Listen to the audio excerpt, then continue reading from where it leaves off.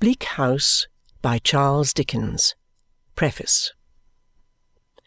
A Chancery judge once had the kindness to inform me, as one of a company of some 150 men and women not labouring under any suspicions of lunacy, that the Court of Chancery, though the shining subject of much popular prejudice, at which point I thought the judge's eye had a cast in my direction, was almost immaculate.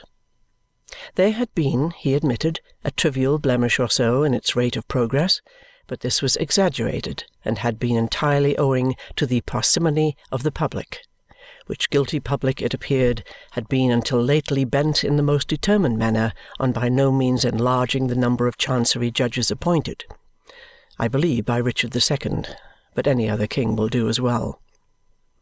This seemed to me too profound a joke to be inserted in the body of this book, or I should have restored it to Conversation Kenge or to Mr. Vholes, with one or other of whom I think it must have originated. In such mouths I might have coupled it with an apt quotation from one of Shakespeare's sonnets. My nature is subdued to what it works in, like the dyer's hand.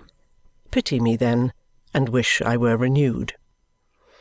But as it is wholesome that the parsimonious public should know what has been doing and still is doing in this connection, I mention here that everything set forth in these pages concerning the Court of Chancery is substantially true and within the truth.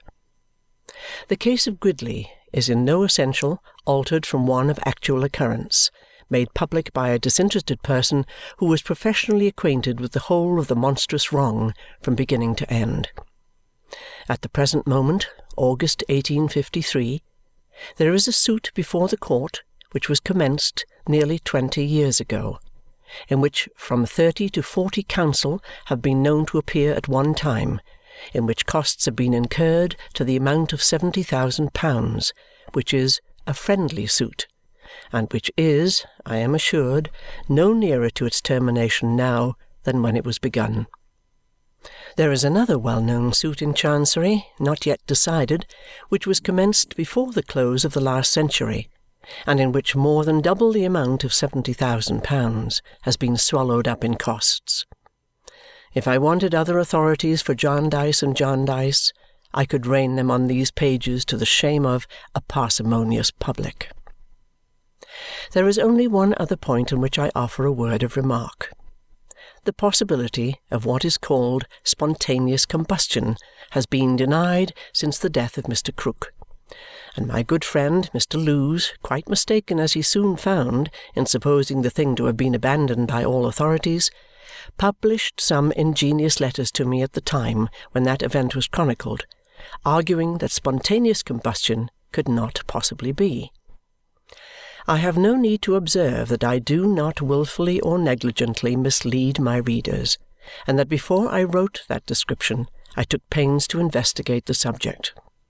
There are about 30 cases on record, of which the most famous, that of the Countess Cornelia de Bardi Cessanate, was minutely investigated and described by Giuseppe Bianchini, a prebendary of Verona, otherwise distinguished in letters, who published an account of it at Verona in 1731, which he afterwards republished at Rome. The appearances, beyond all rational doubt, observed in that case are the appearances observed in Mr. Krook's case. The next most famous instance happened at Rheims 6 years earlier, and the historian in that case is Le Cat, one of the most renowned surgeons produced by France. The subject was a woman whose husband was ignorantly convicted of having murdered her, but on solemn appeal to a higher court he was acquitted because it was shown upon the evidence that she had died the death of which this name of spontaneous combustion is given. I do not think it necessary to add to these notable facts, and that general reference to the authorities which will be found at page 30, volume 2, the recorded opinions and experiences of distinguished medical professors, French, English, and Scotch, in more modern days, contenting myself with observing that I shall not abandon the facts until there shall have been a considerable spontaneous combustion of the testimony on which human occurrences are usually received. In Bleak House I have purposely dwelt upon the romantic side of familiar things. 1853. Bleak House by Charles Dickens. Chapter 1. In Chancery. London. Michaelmas term lately over, and the Lord Chancellor sitting in Lincoln's Inn Hall. Implacable November weather. As much mud in the streets as if the waters had but newly retired from the face of the earth, and it would not be wonderful to meet a megalosaurus 40 feet long or so, waddling like an elephantine lizard up Holborn Hill. Smoke lowering down from chimney-pots, making a soft black drizzle, with flakes of soot in it as big as full-grown snowflakes. Gone into mourning, one might imagine, for the death of the sun. Dogs, undistinguishable in mire, horses, scarcely better, splashed to their very blinkers, foot-passengers jostling one another's umbrellas in a general infection of ill-temper, and losing their foothold at street corners where tens of thousands of other foot-passengers have been slipping and sliding since the day broke, if this day ever broke, adding new deposits to the crust upon crust of mud, sticking at those points tenaciously to the pavement and accumulating at compound interest. Fog everywhere. Fog up the river, where it flows among green aits and meadows. Fog down the river, where it rolls defiled among the tiers of shipping and the waterside pollutions of a great and dirty city. Fog on the Essex marshes. Fog on the Kentish heights. Fog creeping into the cabooses of collier brigs. Fog lying out on the yards and hovering in the rigging of great ships. Fog drooping on the gunwales of barges and small boats. Fog in the eyes and throats of ancient Greenwich pensioners, wheezing by the firesides of their wards. Fog in the stem and bowl of the afternoon pipe of the wrathful skipper down in his close cabin. Fog cruelly pinching the toes and fingers of his shivering little prentice-boy on deck. Chance people on the bridges, peeping over the parapets into a nether sky of fog, with fog all round them, as if they were up in a balloon and hanging in the misty clouds. Gas looming through the fog in divers places in the streets, much as the sun may, from the spongy fields, be seen to loom by husbandman and ploughboy. Most of the shops lighted 2 hours before their time, as the gas seems to know, for it has a haggard and unwilling look. The raw afternoon is rawest, and the dense fog is densest, and the muddy streets are muddiest near that leaden-headed old obstruction, appropriate ornament for the threshold of a leaden-headed old corporation, Temple Bar. And hard by Temple Bar, in Lincoln's Inn Hall, at the very heart of the fog, sits the Lord High Chancellor in his High Court of Chancery. Never can there come fog too thick, never can there come mud and mire too deep, to assort with the groping and floundering condition which this High Court of Chancery, most pestilent of hoary sinners, holds this day in the sight of heaven and earth. On such an afternoon, if ever, the Lord High Chancellor ought to be sitting here, as here he is, with a foggy glory round his head, softly fenced in with crimson cloth and curtains, addressed by a large advocate with great whiskers, a little voice, and an interminable brief, and outwardly directing his contemplation to the lantern in the roof, where he can see nothing but fog. On such an afternoon some score of members of the High Court of Chancery Bar ought to be, as here they are, mistily engaged in one of the 10,000 stages of an endless cause, tripping one another up on slippery precedents, groping knee-deep in technicalities, running their goat-hair and horsehair warded heads against walls of words, and making a pretence of equity with serious faces, as players might. On such an afternoon, the various solicitors in the cause, some 2 or 3 of whom have inherited it from their fathers, who made a fortune by it, ought to be, as are they not, ranged in a line in a long matted well, but you might look in vain for truth at the bottom of it. Between the registrar's red table and the silk gowns, with bills, cross-bills, answers, rejoinders, injunctions, affidavits, issues, references to masters, masters' reports, mountains of costly nonsense piled before them. Well may the court be dim, with wasting candles here and there. Well may the fog hang heavy in it, as if it would never get out. Well may the stained-glass windows lose their colour and admit no light of day into the place.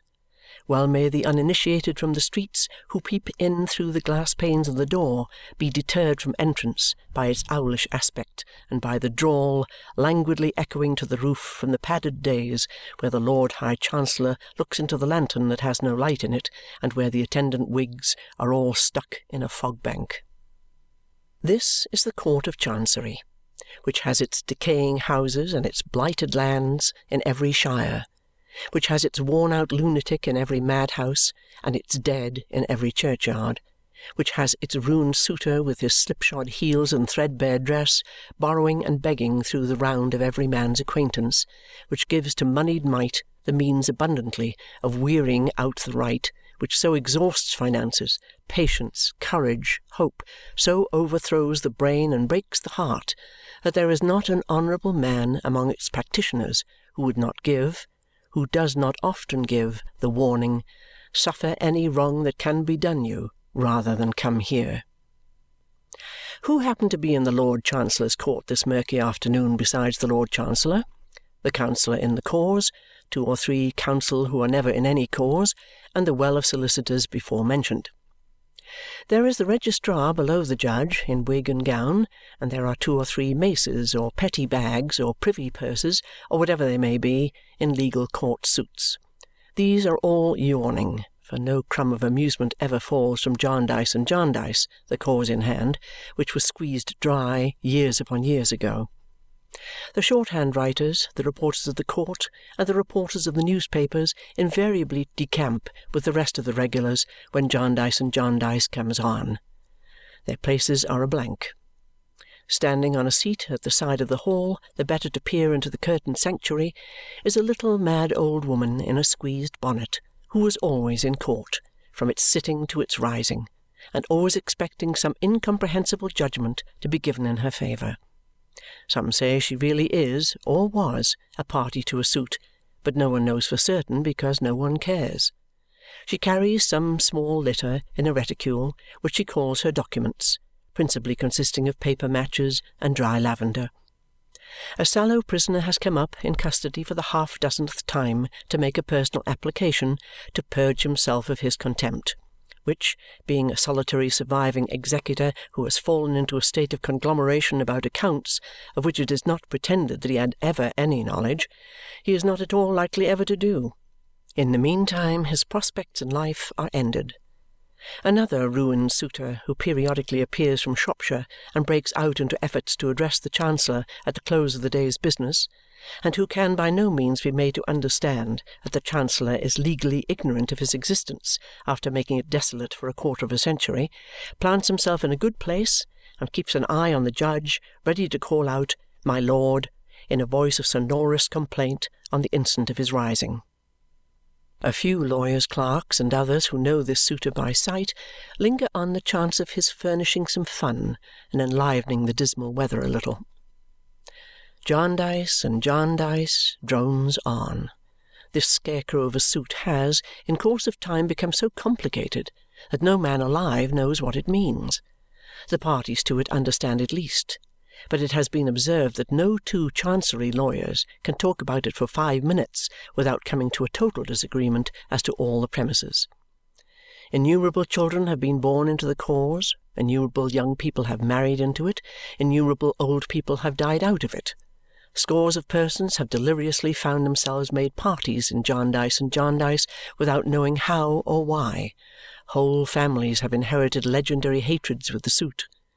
The little plaintiff or defendant who was promised a new rocking horse when Jarndyce and Jarndyce should be settled has grown up, possessed himself of a real horse, and trotted away into the other world. Fair wards of court have faded into mothers and grandmothers. A long procession of chancellors has come in and gone out. The legion of bills in the suit have been transformed into mere bills of mortality. There are not 3 Jarndyces left upon the earth, perhaps, since old Tom Jarndyce, in despair, blew his brains out at a coffee-house in Chancery Lane. But Jarndyce and Jarndyce still drags its dreary length before the court, perennially hopeless. Jarndyce and Jarndyce has passed into a joke. That is the only good that has ever come of it. It has been death to many, but it is a joke in the profession. Every master in Chancery has had a reference out of it. Every Chancellor was in it for somebody or other when he was counsel at the bar. Good things have been said about it by blue-nosed, bulbous-shoed old benchers in select port-wine committee after dinner in hall. Article clerks have been in the habit of fleshing their legal wit upon it. The last Lord Chancellor handled it neatly, when, correcting Mr. Blowers, the eminent silk gown, who said that such a thing might happen when the sky rained potatoes, he observed, "Or when we get through Jarndyce and Jarndyce, Mr. Blowers," a pleasantry that particularly tickled the maces, bags, and purses. How many people out of the suit Jarndyce and Jarndyce has stretched forth its unwholesome hand to spoil and corrupt would be a very wide question. From the master upon whose impaling files reams of dusty warrants in Jarndyce and Jarndyce have grimly writhed into many shapes, down to the copying clerk in the Six Clerks' Office who has copied his tens of thousands of Chancery folio pages under that eternal heading, no man's nature has been made better by it. In trickery, evasion, procrastination, spoliation, botheration, under false pretences of all sorts, there are influences that can never come to good.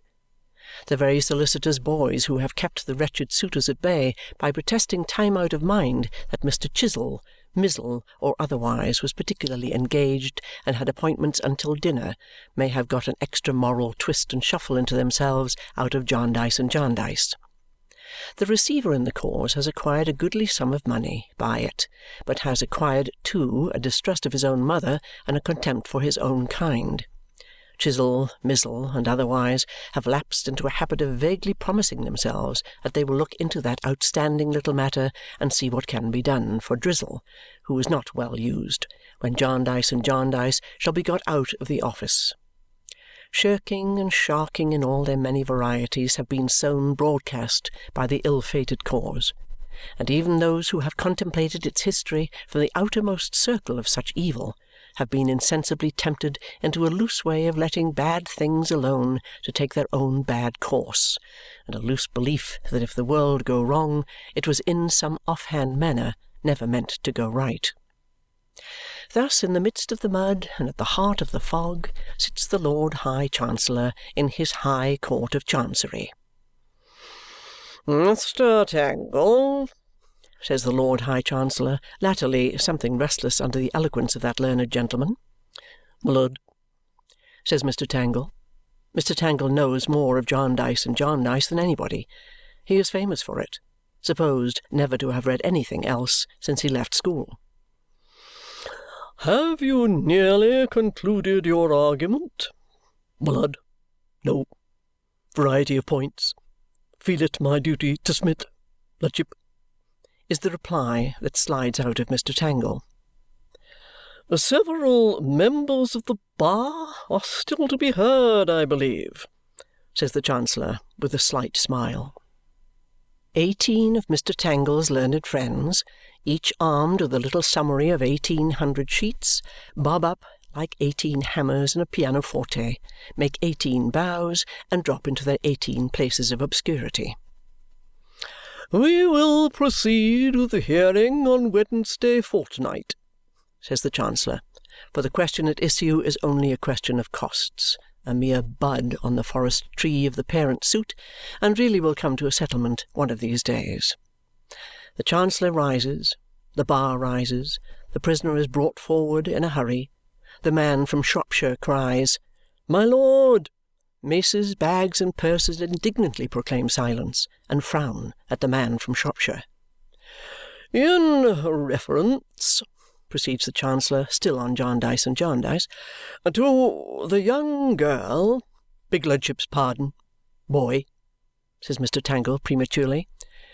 "In reference," proceeds the Chancellor with extra distinctness, "to the young girl and boy, the two young people," Mr. Tangle crushed, "whom I directed to be in attendance to-day and who are now in my private room, I will see them and satisfy myself as to the expediency of making the order for their residing with their uncle." Mr. Tangle on his legs again. "Beg Lordship's pardon. Dead." "With Chancellor looking through his double eye-glass at the papers on his desk. "Grandfather. Beg lordship's pardon. Victim of rash action. Brains." Suddenly a very little counsel, with a terrific bass voice, arises, fully inflated, in the back settlements of the fog, and says, "Will your lordship allow me? I appear for him. He is a cousin several times removed. I am not at the moment prepared to inform the court in what exact remove he is a cousin, but he is a cousin." Leaving this address, delivered like a sepulchral message ringing in the rafters of the roof, the very little counsel drops, and the fog knows him no more. Everybody looks for him. Nobody can see him. "I will speak with both the young people," says the Chancellor anew, "and satisfy myself on the subject of their residing with their cousin. I will mention the matter to-morrow morning when I take my seat." The Chancellor is about to bow to the bar when the prisoner is presented. Nothing can possibly come of the prisoner's conglomeration but his being sent back to prison, which is soon done. The man from Shropshire ventures another remonstrative "My lord," but the Chancellor, being aware of him, has dexterously vanished.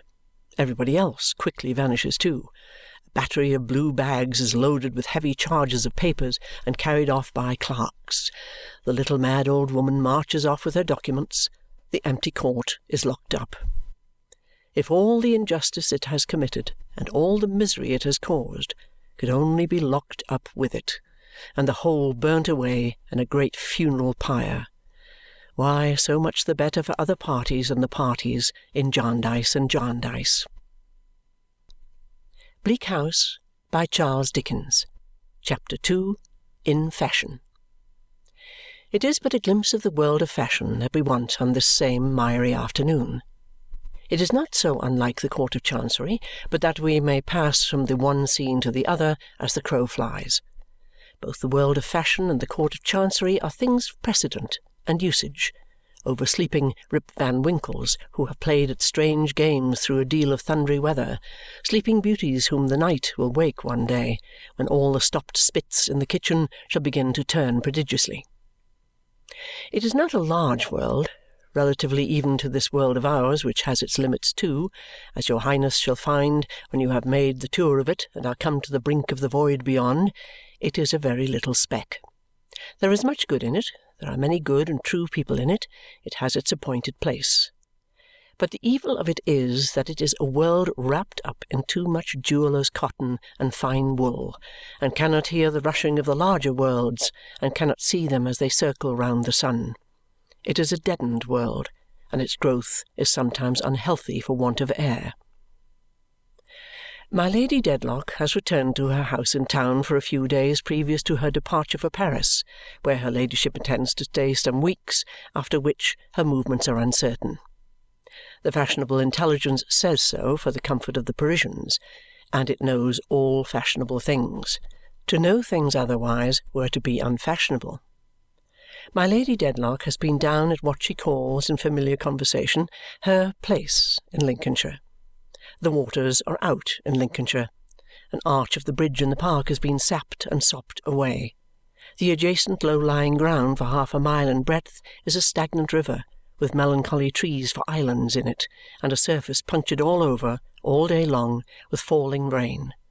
My Lady Dedlock's place has been extremely dreary.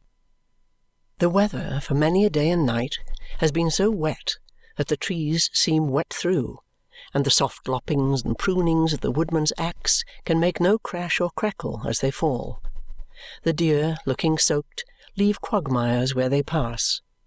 The shot of a rifle loses its sharpness in the moist air, and its smoke moves in a tardy little cloud towards the green rise, coppice-topped, that makes a background for the falling rain. The view from my Lady Dedlock's own window is alternately a lead-coloured view and a view in Indian ink. The vases on the stone terrace in the foreground catch the rain all day, and the heavy drops fall, drip, drip, drip, upon the broad flagged pavement, called from old time the Ghost's Walk all night. On Sundays the little church in the park is mouldy. The oaken pulpit breaks out into a cold sweat, and there is a general smell and taste as of the ancient Dedlocks in their graves.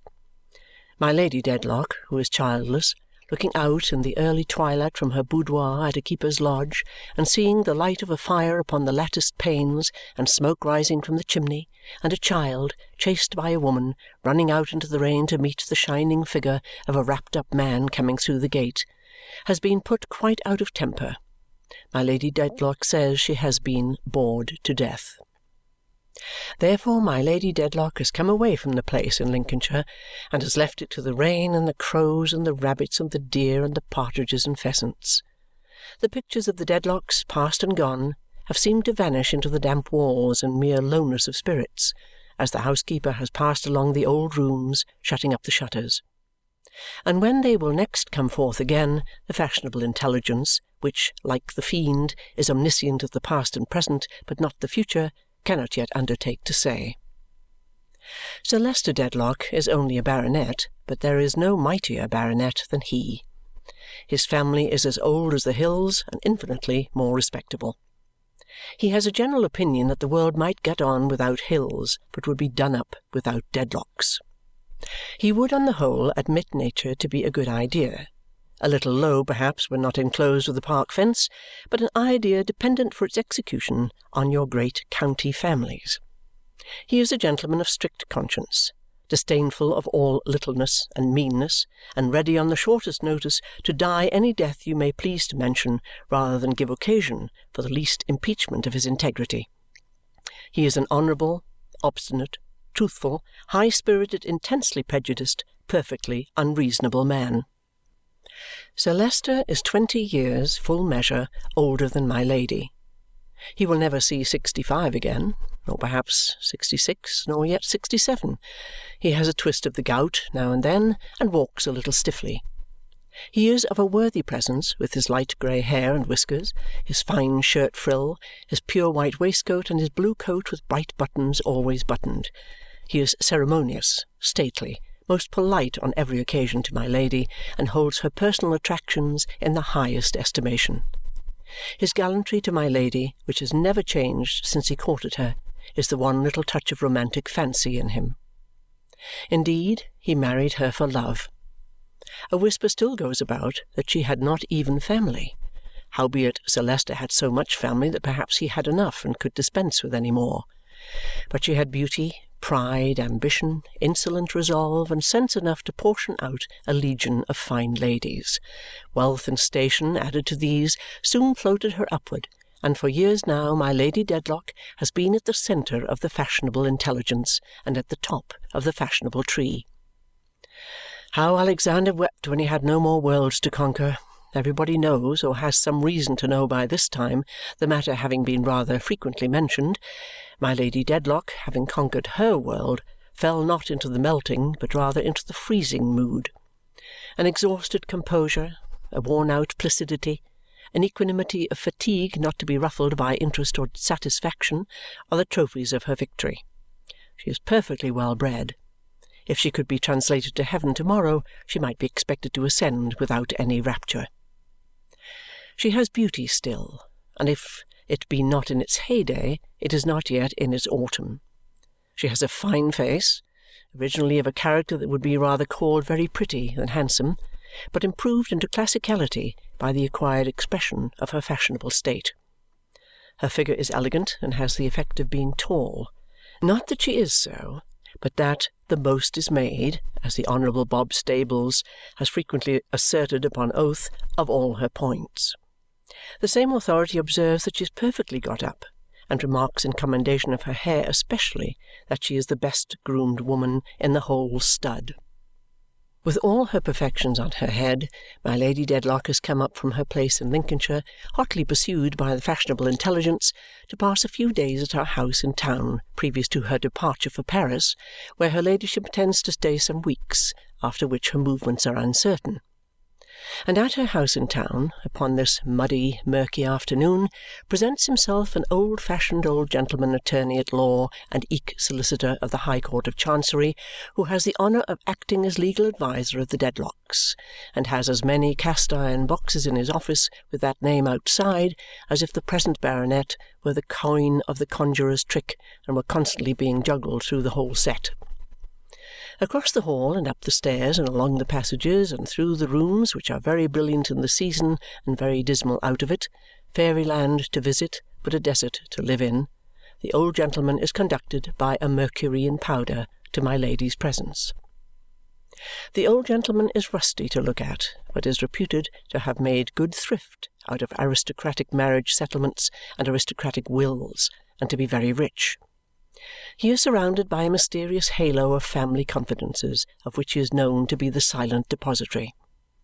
There are noble mausoleums rooted for centuries in retired glades of parks, among the growing timber and the fern, which perhaps hold fewer noble secrets than walk abroad among men, shut up in the breast of Mr. Tulkinghorn. He is of what is called the old school, a phrase generally meaning any school that seems never to have been young, and wears knee-breeches tied with ribbons, and gaiters or stockings. One peculiarity of his black clothes and of his black stockings, be they silk or worsted, is that they never shine. Mute, close, irresponsive to any glancing light, his dress is like himself. He never converses when not professionally consulted. He is found sometimes speechless but quite at home at corners of dinner-tables in great country houses and near doors of drawing-rooms, concerning which the fashionable intelligence is eloquent, where everybody knows him and where half the peerage stops to say, "How do you do, Mr. Tulkinghorn?" He receives these salutations with gravity and buries them along with the rest of his knowledge. Sir Leicester Dedlock is with my Lady and is happy to see Mr. Tulkinghorn. There is an air of prescription about him, which is always agreeable to Sir Leicester. He receives it as a kind of tribute. He likes Mr. Tulkinghorn's dress. There is a kind of tribute in that too. It is eminently respectable, and likewise, in a general way, retainer-like. It expresses, as it were, the steward of the legal mysteries, the butler of the legal cellar of the Dedlocks.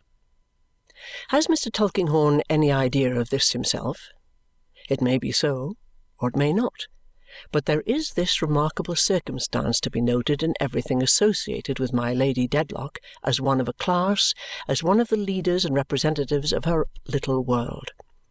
She supposes herself to be an inscrutable, being quite out of the reach and ken of ordinary mortals, seeing herself in her glass, where indeed she looks so. Yet every dim little star revolving about her, from her maid to the manager of the Italian opera, knows her weaknesses, prejudices, follies, haughtinesses, and caprices, and lives upon as accurate a calculation and as nice a measure of her moral nature as her dressmaker takes of her physical proportions. Is a new dress, a new custom, a new singer, a new dancer, a new form of jewellery, a new dwarf or giant, a new chapel, a new anything to be set up? There are deferential people in a dozen callings, whom my Lady Dedlock suspects of nothing but prostration before her, who can tell you how to manage her as if she were a baby, who do nothing but nurse her all their lives, who, humbly affecting to follow with profound subservience, lead her and her whole troop after them, who in hooking one hook all and bear them off, as Lemuel Gulliver bore away the stately fleet of the majestic Lilliput. If you want to address our people, sir, say Blaze and Sparkle, the jewellers, meaning by our people Lady Dedlock and the rest, you must remember that you are not dealing with the general public. You must hit our people in their weakest place, and their weakest place is such a place. To make this article go down, gentlemen, say Sheen and Gloss, the mercers, to their friends the manufacturers, you must come to us because we know where to have the fashionable people, and we can make it fashionable. If you want to get this print upon the tables of my high connection, sir, says Mr. Sladdery, the librarian, or if you want to get this dwarf or giant into the houses of my high connection, sir, or if you want to secure to this entertainment the patronage of my high connection, sir, you must leave it, if you please, to me, for I have been accustomed to study the leaders of my high connection, sir, and I may tell you without vanity that I can turn them round my finger. in which Mr. Sladdery, who is an honest man, does not exaggerate at all. Therefore, while Mr. Tulkinghorn may not know what is passing in the Dedlock mind at present, it is very possible that he may. "My lady's cause has been again before the Chancellor, has it, Mr. Tulkinghorn?" says Sir Leicester, giving him his hand. "Yes, it has been on again to-day," Mr. Tulkinghorn replies, making one of his quiet bows to my Lady, who is on a sofa near the fire, shading her face with a hand-screen. "It would be useless to ask," says my Lady, with the dreariness of the place in Lincolnshire still upon her, "whether anything has been done." "Nothing that you would call anything has been done to-day," replies Mr. Tulkinghorn. "Nor ever will be," says my Lady. Sir Leicester has no objection to an interminable Chancery suit. It is a slow, expensive, British, constitutional kind of thing. To be sure, he has not a vital interest in the suit in question, her part in which was the only property my Lady brought him, and he has a shadowy impression that for his name, the name of Dedlock, to be in a cause and not in the title of that cause is a most ridiculous accident. But he regards the Court of Chancery, even if it should involve an occasional delay of justice and a trifling amount of confusion, as a something devised in conjunction with a variety of other somethings by the perfection of human wisdom for the eternal settlement, humanly speaking, of everything. And he is upon the whole of a fixed opinion that to give the sanction of his countenance to any complaints respecting it would be to encourage some person in the lower classes to rise up somewhere, like Wat Tyler. "As a few fresh affidavits have been put upon the file," says Mr. Tulkinghorn, "and as they are short, and as I proceed upon the troublesome principle of begging leave to possess my clients with any new proceedings in a cause," cautious man, Mr. Tulkinghorn, taking no more responsibility than necessary, "and further, as I see you are going to Paris, I have brought them in my pocket." Sir Leicester was going to Paris too, by the by, but the delight of the fashionable intelligence was in his Lady. Mr. Tulkinghorn takes out his papers, asks permission to place them on a golden talisman of a table at my Lady's elbow, puts on his spectacles, and begins to read by the light of a shaded lamp. "In Chancery, between John Jarndyce—" My Lady interrupts, requesting him to miss as many of the formal horrors as he can. Mr. Tulkinghorn glances over his spectacles and begins again, lower down. My Lady carelessly and scornfully abstracts her attention. Sir Leicester, in a great chair, looks at the file and appears to have a stately liking for the legal repetitions and prolixities as ranging among the national bulwarks. It happens that the fire is hot where my Lady sits, and that the hand-screen is more beautiful than useful, being priceless but small. My Lady, changing her position, sees the papers on the table, looks at them nearer still, asks impulsively, "Who copied that?" Mr. Tulkinghorn stops short, surprised by my Lady's animation and her unusual tone. "Is it what you people call law hand?" she asks, looking full at him in her careless way again and toying with her screen. "Not quite. Probably." Mr. Tulkinghorn examines it as he speaks. "The legal character which it has was acquired after the original hand was formed. Why do you ask?" "Anything to vary this detestable monotony. Oh, go on, do." Mr. Tulkinghorn reads again. The heat is greater. My Lady screens her face. Sir Leicester dozes, starts up suddenly, and cries, "Eh? What do you say?" "I say I am afraid," says Mr. Tulkinghorn, who had risen hastily, "that Lady Dedlock is ill." "Faint," my Lady murmurs with white lips. "Only that. But it is like the faintness of death. Don't speak to me. Ring, and take me to my room." Mr. Tulkinghorn retires into another chamber. Bells ring, feet shuffle and patter, silence ensues. Mercury at last begs Mr. Tulkinghorn to return. "Better now," quoth Sir Leicester, motioning the lawyer to sit down and read to him alone. "I have been quite alarmed. I never knew my Lady swoon before. But the weather is extremely trying, and she really has been bored to death down at our place in Lincolnshire." Bleak House by Charles Dickens. Chapter 3. A Progress. I have a great deal of difficulty in beginning to write my portion of these pages, for I know I am not clever. I always knew that. I can remember when I was a very little girl indeed, I used to say to my doll when we were alone together, "Now, Dolly, I am not clever, you know very well, and you must be patient with me like a dear." And so she used to sit propped up in a great arm-chair with her beautiful complexion and rosy lips, staring at me, or not so much at me, I think, as at nothing, while I busily stitched away and told her every one of my secrets. My dear old doll! I was such a shy little thing that I seldom dared to open my lips, and never dared to open my heart to anybody else. It almost made me cry to think what a relief it used to be to me when I came home from school of a day to run upstairs to my room and say, "Oh, you dear, faithful Dolly, I knew you would be expecting me," and then to sit down on the floor, leaning on the elbow of her great chair, and tell her all I had noticed since we parted. I had always rather a noticing way, not a quick way, oh no, a silent way of noticing what passed before me and thinking I should like to understand it better. I have not by any means a quick understanding. When I love a person, very tenderly indeed, it seems to brighten, but even that may be my vanity. I was brought up, from my earliest remembrance, like some of the princesses in the fairy stories, only I was not charming, by my godmother. At least, I only knew her as such. She was a good, good woman. She went to church 3 times every Sunday, and to morning prayers on Wednesdays and Fridays, and to lectures whenever there were lectures, and never missed.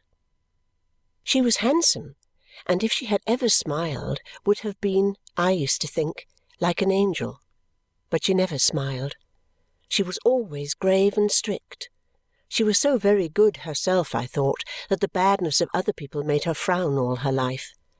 I felt so different from her, even making every allowance for the differences between a child and a woman.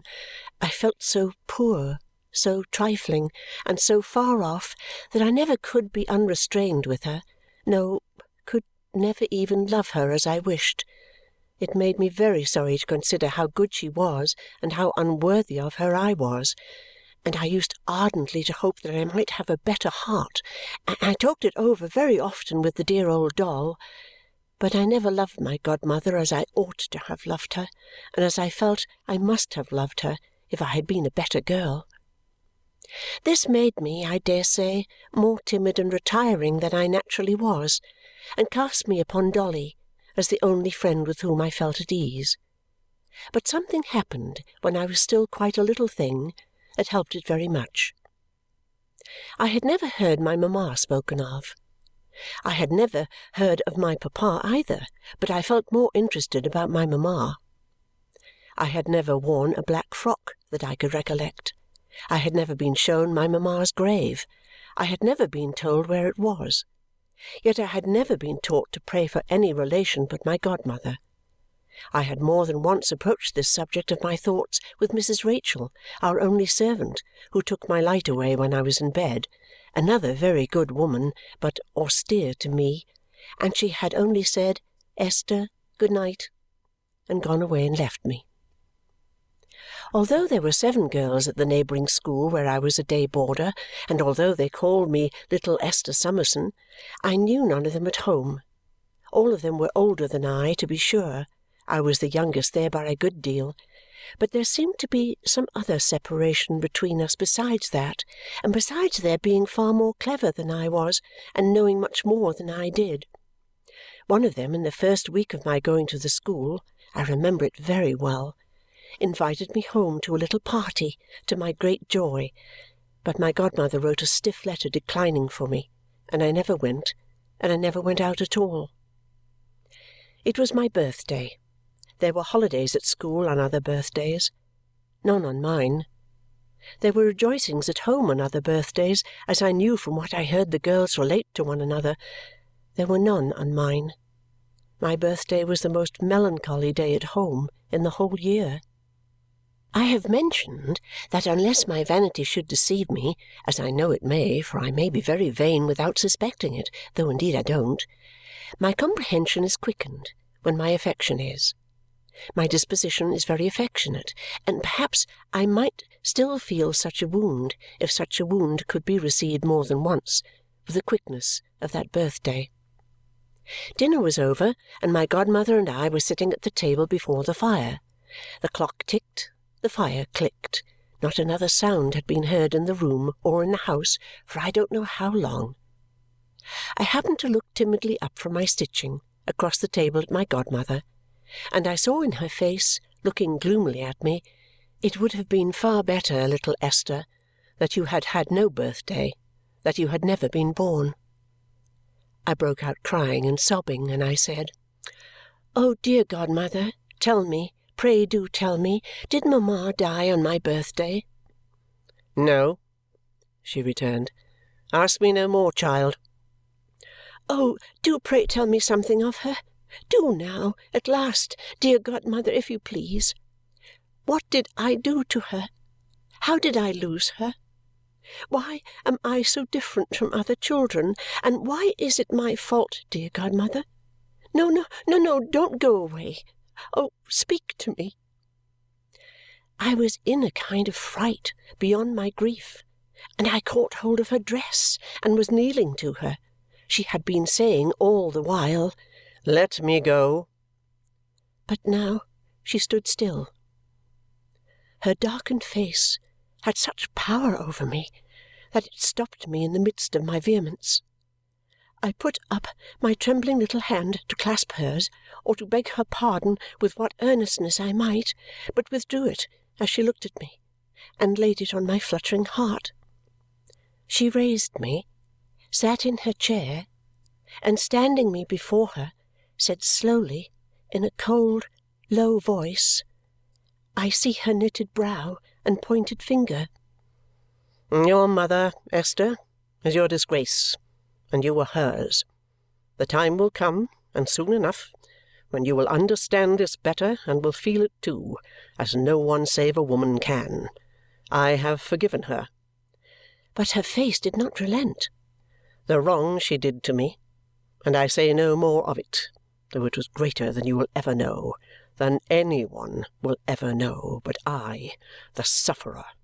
For yourself, unfortunate girl, orphaned and degraded from the first of these evil anniversaries, pray daily that the sins of others be not visited upon your head, according to what is written. Forget your mother, and leave all other people to forget her who will do her unhappy child that greatest kindness. Now, go." She checked me, however, as I was about to depart from her, so frozen as I was, and added this, "Submission, self-denial, diligent work are the preparations for a life begun with such a shadow on it. You are different from other children, Esther, because you were not born like them in common sinfulness and wrath. You are set apart." I went up to my room, and crept to bed, and laid my doll's cheek against mine, wet with tears, and holding that solitary friend upon my bosom, cried myself to sleep. Imperfect as my understanding of my sorrow was, I knew that I had brought no joy at any time to anybody's heart, and that I was to no one upon earth what Dolly was to me. Oh, dear, dear! To think how much time we passed alone together afterwards, and how often I repeated to the doll the story of my birthday, and confided to her that I would try as hard as ever I could to repair the fault I had been born with, of which I confessedly felt guilty and yet innocent, and would strive, as I grew up, to be industrious, contented, and kind-hearted, and to do some good to some one, and win some love to myself if I could. I hope it is not self-indulgent to shed these tears as I think of it. I am very thankful, I am very cheerful, but I cannot quite help their coming to my eyes. There, I have wiped them away now and can go on again properly. I felt the distance between my godmother and myself so much more after the birthday, and felt so sensible of filling a place in her house which ought to have been empty, that I found her more difficult of approach, though I was fervently grateful to her in my heart than ever. I felt in the same way towards my school companions. I felt in the same way towards Mrs. Rachael, who was a widow, and towards her daughter, of whom she was proud, who came to see her once a fortnight. I was very retired and quiet, and tried to be very diligent. One sunny afternoon, when I had come home from school with my books and portfolio, watching my long shadow at my side, and as I was gliding upstairs to my room as usual, my godmother looked out from the parlour door and called me back. Sitting with her I found, which was very unusual indeed, a stranger. A portly, important-looking gentleman, dressed all in black, with a white cravat, large gold watch seals, a pair of gold eye-glasses, and a large seal ring upon his little finger. "This," said my godmother in an undertone, "is the child." Then she said in her naturally stern way of speaking, "This is Esther, sir." The gentleman put up his eye-glasses to look at me and said, "Come here, my dear." He shook hands with me and asked me to take off my bonnet, looking at me all the while. When I had complied, he said, "Ah!" and afterwards, "Yes." And then, taking off his eye-glasses and folding them in a red case, and leaning back in his arm-chair, turning the case about in his two hands, he gave my godmother a nod. Upon that, my godmother said, "You may go upstairs, Esther." And I made him my curtsy and left him. It must have been 2 years afterwards, and I was almost 14, when one dreadful night my godmother and I sat at the fireside. I was reading aloud and she was listening. I had come down at 9 o'clock, as I always did, to read the Bible to her, and was reading from St. John how our Saviour stooped down, writing with his finger in the dust, when they brought the sinful woman to him. So when they continued asking him, he lifted up himself and said unto them, He that is without sin among you, let him first cast a stone at her. I was stopped by my godmother's rising, putting her hand to her head and crying out in an awful voice from quite another part of the book, "Watch ye, therefore, lest coming suddenly he find you sleeping. And what I say unto you, I say unto all, watch." In an instant, while she stood before me repeating these words, she fell down on the floor. I had no need to cry out. Her voice had sounded through the house and been heard in the street. She was laid upon her bed. For more than a week she lay there, little altered outwardly, with her old handsome resolute frown that I so well knew, carved upon her face. Many and many a time, in the day and in the night, with my head upon the pillow by her, that my whispers might be plainer to her, I kissed her, thanked her, prayed for her, asked her for her blessing and forgiveness, entreated her to give me the least sign that she knew or heard me. No, no, no, her face was immovable. To the very last, and even afterwards, her frown remained unsoftened. On the day after my poor good godmother was buried, the gentleman in black with the white neckcloth reappeared. I was sent for by Mrs. Rachael, and found him in the same place, as if he had never gone away. "My name is Kenge," he said. "You may remember it, my child. Kenge and Carboy, Lincoln's Inn." I replied that I remembered to have seen him once before. "Pray be seated, here, near me. Don't distress yourself. It's of no use.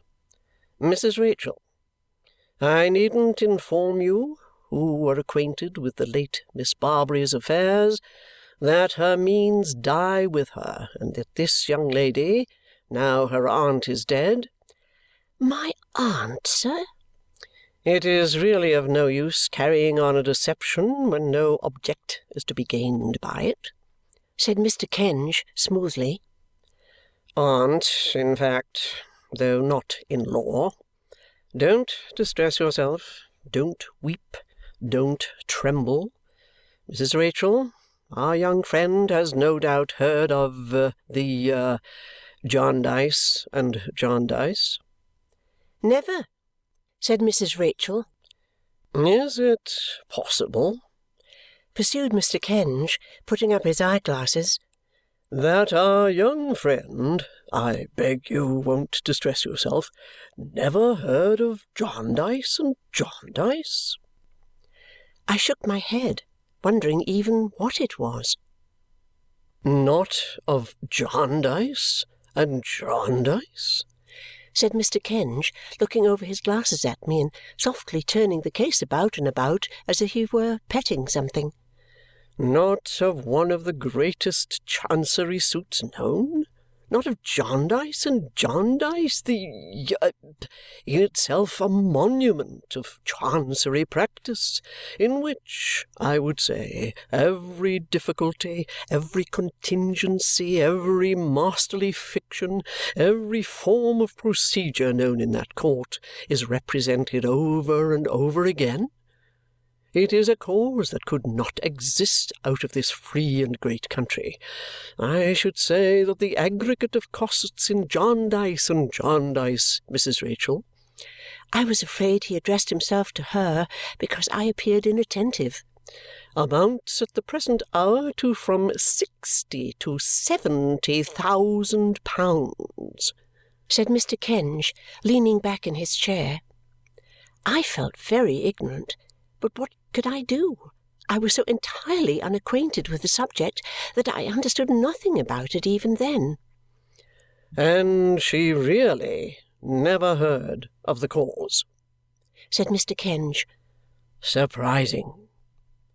"Miss Barbary, sir," returned Mrs. Rachael, "who is now among the seraphim—" "I hope so, I am sure," said Mr. Kenge politely, "wished Esther only to know what would be serviceable to her, and she knows from any teaching she has had here nothing more." "Well," said Mr. Kenge, "upon the whole, very proper. Now, to the point," addressing me. "Miss Barbary, your sole relation, in fact that is, for I am bound to observe that in law you had none, being deceased, and it naturally not being to be expected that Mrs. Rachael—" "Oh, dear, no," said Mrs. Rachael quickly. "Quite so," assented Mr. Kenge. "That Mrs. Rachael should charge herself with your maintenance and support. I beg you won't distress yourself.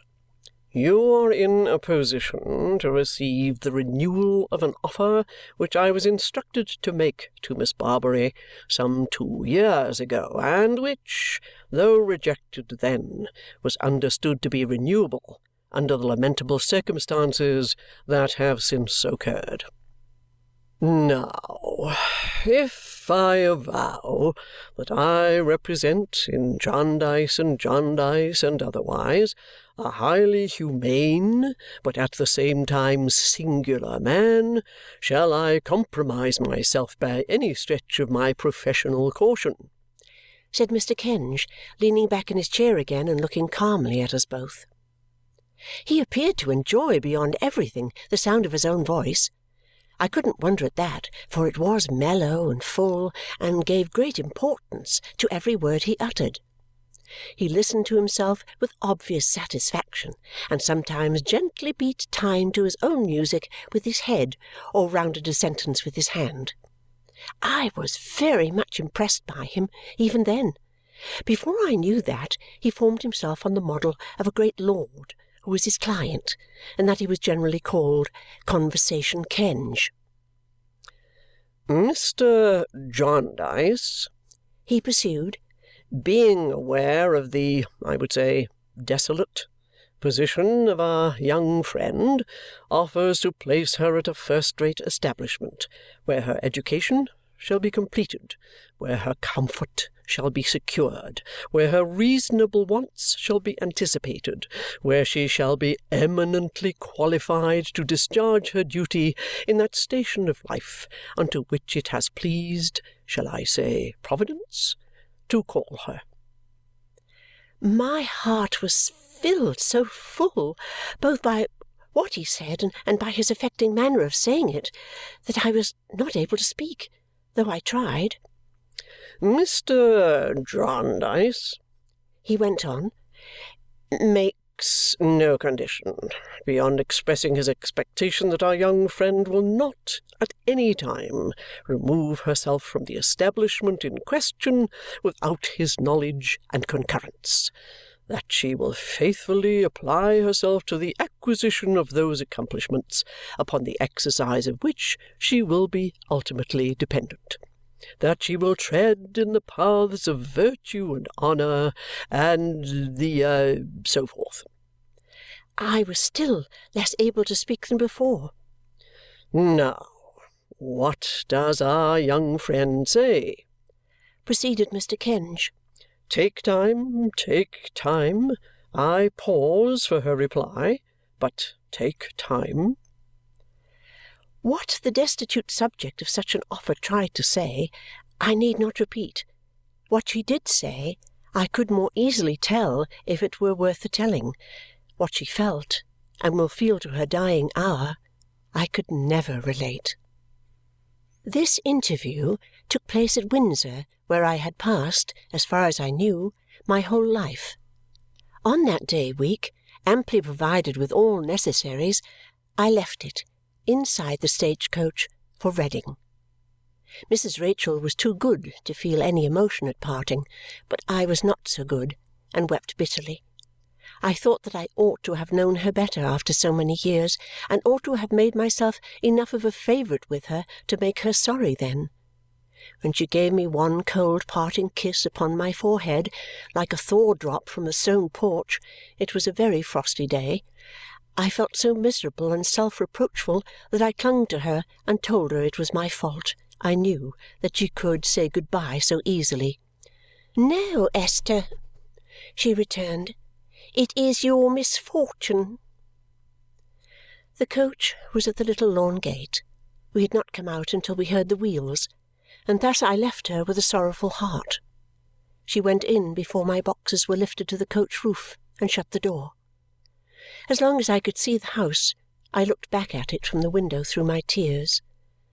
My godmother had left Mrs. Rachael all the little property she possessed, and there was to be a sale, and an old hearth-rug with roses on it, which always seemed to me the first thing in the world I had ever seen, was hanging outside in the frost and snow.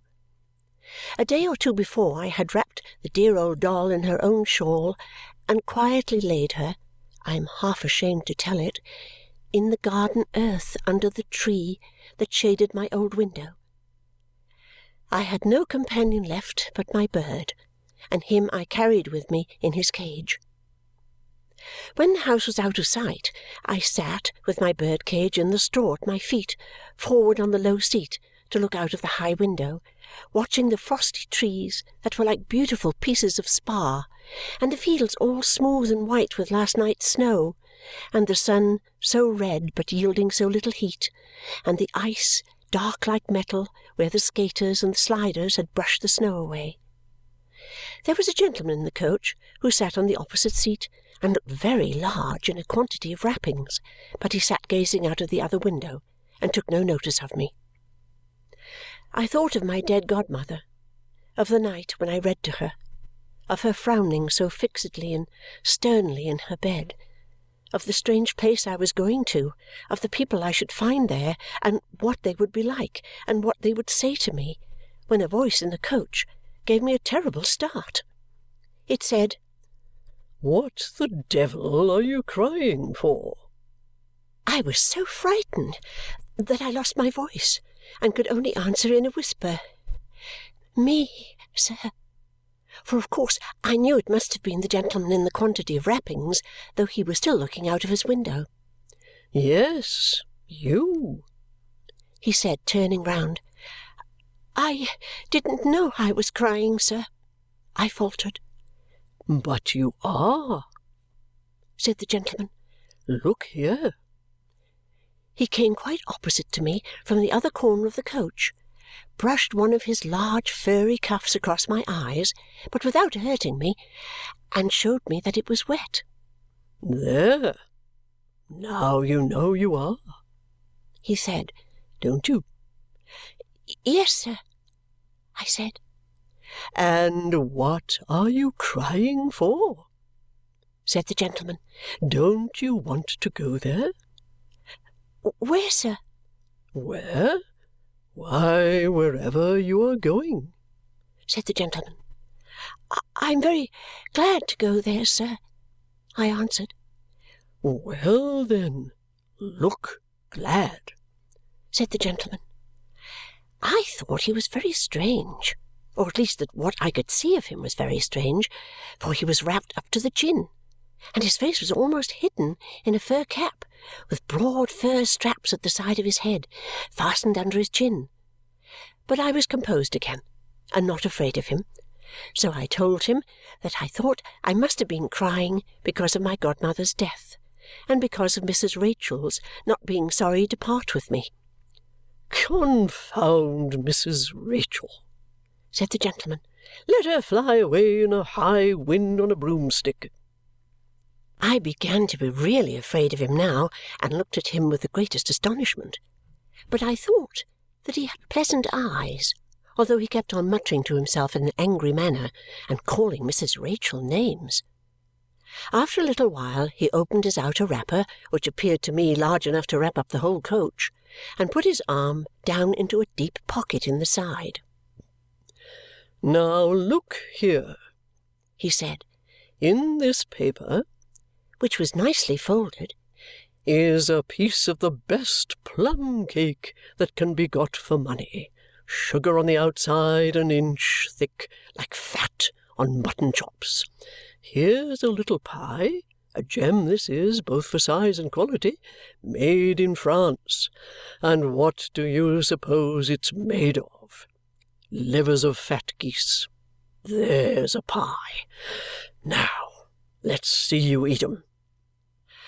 "Thank you, sir," I replied. "Thank you very much indeed, but I hope you won't be offended. They're too rich for me." "Flawed again," said the gentleman, which I didn't at all understand, and threw them both out of window. He did not speak to me any more until he got out of the coach a little way short of Reading, when he advised me to be a good girl and to be studious, and shook hands with me. I must say I was relieved by his departure. We left him at a milestone. I often walked past it afterwards, and never for a long time without thinking of him and half expecting to meet him. But I never did, and so as time went on, he passed out of my mind. When the coach stopped, a very neat lady looked up at the window and said, "Miss Donny?"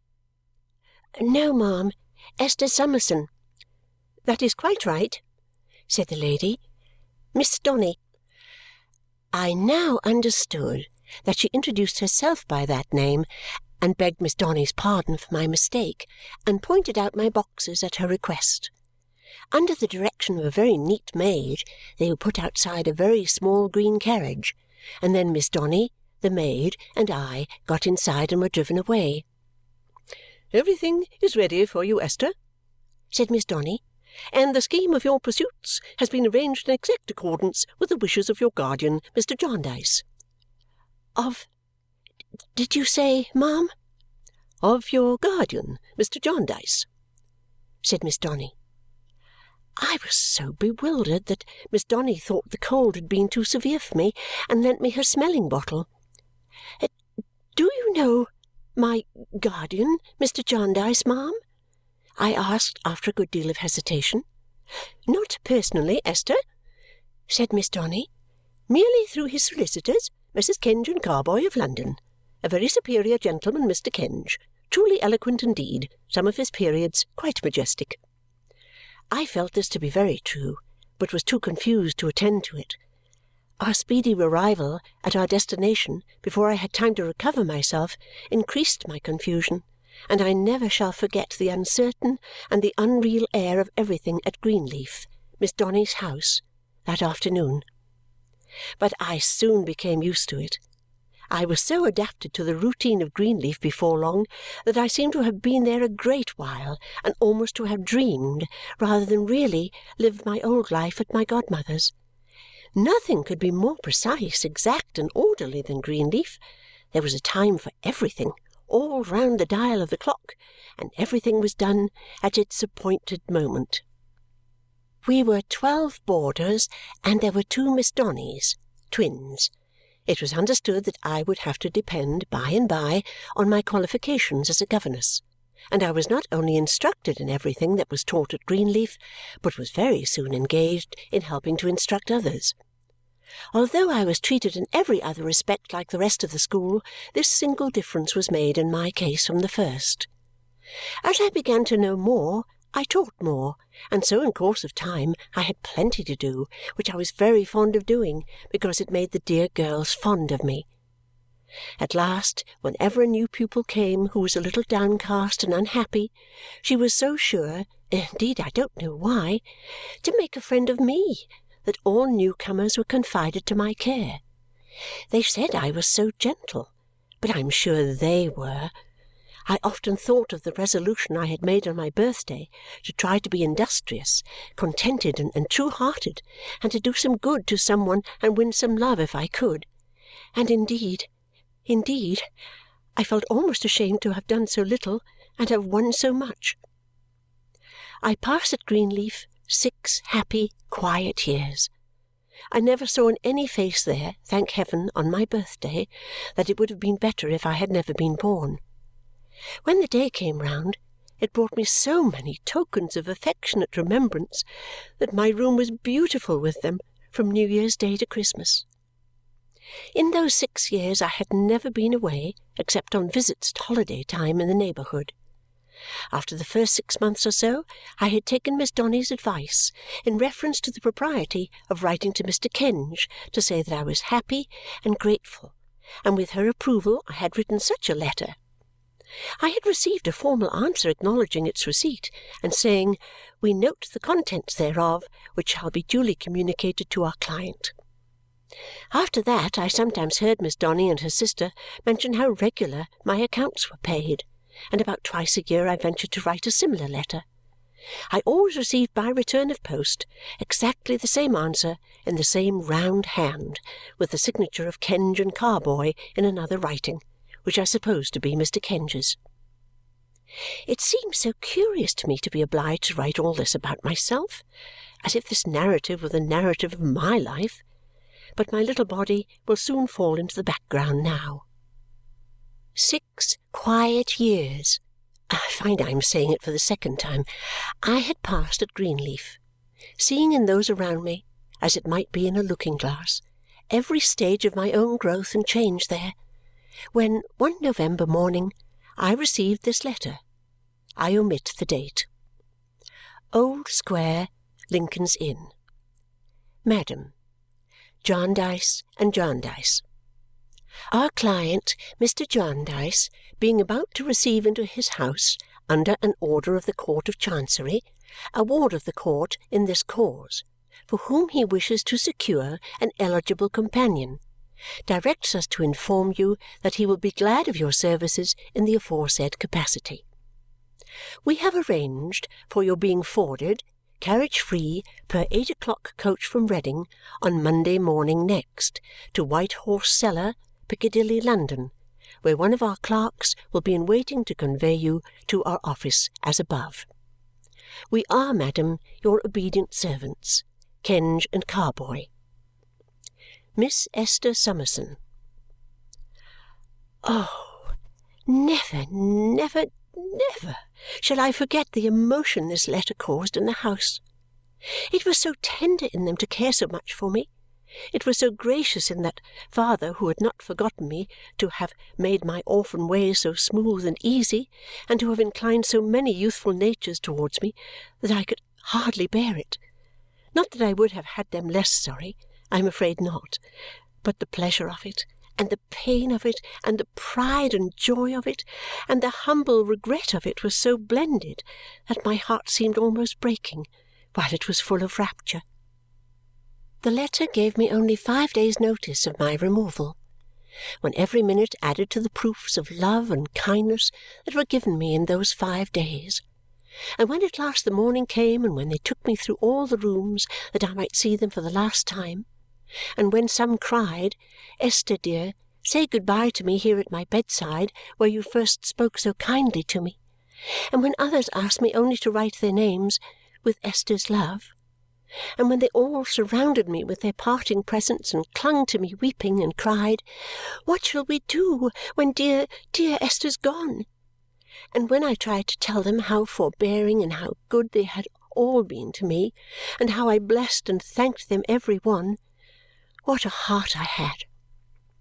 And when the 2 Miss Donnys grieved as much to part with me as the least among them, and when the maids said, "Bless you, miss, wherever you go," and when the ugly lame old gardener, whom I thought had hardly noticed me in all those years, came panting after the coach to give me a little nosegay of geraniums and told me I had been the light of his eyes, indeed the old man said so, what a heart I had then! And could I help it if, with all this, and the coming to the little school, and the unexpected sight of the poor children outside waving their hats and bonnets to me, and of a grey-haired gentleman and lady whose daughter I had helped to teach, and at whose house I had visited, who were said to be the proudest people in all that country, caring for nothing but calling out, "Good-bye, Esther! May you be very happy!" Could I help it if I was quite bowed down in the coach by myself and said, "Oh, I am so thankful, I am so thankful," many times over?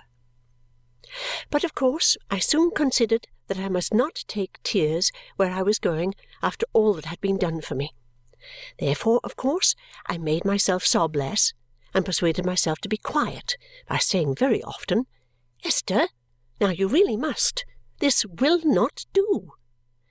I cheered myself up pretty well at last, though I am afraid I was longer about it than I ought to have been, and when I had cooled my eyes with lavender water, it was time to watch for London. I was quite persuaded that we were there when we were 10 miles off, and when we really were there, that we should never get there. However, when we began to jolt upon a stone pavement, and particularly when every other conveyance seemed to be running into us, and we seemed to be running into every other conveyance, I began to believe that we really were approaching the end of our journey. Very soon afterwards we stopped. A young gentleman who had inked himself by accident addressed me from the pavement and said, "I'm from Kenge and Carboys, miss, of Lincoln's Inn." "If you please, sir," said I. He was very obliging, and as he handed me into a fly after superintending the removal of my boxes, I asked him whether there was a great fire anywhere, for the streets were so full of dense brown smoke that scarcely anything was to be seen. "Oh, dear no, miss," he said. "This is a London particular." I had never heard of such a thing. "A fog, miss," said the young gentleman. "Oh, indeed," said I. We drove slowly through the dirtiest and darkest streets that ever were seen in the world, I thought, and in such a distracting state of confusion that I wondered how the people kept their senses, until we passed into sudden quietude under an old gateway, and drove on through a silent square until we came to an odd nook in a corner where there was an entrance up a steep, broad flight of stairs like an entrance to a church. And there really was a churchyard outside under some cloisters, for I saw the gravestones from the staircase window. This was Kenge and Carboys. The young gentleman showed me through an outer office into Mr. Kenge's room. There was no one in it, and politely put an arm-chair for me by the fire. He then called my attention to a little looking-glass hanging from a nail on one side of the chimney-piece. "In case you should wish to look at yourself, miss, after the journey, as you're going before the Chancellor.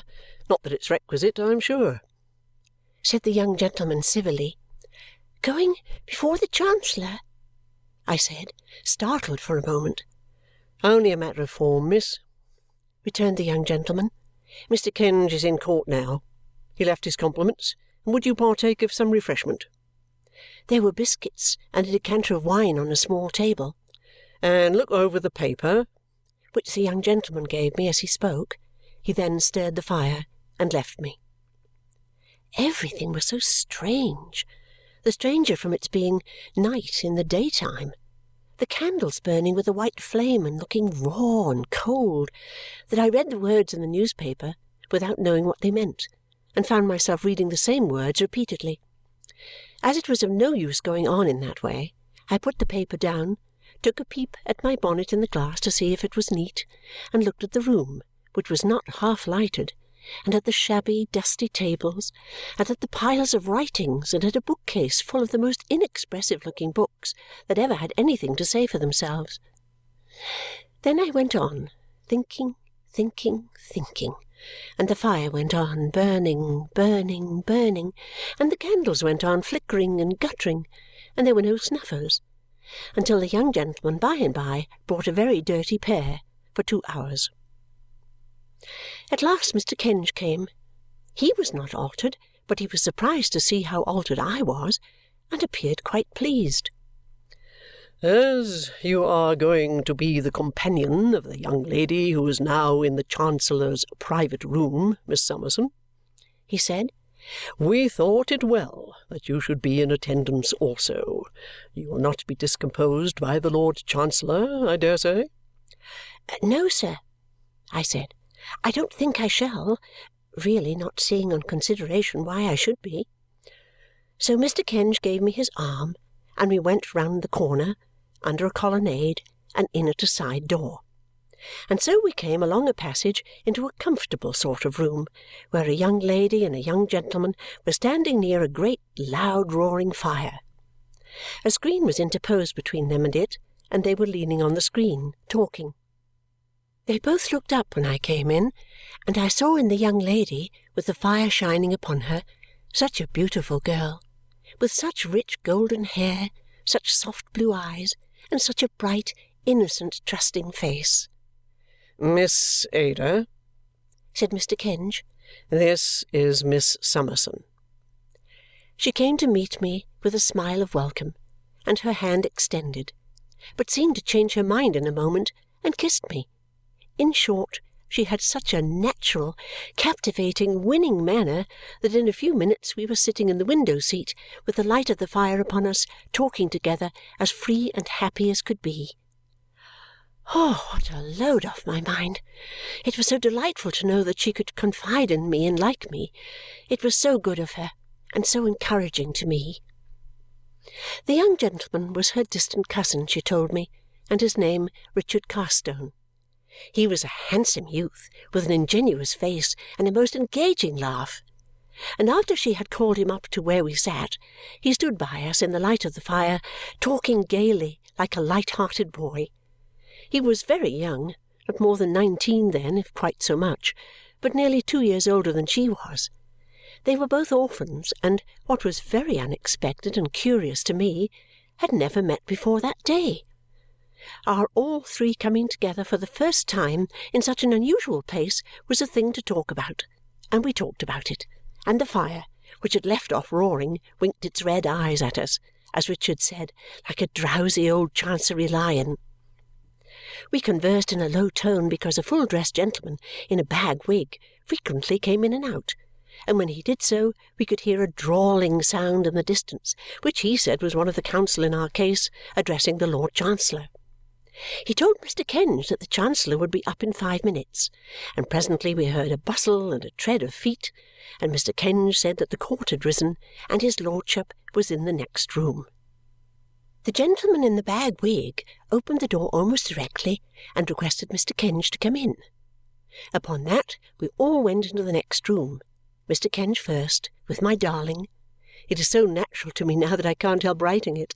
And there, plainly dressed in black and sitting in an arm-chair at a table near the fire, was his lordship, whose robe, trimmed with beautiful gold lace, was thrown upon another chair. He gave us a searching look as we entered, but his manner was both courtly and kind. The gentleman in the bag wig laid bundles of papers on his lordship's table, and his lordship silently selected one and turned over the leaves. "Miss Clare?" said the Lord Chancellor. "Miss Ada Clare?" Mr. Kenge presented her, and his lordship begged her to sit down near him. That he admired her and was interested by her even I could see in a moment. It touched me that the home of such a beautiful young creature should be represented by that dry official place. The Lord High Chancellor, at his best, appeared so poor a substitute for the love and pride of parents. "The Jarndyce in question," said the Lord Chancellor, still turning over leaves, "is Jarndyce of Bleak House." "Jarndyce of Bleak House, my lord," said Mr. Kenge. "A dreary name," said the Lord Chancellor. "But not a dreary place at present, my lord," said Mr. Kenge.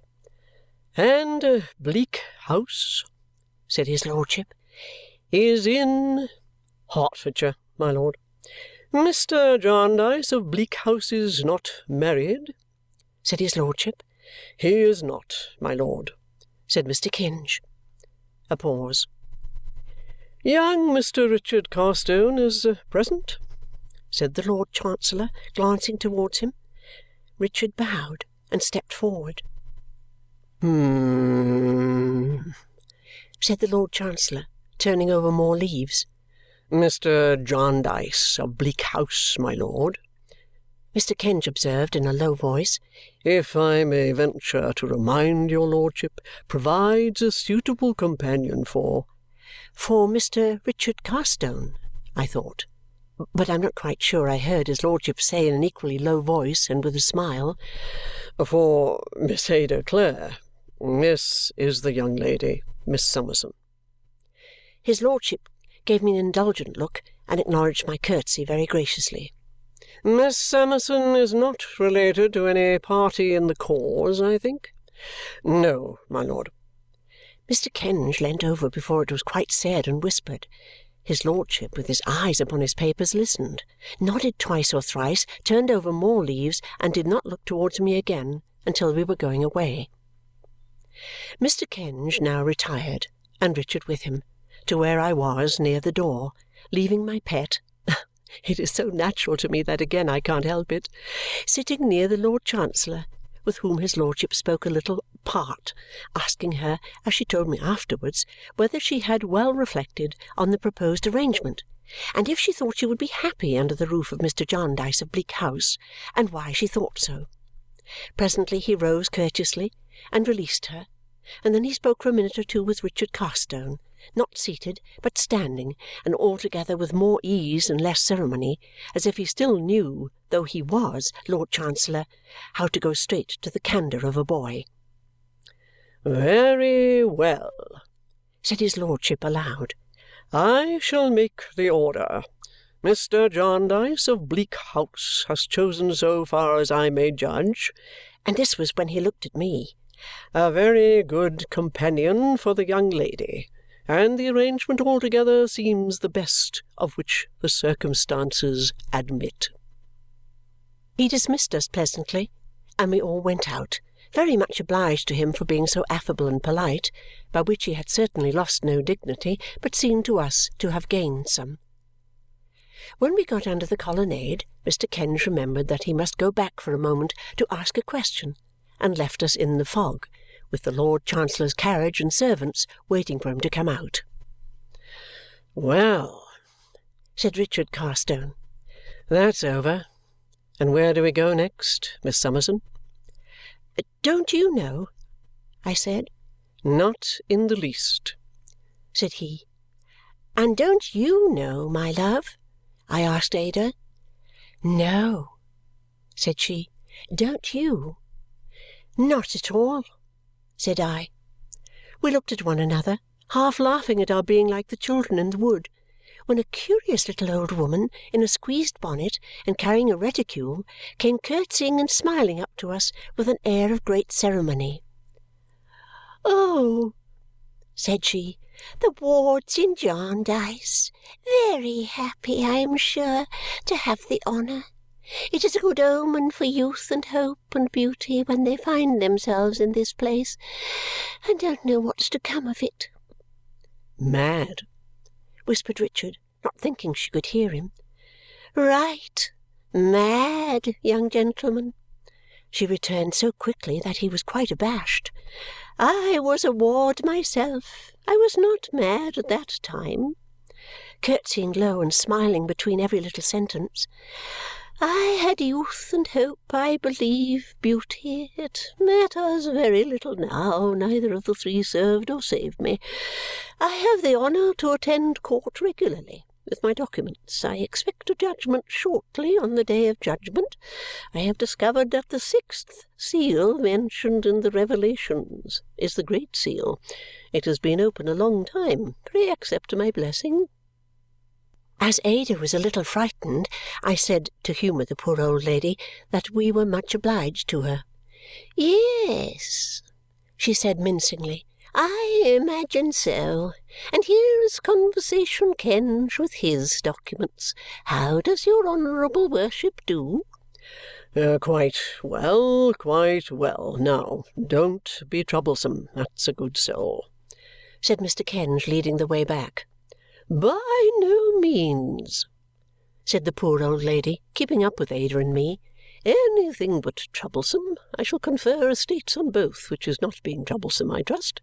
I expect a judgment shortly on the day of judgment. This is a good omen for you. Accept my blessing." She stopped at the bottom of the steep, broad flight of stairs, but we looked back as we went up, and she was still there, saying, still with a curtsy and a smile between every little sentence, "Youth and hope and beauty and Chancery and Conversation Kenge. Pray accept my blessing." Bleak House by Charles Dickens. Chapter 4. Telescopic Philanthropy. We were to pass the night, Mr. Kenge told us when we arrived in his room, at Mrs. Jellyby's, and then he turned to me and said he took it for granted I knew who Mrs. Jellyby was. "I really don't, sir," I returned. "Perhaps Mr. Carstone or Miss Clare." But no, they knew nothing whatever about Mrs. Jellyby. "Indeed, Mrs. Jellyby," said Mr. Kenge, standing with his back to the fire and casting his eyes over the dusty hearth-rug as if it were Mrs. Jellyby's biography, "is a lady of very remarkable strength of character who devotes herself entirely to the public. She has devoted herself to an extensive variety of public subjects at various times, and is at present, until something else attracts her, devoted to the subject of Africa, with a view to the general cultivation of the coffee-berry, and the natives, and the happy settlement on the banks of the African rivers of our superabundant home population. Mr. Jarndyce, who is desirous to aid any work that is considered likely to be a good work and who is much sought after by philanthropists, has, I believe, a very high opinion of Mrs. Jellyby." Mr. Kenge, adjusting his cravat, then looked at us. "And Mr. Jellyby, sir?" suggested Richard. "Ah, Mr. Jellyby," said Mr. Kenge, "is I don't know that I can describe him to you better than by saying that he is the husband of Mrs. Jellyby." "A nonentity, sir?" said Richard with a droll look. "I don't say that," returned Mr. Kenge gravely. "I can't say that, indeed, for I know nothing whatever of Mr. Jellyby. I never, to my knowledge, had the pleasure of seeing Mr. Jellyby. He may be a very superior man, but he is, so to speak, merged in the more shining qualities of his wife." Mr. Kenge proceeded to tell us that as the road to Bleak House would have been very long, dark, and tedious on such an evening, and as we had been travelling already, Mr. Jarndyce had himself proposed this arrangement. A carriage would be at Mrs. Jellyby's to convey us out of town early in the forenoon of to-morrow. He then rang a little bell, and the young gentleman came in. Addressing him by the name of Guppy, Mr. Kenge inquired whether Miss Summerson's boxes and the rest of the baggage had been sent round. Mr. Guppy said yes, they had been sent round, and a coach was waiting to take us round too, as soon as we pleased. "Then it only remains," said Mr. Kenge, shaking hands with us, "for me to express my lively satisfaction in good day, Miss Clare, the arrangement this day concluded, and my good-bye to you, Miss Summerson. Lively hope that it will conduce to the happiness, the glad to have had the honour of making your acquaintance, Mr. Carstone, welfare, the advantage in all points of view of all concerned. Guppy, see the party safely there." "Where is there, Mr. Guppy?" said Richard as we went downstairs. "No distance," said Mr. Guppy. "Round in Thavies Inn, you know." I can't say I know where it is, for I come from Winchester and am strange in London." "Only round the corner," said Mr. Guppy. "We just twist up Chancery Lane, cut along Holborn, and there we are in 4 minutes' time, as near as a toucher. This is about a London particular. Now, ain't it, miss?" He seemed quite delighted with it on my account. "The fog is very dense indeed," said I. "Not that it affects you, though, I'm sure," said Mr. Guppy, putting up the steps. "On the contrary, seems to do you good, miss, judging from your appearance." I knew he meant well in paying me this compliment, so I laughed at myself for blushing at it when he had shut the door and got upon the box, and we all three laughed and chatted about our inexperience and the strangeness of London until we turned up under an archway to our destination, a narrow street of high houses like an oblong cistern to hold the fog. There was a confused little crowd of people, principally children, gathered about the house at which we stopped, which had a tarnished brass plate on the door with the inscription Jellyby. "Don't be frightened," said Mr. Guppy, looking in at the coach window. "One of the young Jellybys been and got his head through the area railings." "Oh, poor child!" said I. "Let me out, if you please." "Pray be careful of yourself, miss. The young Jellybys are always up to something," said Mr. Guppy. I made my way to the poor child, who was one of the dirtiest little unfortunates I ever saw, and found him very hot and frightened and crying loudly, fixed by the neck between 2 iron railings, while a milkman and a beadle, with the kindest intentions possible, were endeavouring to drag him back by the legs, under a general impression that his skull was compressible by those means. As I found, after pacifying him, that he was a little boy with a naturally large head, I thought that perhaps where his head could go, his body could follow, and mentioned that the best mode of extrication might be to push him forward. This was so favourably received by the milkman and beadle that he would immediately have been pushed into the area if I had not held his pinafore, while Richard and Mr. Guppy ran down through the kitchen to catch him when he should be released. At last he was happily got down without any accident, and then he began to beat Mr. Guppy with a hoop-stick in quite a frantic manner. Nobody had appeared belonging to the house except a person in pattens who had been poking at the child from below with a broom. I don't know with what object. I don't think she did. I therefore supposed that Mrs. Jellyby was not at home, and was quite surprised when the person appeared in the passage without the pattens, and going up to the back room on the first floor before Ada and me, announced us as "Them 2 young ladies, Mrs. Jellyby." We passed several more children on the way up, whom it was difficult to avoid treading on in the dark, and as we came into Mrs. Jellyby's presence, one of the poor little things fell downstairs, down a whole flight, as it sounded to me, with a great noise. Mrs. Jellyby, whose face reflected none of the uneasiness which we could not help showing in our own faces as the dear child's head recorded its passage with a bump on every stair, Richard afterwards said he counted 7, besides one for the landing, received us with perfect equanimity. She was a pretty, very diminutive, plump woman of from 40 to 50, with handsome eyes, though they had a curious habit of seeming to look a long way off, as if, I am quoting Richard again, they could see nothing nearer than Africa. "I am very glad indeed," said Mrs. Jellyby in an agreeable voice, "to have the pleasure of receiving you. I have a great respect for Mr. Jarndyce, and no one in whom he is interested can be an object of indifference to me." We expressed our acknowledgments and sat down behind the door, where there was a lame invalid of a sofa. Mrs. Jellyby had very good hair, but was too much occupied with her African duties to brush it.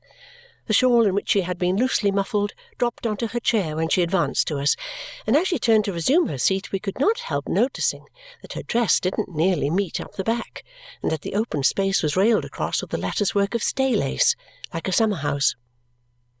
The room, which was strewn with papers and nearly filled by a great writing-table, covered with similar litter, was, I must say, not only very untidy, but very dirty. We were obliged to take notice of that with our sense of sight, even while, with our sense of hearing, we followed the poor child who had tumbled downstairs, I think into the back kitchen, where somebody seemed to stifle him. But what principally struck us was a jaded and unhealthy-looking, though by no means plain, girl at the writing-table, who sat biting the feather of her pen and staring at us. I suppose nobody ever was in such a state of ink. And from her tumbled hair to her pretty feet, which were disfigured with frayed and broken satin slippers, trodden down at heel, she really seemed to have no article of dress upon her, from a pin upwards, that was in its proper condition, or its right place. "You find me, my dears," said Mrs. Jellyby, snuffing the two great office candles in tin candlesticks, which made the room taste strongly of hot tallow. The fire had gone out, and there was nothing in the grate but ashes, a bundle of wood, and a poker. "You find me, my dears, as usual, very busy, but that you will excuse. The African project at present employs my whole time. It involves me in correspondence with public bodies and with private individuals anxious for the welfare of their species all over the country. I am happy to say it is advancing. We hope by this time next year to have from 150 to 200 healthy families cultivating coffee and educating the natives of Borrioboola on the left bank of the Niger." As Ada said nothing but looked at me, I said it must be very gratifying. "It is gratifying," said Mrs. Jellyby. "It involves the devotion of all my energies, such as they are, but that is nothing, so that it succeeds, and I am more confident of success every day. Do you know, Miss Summerson, I almost wonder that you never turned your thoughts to Africa." This application of the subject was really so unexpected to me that I was quite at a loss how to receive it. I hinted that the climate, "the finest climate in the world," said Mrs. Jellyby. "Indeed, ma'am?" "Certainly. With precaution," said Mrs. Jellyby. "You may go into Holborn without precaution and be run over. You may go into Holborn with precaution and never be run over. Just so with Africa." I said, "No doubt. I meant as to Holborn." "If you would like," said Mrs. Jellyby, putting a number of papers towards us, "to look over some remarks on that head and on the general subject which have been extensively circulated, while I finish a letter I am now dictating to my eldest daughter, who is my amanuensis." The girl at the table left off biting her pen and made a return to our recognition, which was half bashful and half sulky. "I shall then have finished for the present," proceeded Mrs. Jellyby with a sweet smile, "though my work is never done. Where are you, Caddy?" "Presents her compliments to Mr. Swallow and begs," said Caddy. "And begs," said Mrs. Jellyby, dictating, "to inform him in reference to his letter of inquiry on the African project. No, Peepy, not on my account." Peepy, so self-named, was the unfortunate child who had fallen downstairs, who now interrupted the correspondence by presenting himself with a strip of plaster on his forehead to exhibit his wounded knees, in which Ada and I did not know which to pity most, the bruises or the dirt. Mrs. Jellyby merely added, with the serene composure with which she said everything, "Go along, you naughty Peepy," and fixed her fine eyes on Africa again. However, as she at once proceeded with her dictation, and as I interrupted nothing by doing it, I ventured quietly to stop poor Peepy as he was going out and to take him up to nurse. He looked very much astonished at it and at Ada's kissing him, but soon fell fast asleep in my arms, sobbing at longer and longer intervals until he was quiet. I was so occupied with Peepy that I lost the letter in detail, though I derived such a general impression from it of the momentous importance of Africa and the utter insignificance of all other places and things that I felt quite ashamed to have thought so little about it. 6 o'clock, said Mrs. Jellyby, and our dinner hour is nominally, for we dine at all hours, 5. Caddy, show Miss Clare and Miss Summerson their rooms. You will like to make some change, perhaps. You will excuse me, I know, being so much occupied. Oh, that very bad child! Pray put him down, Miss Summerson." I begged permission to retain him, truly saying that he was not at all troublesome, and carried him upstairs and laid him on my bed. Ada and I had 2 upper rooms with the door of communication between them. They were excessively bare and disorderly, and the curtain to my window was fastened up with a fork. "You would like some hot water, wouldn't you?" said Miss Jellyby, looking round for a jug with a handle to it, but looking in vain.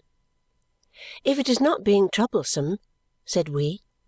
"Oh, it's not the trouble," returned Miss Jellyby. "The question is, if there is any." The evening was so very cold, and the rooms had such a marshy smell that I must confess it was a little miserable, and Ada was half crying. We soon laughed, however, and were busily unpacking when Miss Jellyby came back to say that she was sorry there was no hot water, but they couldn't find the kettle and the boiler was out of order. We begged her not to mention it, and made all the haste we could to get down to the fire again. But all the little children had come up to the landing outside to look at the phenomenon of Peepy lying on my bed, and our attention was distracted by the constant apparition of noses and fingers in situations of danger between the hinges of the doors. It was impossible to shut the door of either room, for my lock, with no knob to it, looked as if it wanted to be wound up, and though the handle of Ada's went round and round with the greatest smoothness, it was attended with no effect whatever on the door.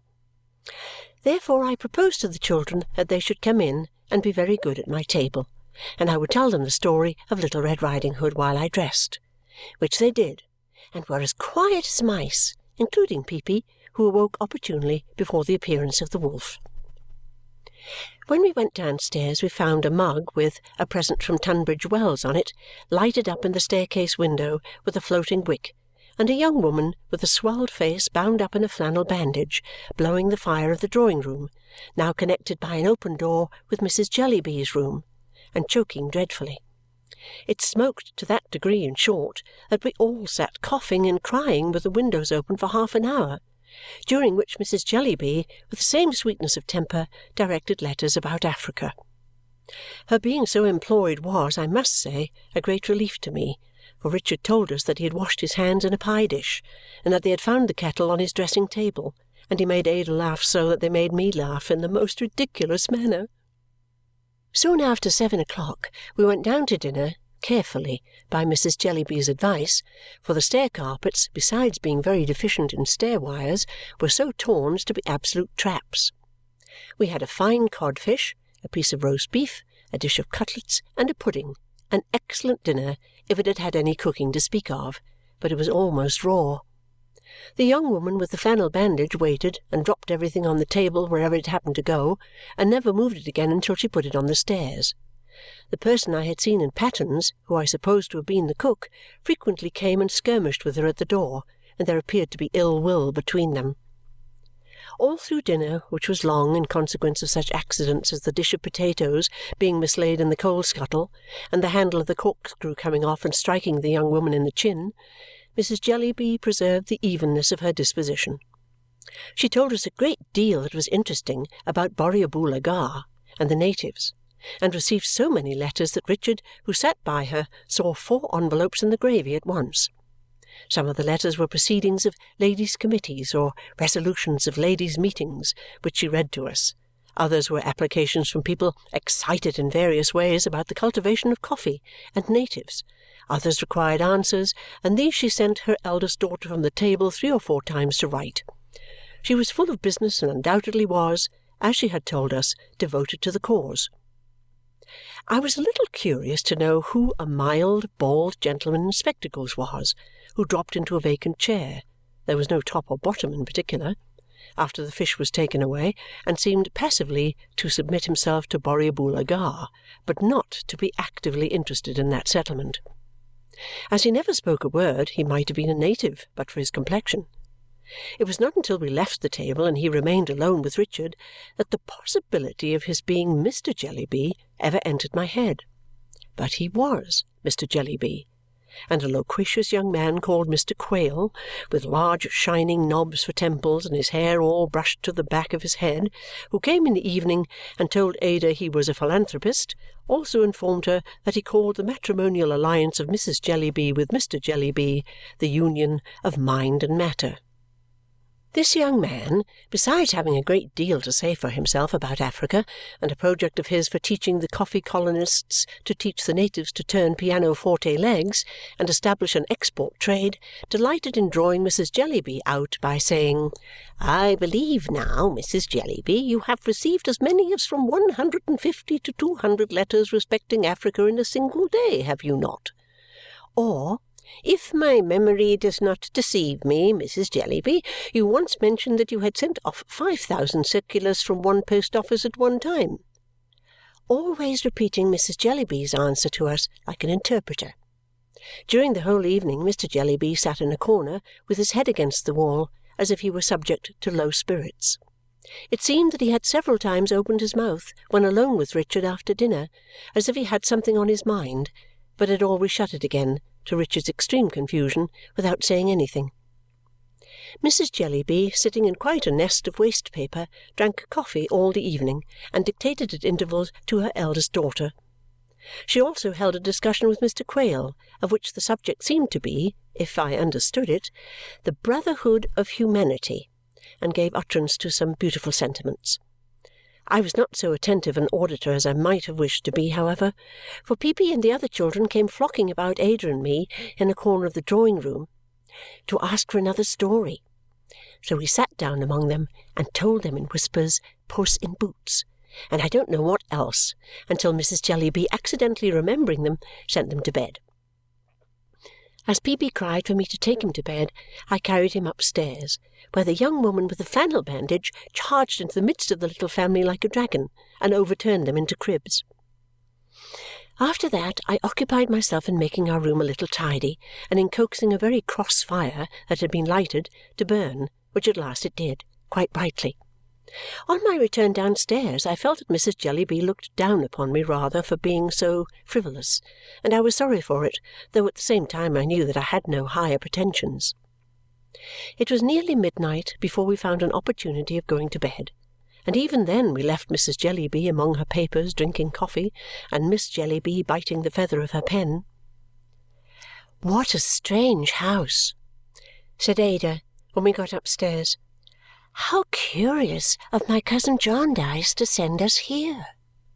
"My love," said I, "it quite confuses me. I want to understand it, and I can't understand it at all."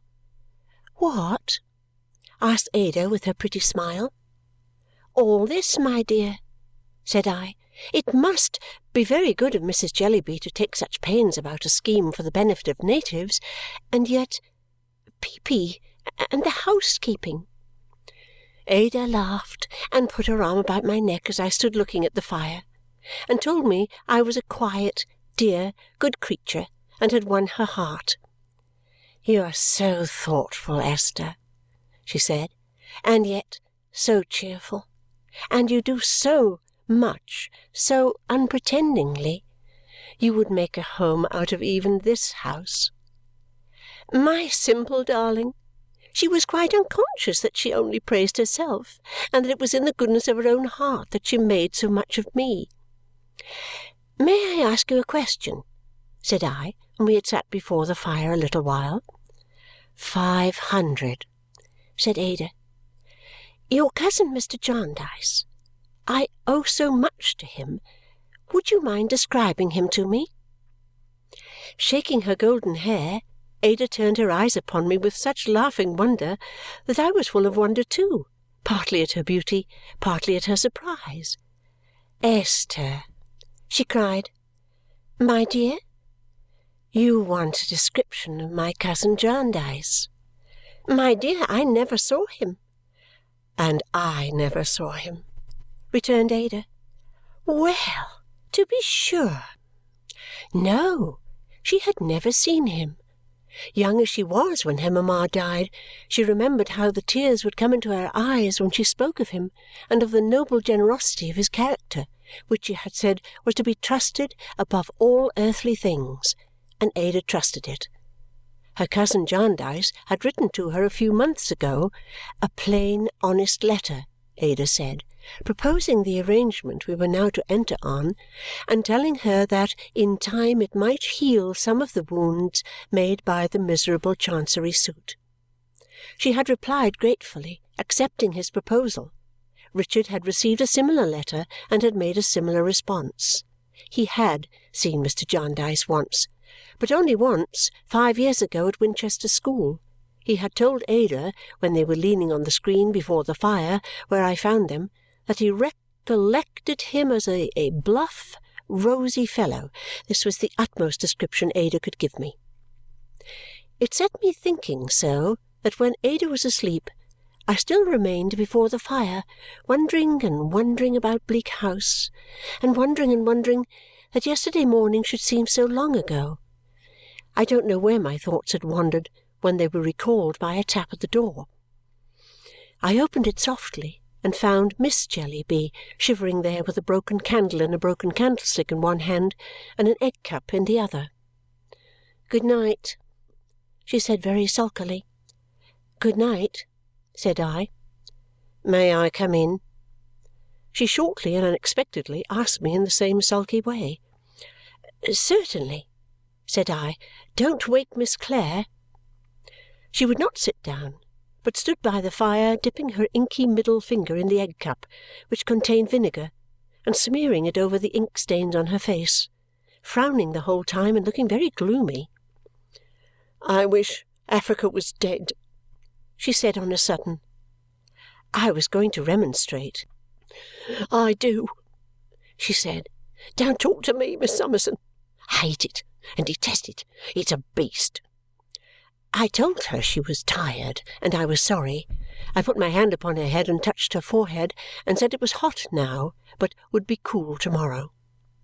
She still stood pouting and frowning at me, but presently put down her egg cup and turned softly towards the bed where Ada lay. "She is very pretty," she said with the same knitted brow and in the same uncivil manner. I assented with a smile. "An orphan, ain't she?" "Yes." "But knows a quantity, I suppose. Can dance and play music and sing. She can talk French, I suppose, and do geography and globes and needlework and everything." "No doubt," said I. "I can't," she returned. "I can't do anything hardly except write. I'm always writing for Ma. I wonder you two were not ashamed of yourselves to come in this afternoon and see me able to do nothing else. It was like your ill nature, yet you think yourselves very fine, I dare say."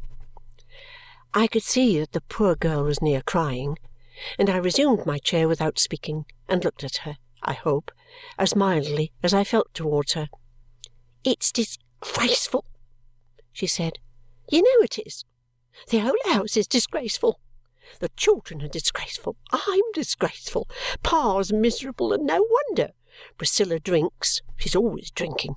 It's a great shame and a great story of you if you say you didn't smell her to-day. It was as bad as a public house, waiting at dinner. You know it was." "My dear, I don't know it," said I. "You do," she said very shortly. "You shan't say you don't. You do." "Oh, my dear," said I, "if you won't let me speak, "You're speaking now, you know you are. Don't tell stories, Miss Summerson." "My dear," said I, "as long as you won't hear me out—" "I don't want to hear you out." "Oh, yes, I think you do," said I, "because that would be so very unreasonable. I did not know what you tell me because the servant did not come near me at dinner, but I don't doubt what you tell me, and I am sorry to hear it." "You needn't make a merit of that," said she. "No, my dear," said I, "that would be very foolish." She was still standing by the bed, and now stooped down, but still with the same discontented face, and kissed Ada. That done, she came softly back and stood by the side of my chair. Her bosom was heaving in a distressful manner that I greatly pitied, but I thought it better not to speak. "I wish I was dead," she broke out. "I wish we were all dead. It would be a great deal better for us." In a moment afterwards, she knelt on the ground at my side, hid her face in my dress, passionately begged my pardon, and wept. I comforted her and would have raised her, but she cried no, no, she wanted to stay there. "You used to teach girls," she said. "If you could only have taught me, I could have learned from you. I am so very miserable, and I like you so much." I could not persuade her to sit by me or to do anything but move a ragged stool to where she was kneeling, and take that and still hold my dress in the same manner. By degrees the poor tired girl fell asleep, and then I contrived to raise her head so that it should rest on my lap, and to cover us both with shawls. The fire went out, and all night long she slumbered thus before the ashy grate. At first I was painfully awake and vainly tried to lose myself, with my eyes closed, among the scenes of the day. At length, by slow degrees, they became indistinct and mingled. I began to lose the identity of the sleeper resting on me. Now it was Ada, now one of my old Reading friends, from whom I could not believe I had so recently parted. Now it was the little madwoman, worn out with curtsying and smiling. Now some one in authority at Bleak House. Lastly, it was no one, and I was no one. The purblind day was feebly struggling with the fog when I opened my eyes to encounter those of a dirty-faced little spectre fixed upon me. Peepy had scaled his crib and crept down in his bedgown and cap, and was so cold that his teeth were chattering as if he had cut them all. Bleak House by Charles Dickens. Chapter 5. A Morning Adventure. Although the morning was raw, and although the fog still seemed heavy, I say seemed, for the windows were so encrusted with dirt that they would have made midsummer sunshine dim, I was sufficiently forewarned of the discomfort within doors at that early hour, and sufficiently curious about London to think it a good idea on the part of Miss Jellyby when she proposed that we should go out for a walk. "Ma won't be down for ever so long," she said, "and then it's a chance if breakfast's ready for an hour afterwards they dawdle so. As to Pa, he gets what he can and goes to the office. He never has what you call a regular breakfast. Priscilla leaves him out the loaf and some milk, when there is any, overnight. Sometimes there isn't any milk, and sometimes the cat drinks it. But I'm afraid you must be tired, Miss Summerson, and perhaps you'd rather go to bed." "I'm not at all tired, my dear," said I, "and would much prefer to go out." "If you're sure you would," returned Miss Jellyby, "I'll get my things on." Ada said she would go too, and was soon astir. I made a proposal to Peepy, in default of being able to do anything better for him, that he should let me wash him and afterwards lay him down on my bed again. To this he submitted with the best grace possible, staring at me during the whole operation as if he never had been, and never could again be, so astonished in his life, looking very miserable also, certainly, but making no complaint, and going snugly to sleep as soon as it was over. At first I was in two minds about taking such a liberty, but I soon reflected that nobody in the house was likely to notice it. What with the bustle of dispatching Peepy and the bustle of getting myself ready and helping Ada, I was soon quite in a glow. we found Miss Jellyby trying to warm herself at the fire in the writing-room, which Priscilla was then lighting with a smutty parlour candlestick, throwing the candle in to make it burn better. Everything was just as we had left it last night and was evidently intended to remain so. Below stairs the dinner-cloth had not been taken away, but had been left ready for breakfast. Crumbs, dust, and waste-paper were all over the house. Some pewter pots and a milk can hung on the area railings. The door stood open, and we met the cook round the corner coming out of a public-house, wiping her mouth. She mentioned as she passed us that she had been to see what o'clock it was. Before we met the cook, we met Richard, who was dancing up and down Thavies Inn to warm his feet. He was agreeably surprised to see us stirring so soon, and said he would gladly share our walk. So he took care of Ada, and Miss Jellyby and I went first. I may mention that Miss Jellyby had relapsed into her sulky manner, and that I really should not have thought she liked me much unless she had told me so. "Where would you wish to go?" she asked. "Anywhere, my dear," I replied. "Anywhere's nowhere," said Miss Jellyby, stopping perversely. "Let us go somewhere, at any rate," said I. She then walked me on very fast. "I don't care," she said. "Now, you are my witness, Miss Summerson. I say I don't care. But if he was to come to our house with his great shining lumpy forehead night after night till he was as old as Methuselah, I wouldn't have anything to say to him. Such asses as he and Ma make of themselves." "My dear," I remonstrated in allusion to the epithet and the vigorous emphasis Miss Jellyby set upon it, "your duty as a child—" "Oh, don't talk of duty as a child, Miss Summerson. Where's Ma's duty as a parent? All made over to the publican Africa, I suppose. Then let the publican Africa show duty as a child. It's much more their affair than mine. You are shocked, I dare say. Very well. So am I shocked too. So we are both shocked, and there's an end of it." She walked me on faster yet. "But for all that, I say again, he may come and come and come, and I won't have anything to say to him. I can't bear him. If there's any stuff in the world that I hate and detest, it's the stuff he and Ma talk. I wonder the very paving stones opposite our house can have the patience to stay there and be a witness of such inconsistencies and contradictions as all that sounding nonsense and Ma's management." I could not but understand her to refer to Mr. Quale, the young gentleman who had appeared after dinner yesterday.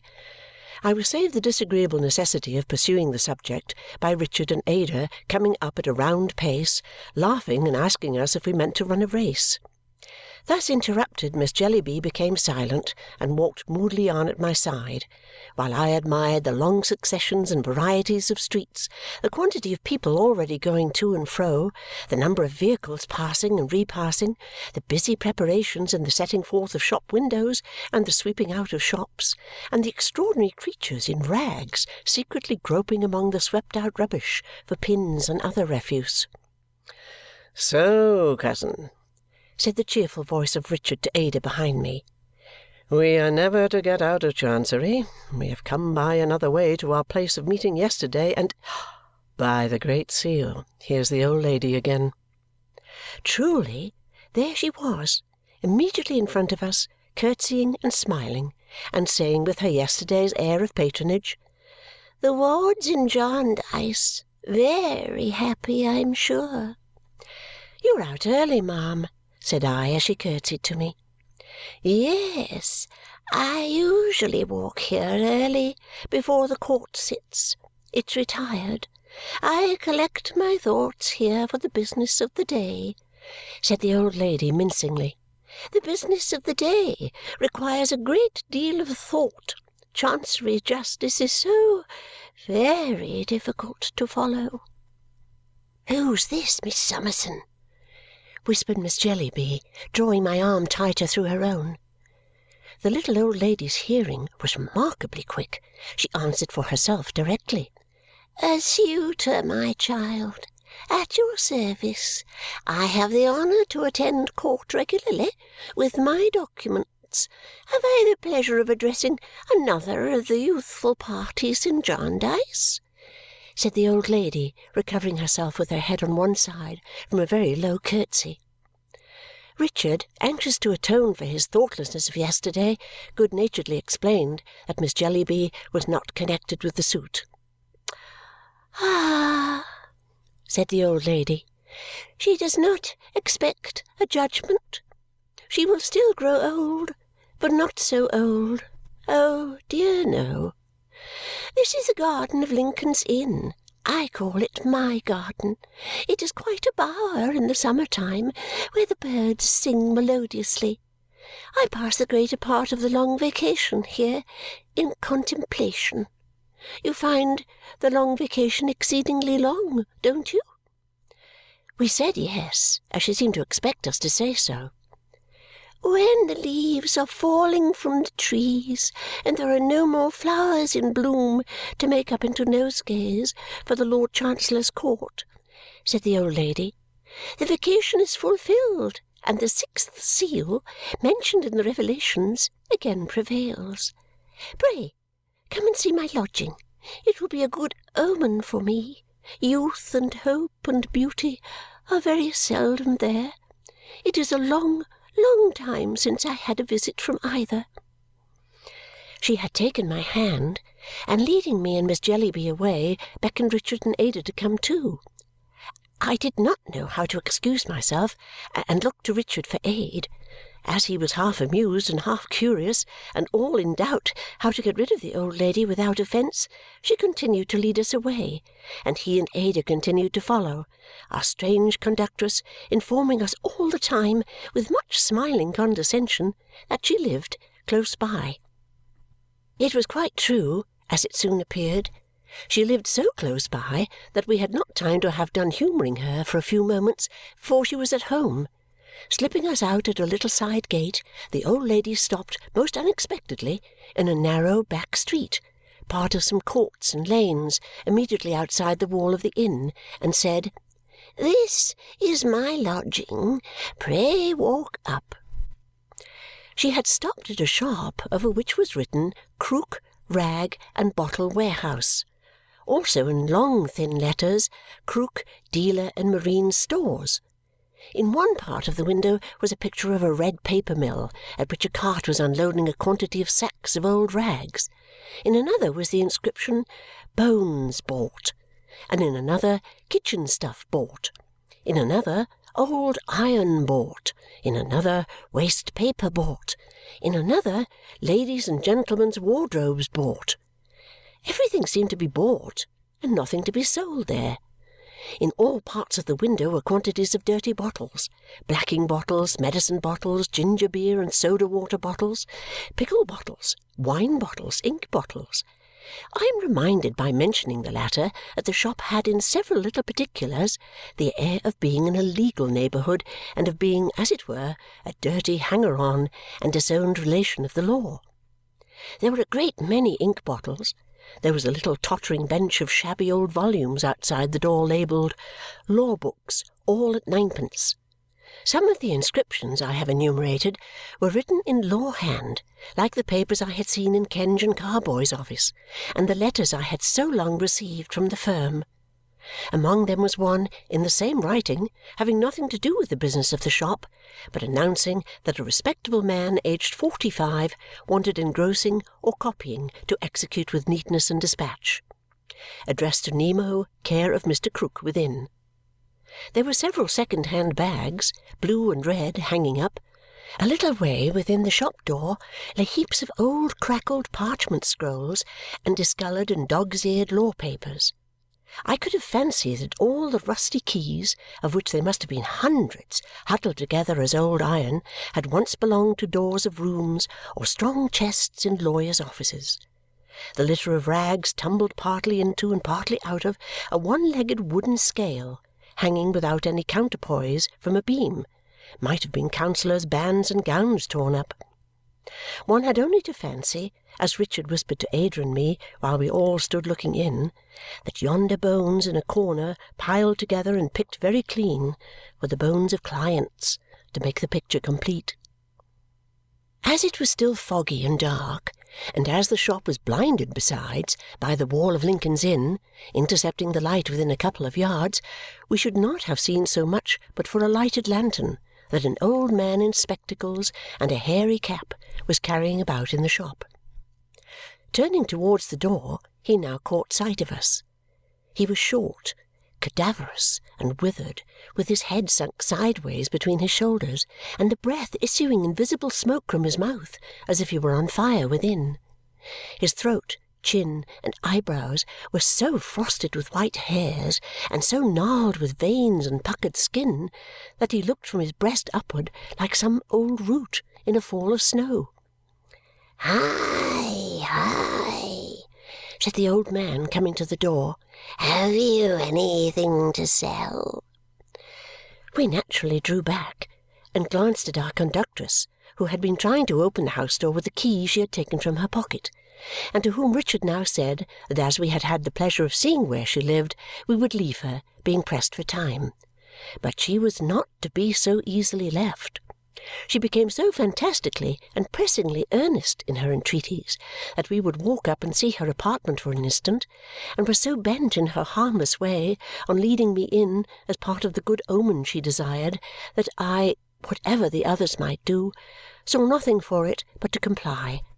I suppose we were all more or less curious, at any rate, when the old man added his persuasions to hers and said, "Aye, aye, please, sir.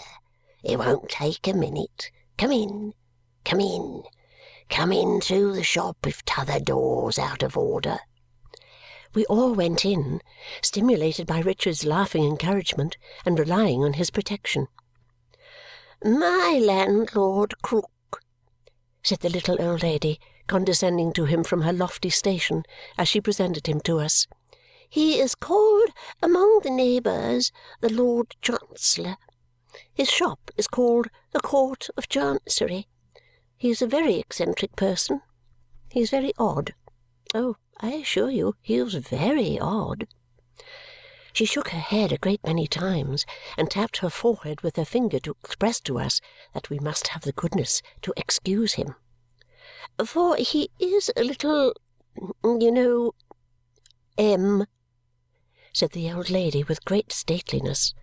The old man overheard and laughed. "It's true enough," he said, going before us with the lantern, "that they call me the Lord Chancellor and call my shop Chancery. And why do you think they call me the Lord Chancellor and my shop Chancery?" "I don't know, I am sure," said Richard rather carelessly. "You see," said the old man, stopping and turning around, "they—" "Hi! Here's lovely hair. I have got 3 sacks of ladies' hair below, but none so beautiful and fine as this. What colour and what texture!" "That'll do, my good friend," said Richard, strongly disapproving of his having drawn one of Ada's tresses through his yellow hand. "You can admire as the rest of us do without taking that liberty." The old man darted at him a sudden look which even called my attention from Ada, who, startled and blushing, was so remarkably beautiful that she seemed to fix the wandering attention of the little old lady herself.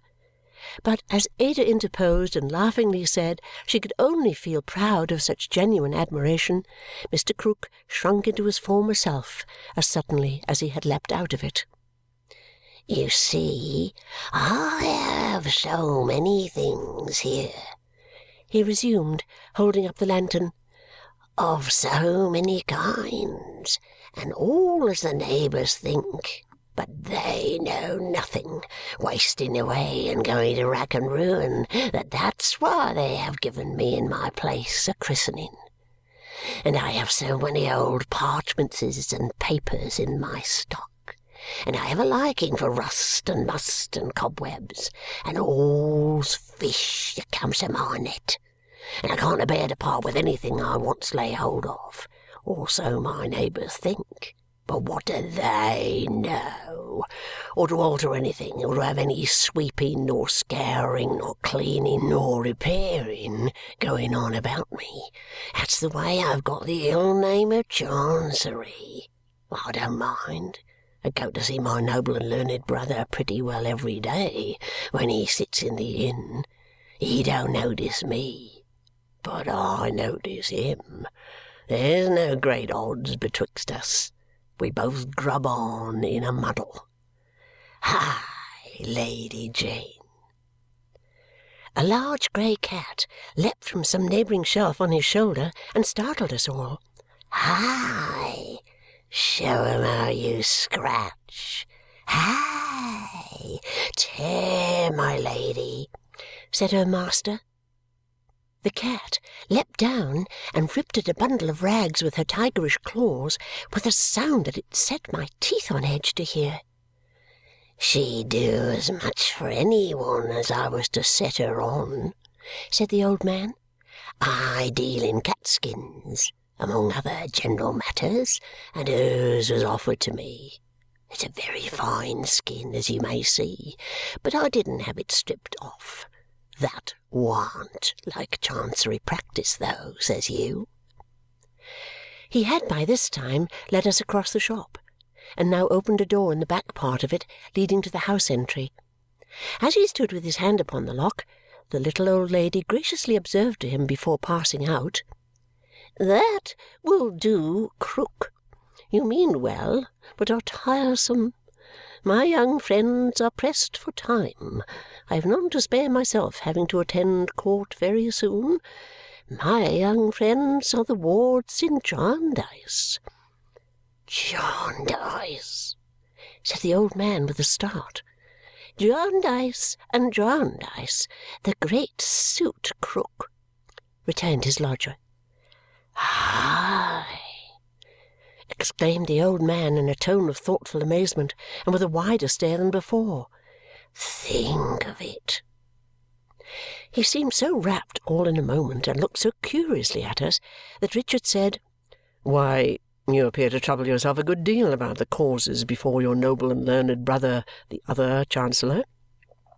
"Yes," said the old man abstractedly. "Sure. Your name now will be—" "Richard Carstone."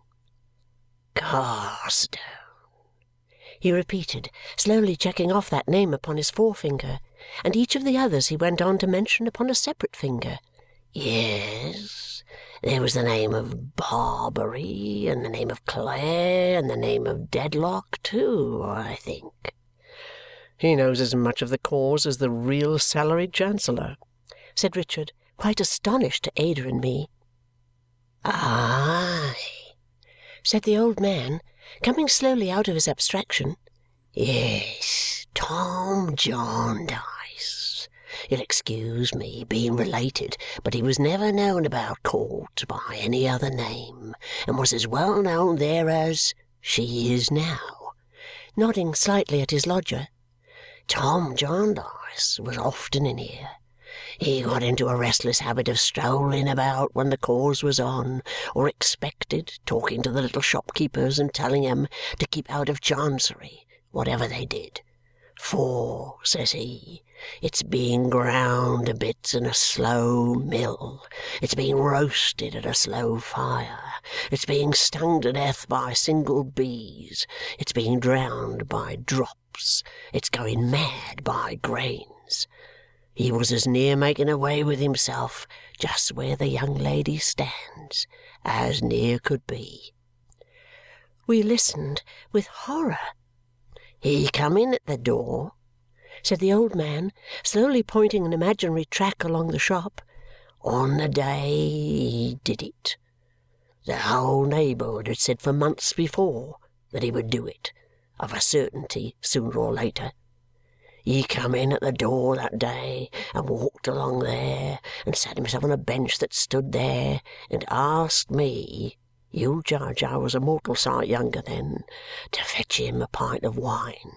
For, says he, 'Krook, I am much depressed. My cause is on again, and I think I'm nearer judgment than I ever was.' I hadn't a mind to leave him alone, and I persuaded him to go to the tavern over the way there, t'other side my lane, I mean Chancery Lane, and I followed and looked in at the window and saw him comfortable as I thought in the armchair by the fire, and company with him. I hadn't hardly got back here when I heard a shot go echoing and rattling right away into the inn. I ran out. Neighbours ran out. 20 of us cried at once, "Tom Jarndyce!" The old man stopped, looked hard at us, looked down into the lantern, blew the light out, and shut the lantern up. We were right. I needn't tell the present hearers. Aye, to be sure, how the neighbourhood poured into court that afternoon while the cause was on. How my noble and learned brother and all the rest of 'em grubbed and muddled away as usual and tried to look as if they hadn't heard a word of the last fact in the case, or as if they had. Oh, dear me, nothing at all to do with it, if they had heard of it by any chance.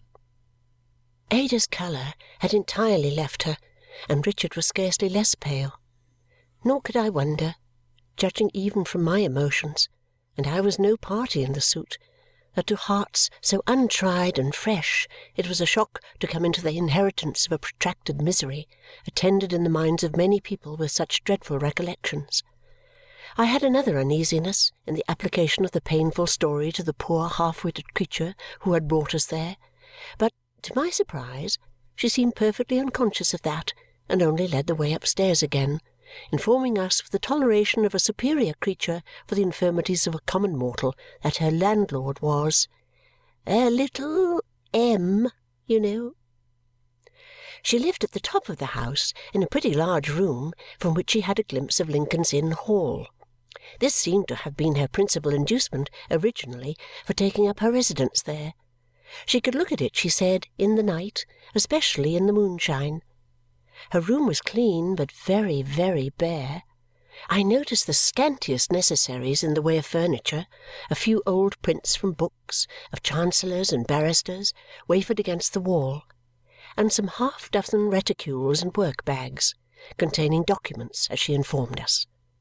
There were neither coals nor ashes in the grate, and I saw no articles of clothing anywhere, nor any kind of food. Upon a shelf in an open cupboard were a plate or two, a cup or two, and so forth, but all dry and empty. There was a more affecting meaning in her pinched appearance, I thought, as I looked round, than I had understood before.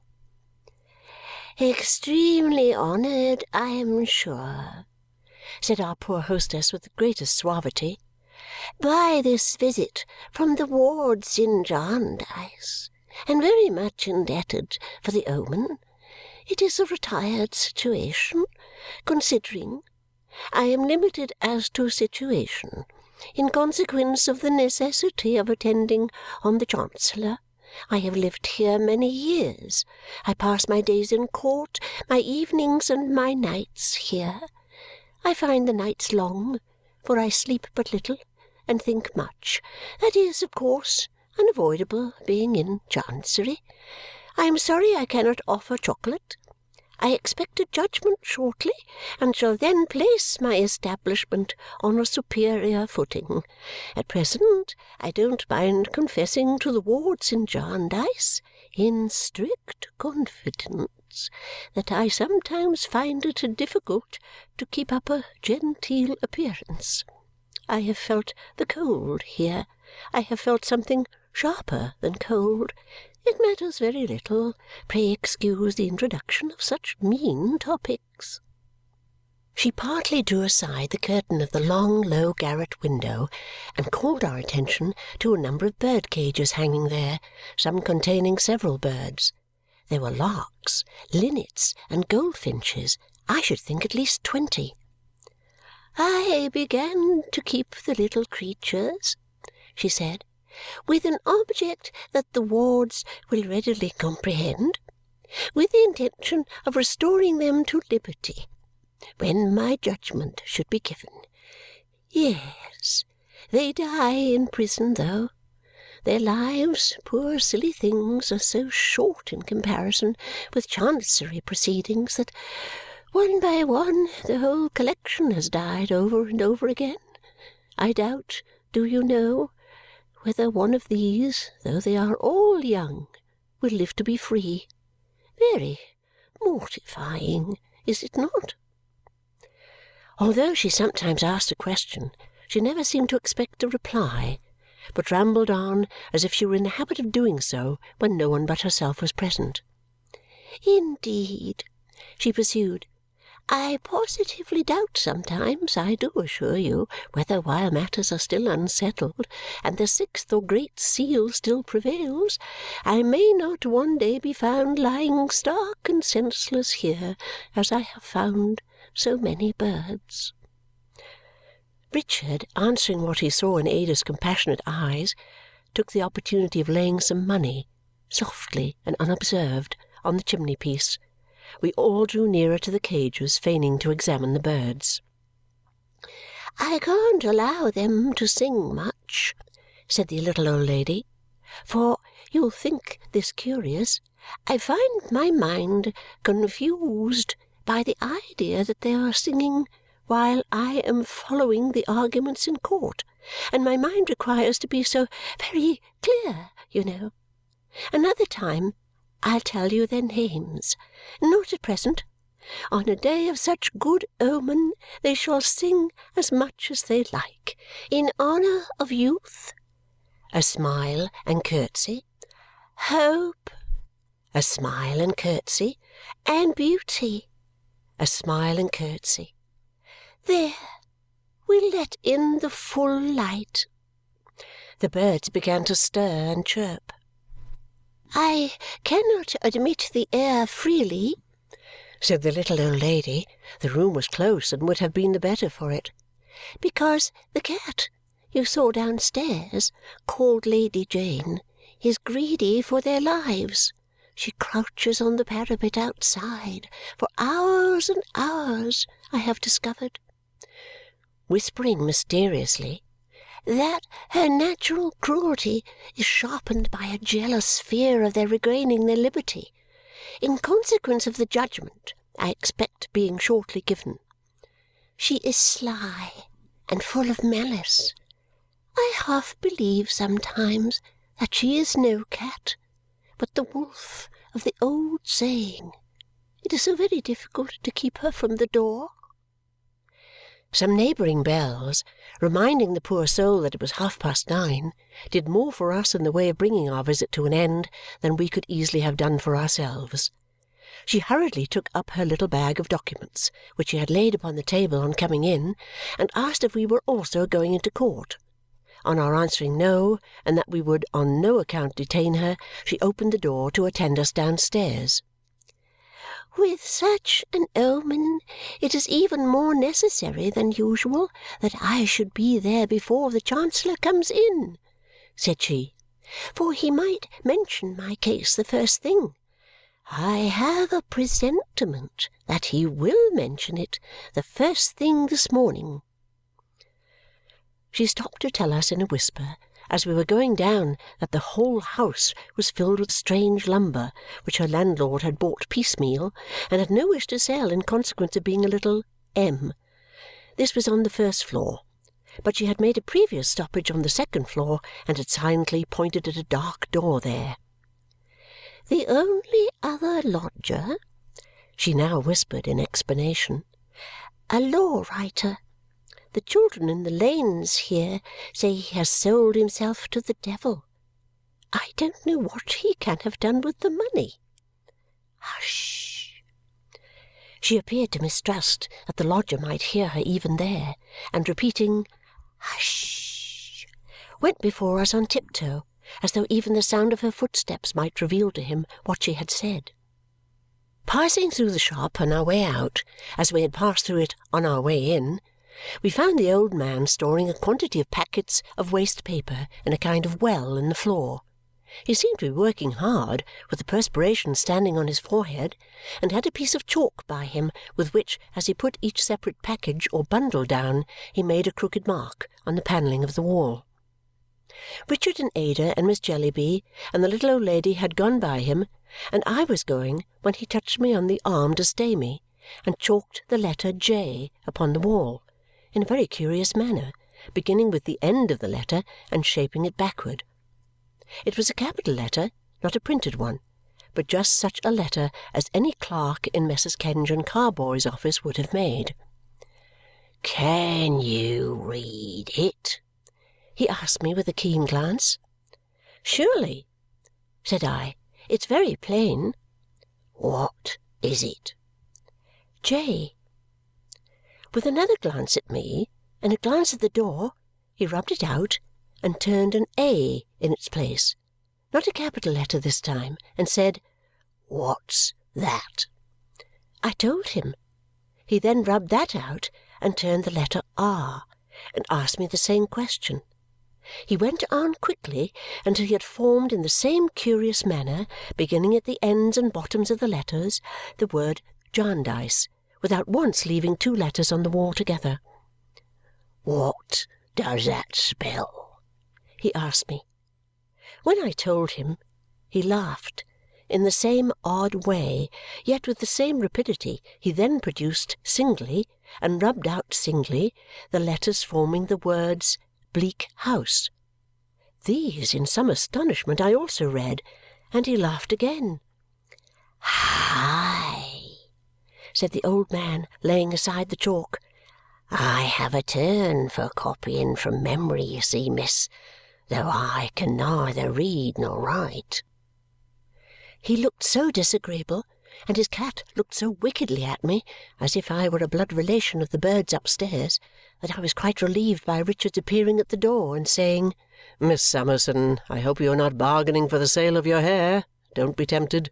3 sacks below are quite enough for Mr. Krook."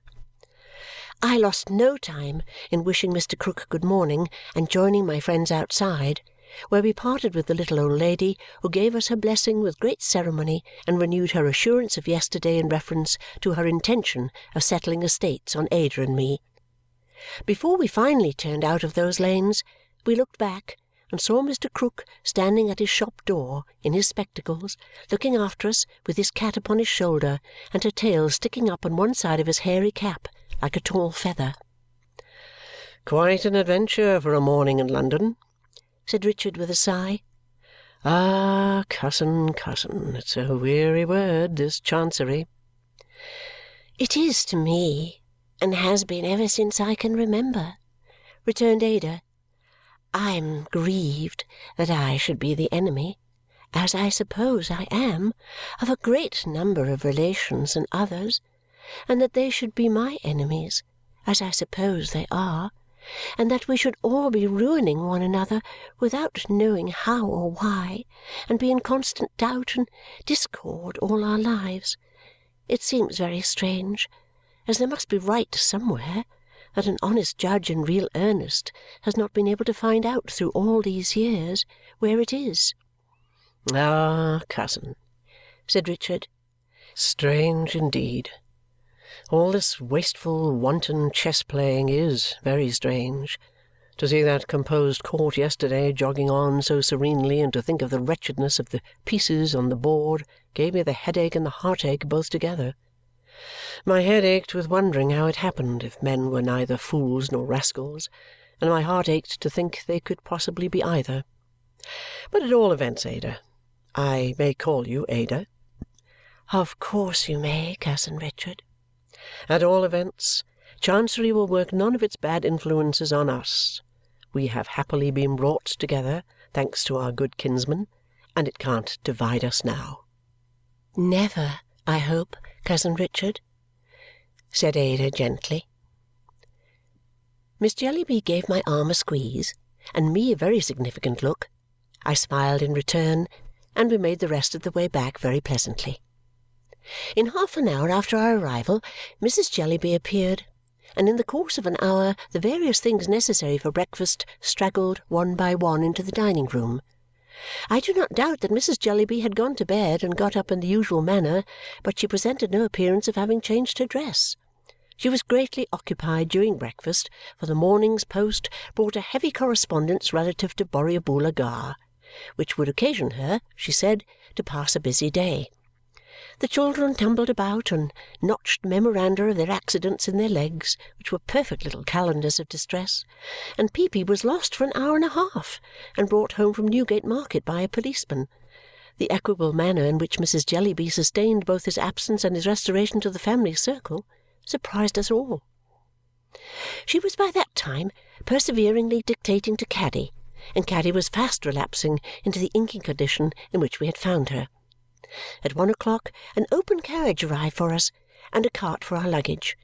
Mrs. Jellyby charged us with many remembrances to her good friend Mr. Jarndyce. Caddy left her desk to see us depart, kissed me in the passage, and stood biting her pen and sobbing on the steps. Peepy, I am happy to say, was asleep and spared the pain of separation. I was not without misgivings that he had gone to Newgate Market in search of me, and all the other children got up behind the barouche and fell off, and we saw them, with great concern, scattered over the surface of Tavies Inn as we rolled out of its precincts. Bleak House by Charles Dickens. Chapter 6. Quite at Home. The day had brightened very much, and still brightened as we went westward. We went our way through the sunshine and the fresh air, wondering more and more at the extent of the streets, the brilliancy of the shops, the great traffic, and the crowds of people whom the pleasanter weather seemed to have brought out like many-coloured flowers. By and by we began to leave the wonderful city and to proceed through suburbs which, of themselves, would have been a pretty large town in my eyes, and at last we got into a real country road again, with windmills, rickyards, milestones, farmers' waggons, scents of old hay, swinging signs and horse troughs, trees, fields, and hedgerows. It was delightful to see the green landscape before us and the immense metropolis behind. And when a waggon with a train of beautiful horses, furnished with red trappings and clear-sounding bells, came by us with its music, I believe we could all three have sung to the bells, so cheerful were the influences around. "The whole road has been reminding me of my namesake Whittington," said Richard, "and that waggon is the finishing touch. Hullo! What's the matter?" We had stopped, and the waggon had stopped too. Its music changed as the horses came to a stand and subsided to a gentle tinkling, except when a horse tossed his head or shook himself and sprinkled off a little shower of bell-ringing. "Our postilion is looking after the waggoner," said Richard, "and the waggoner is coming back after us. Good day, friend." The waggoner was at our coach door. "Why, here's an extraordinary thing," added Richard, looking closely at the man. "He has got your name, Ada, in his hat." He had all our names in his hat. Tucked within the band were 3 small notes, one addressed to Ada, one to Richard, and one to me. These the waggoner delivered to each of us respectively, reading the name aloud first. In answer to Richard's inquiry from whom they came, he briefly answered, "Master, sir, if you please," and putting on his hat again, which was like a soft bowl, cracked his whip, reawakened his music, and went melodiously away. "Is that Mr. Jarndyce's waggon?"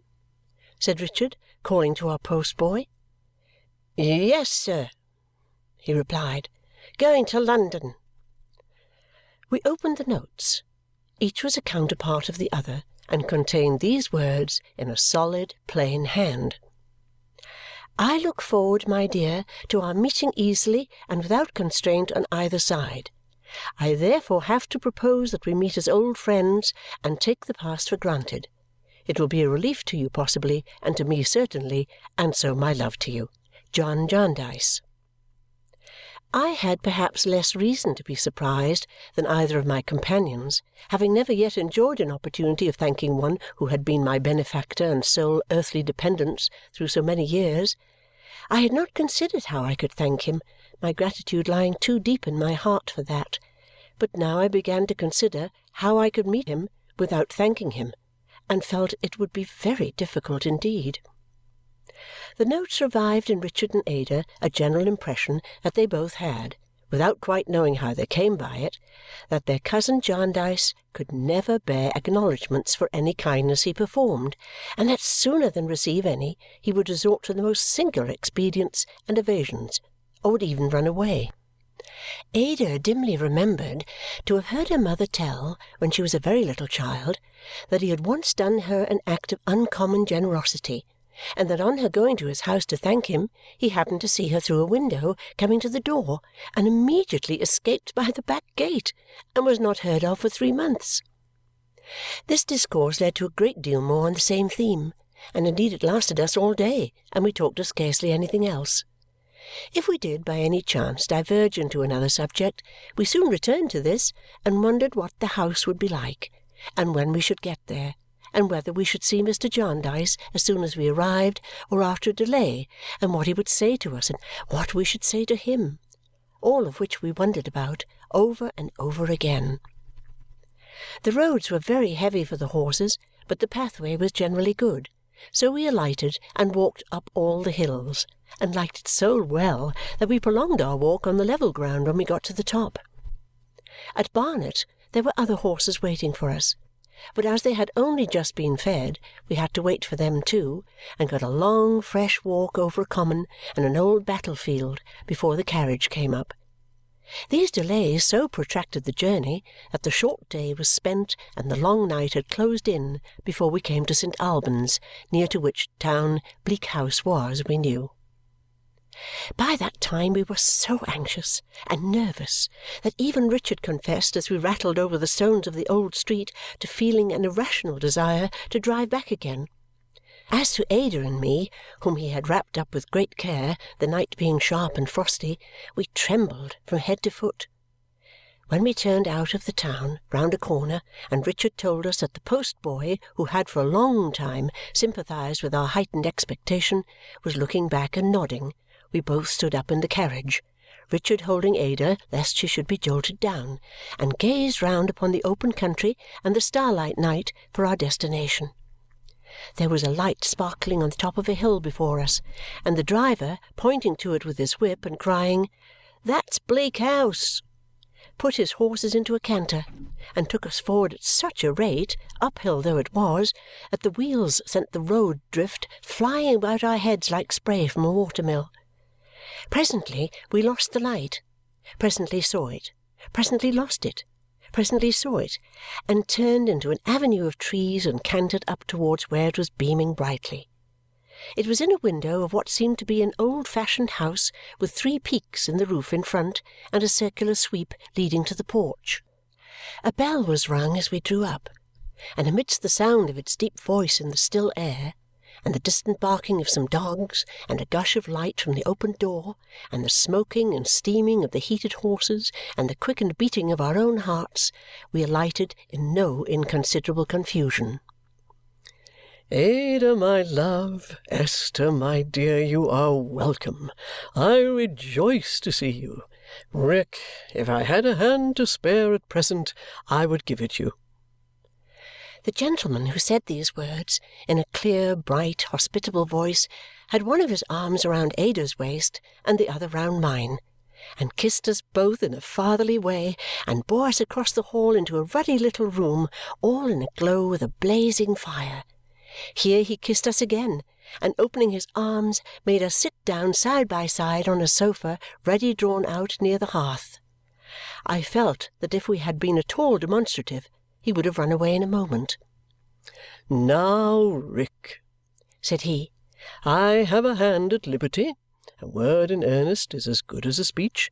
I am heartily glad to see you. You are at home. Warm yourself." Richard shook him by both hands with an intuitive mixture of respect and frankness, and only saying, though with an earnestness that rather alarmed me, I was so afraid of Mr. Jarndyce's suddenly disappearing, "You are very kind, sir. We are very much obliged to you," laid aside his hat and coat and came up to the fire. "And how did you like the ride? And how did you like Mrs. Jellyby, my dear?" said Mr. Jarndyce to Ada. While Ada was speaking to him in reply, I glanced, I need not say with how much interest, at his face. It was a handsome, lively, quick face, full of change and motion, and his hair was a silvered iron grey. I took him to be nearer 60 than 50, but he was upright, hearty, and robust. From the moment of his first speaking to us, his voice had connected itself with an association in my mind that I could not define. But now, all at once, a something sudden in his manner and a pleasant expression in his eyes recalled the gentleman in the stage-coach 6 years ago, on the memorable day of my journey to Reading. I was certain it was he.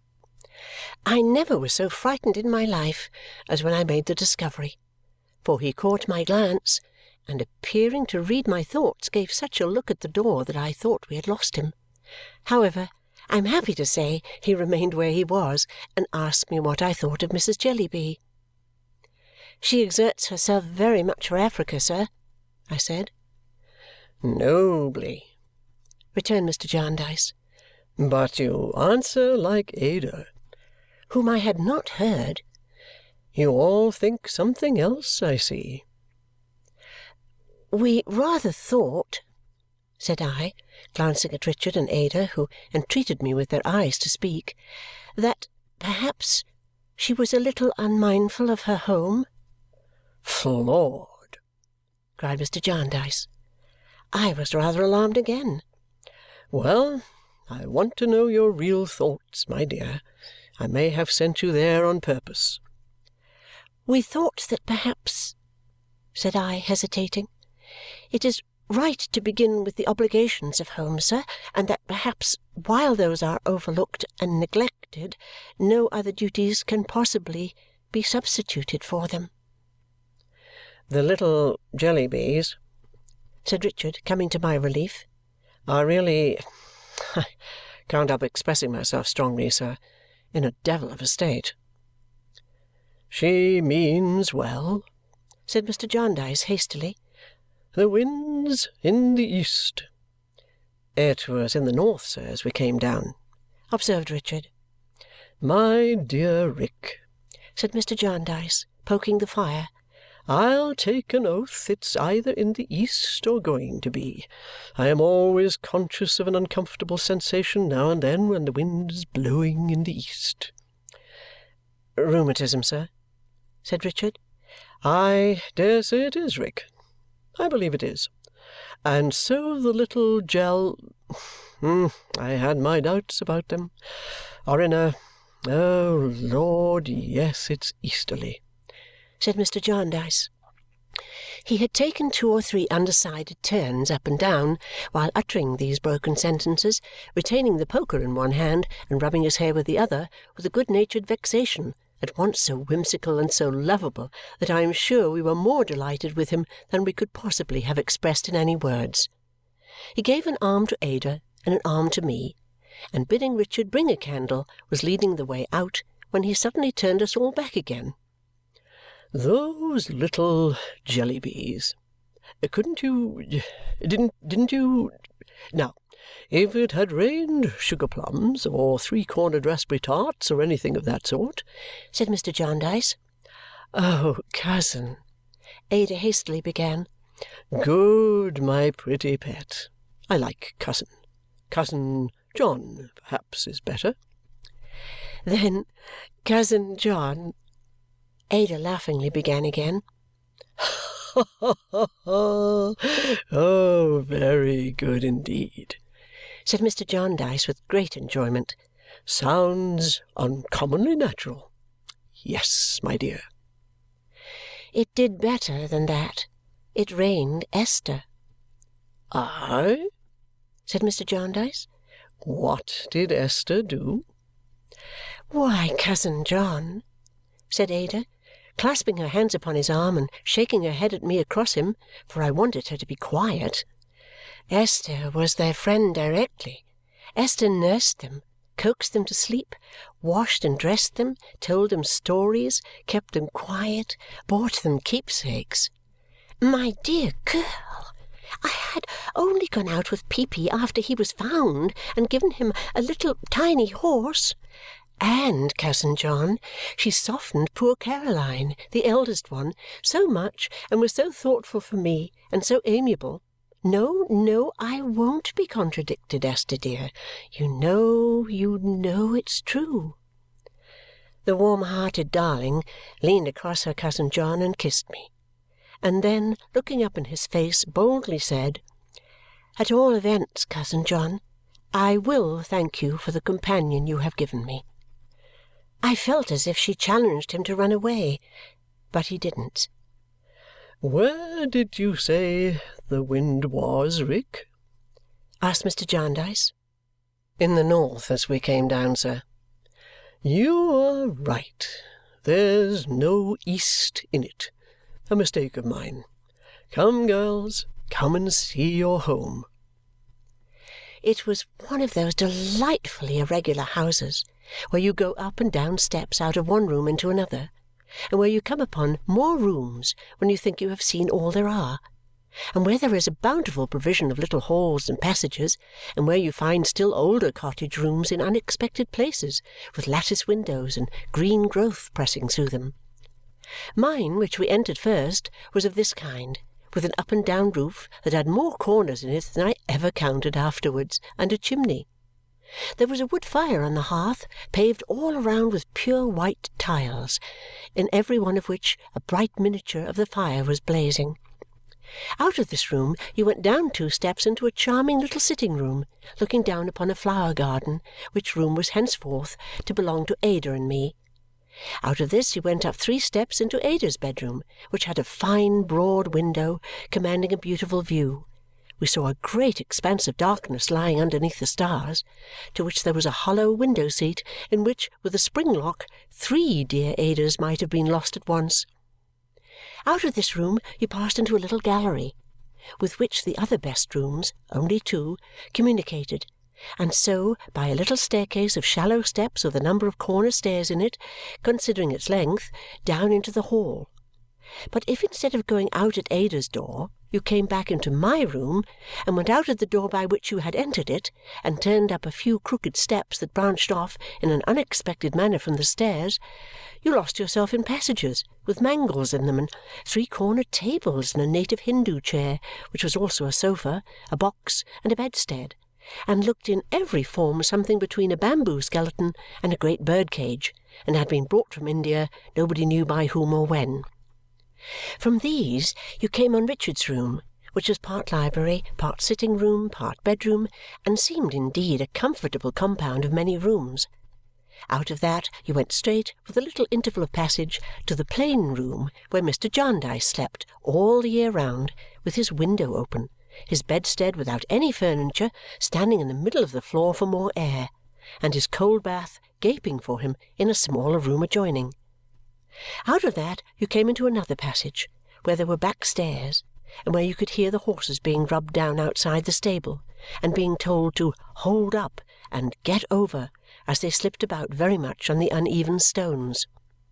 Or you might, if you came out at another door, every room had at least 2 doors, go straight down to the hall again by 6 steps and a low archway, wondering how you got back there or had ever got out of it.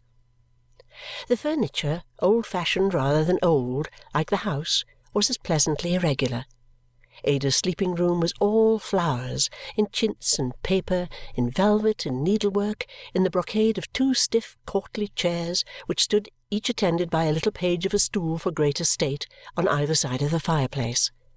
Our sitting-room was green, and had framed and glazed upon the walls numbers of surprising and surprised birds, staring out of pictures, at a real trout in a case, as brown and shining as if it had been served with gravy, at the death of Captain Cook, and at the whole process of preparing tea in China, as depicted by Chinese artists. In my room there were oval engravings of the months, ladies haymaking in short waists and large hats tied under their chin, for June, smooth-legged noblemen pointing with cocked hats to village steeples, for October. Half-length portraits and crayons abounded all through the house, but were so dispersed that I found the brother of a youthful officer of mine in the china-closet, and the grey old age of my pretty young bride with a flower in her bodice in the breakfast-room. As substitutes, I had 4 angels of Queen Anne's reign taking a complacent gentleman to heaven in festoons, with some difficulty, and a composition in needlework representing fruit, a kettle, and an alphabet. all the movables, from the wardrobes to the chairs and tables, hangings, glasses, even to the pincushions and scent bottles on the dressing-tables, displayed the same quaint variety. They agreed in nothing but their perfect neatness. Their display of the whitest linen and their storing up, wheresoever the existence of a drawer, small or large, rendered it possible, of quantities of rose-leaves and sweet lavender. Such, with its illuminated windows, softened here and there by shadows of curtains, shining out upon the starlight night, with its light and warmth and comfort, with its hospitable jingle, at a distance, of preparations for dinner, with the face of its generous master brightening everything we saw, and just wind enough without to sound a low accompaniment to everything we heard, were our first impressions of Bleak House. "I am glad you like it," said Mr. Jarndyce when he had brought us round again to Ada's sitting-room. "It makes no pretensions, but it is a comfortable little place, I hope, and will be more so with such bright young looks in it. You have barely half an hour before dinner. There's no one here but the finest creature upon earth, a child." "More children, Esther," said Ada. "I don't mean literally a child," pursued Mr. Jarndyce. "Not a child in years.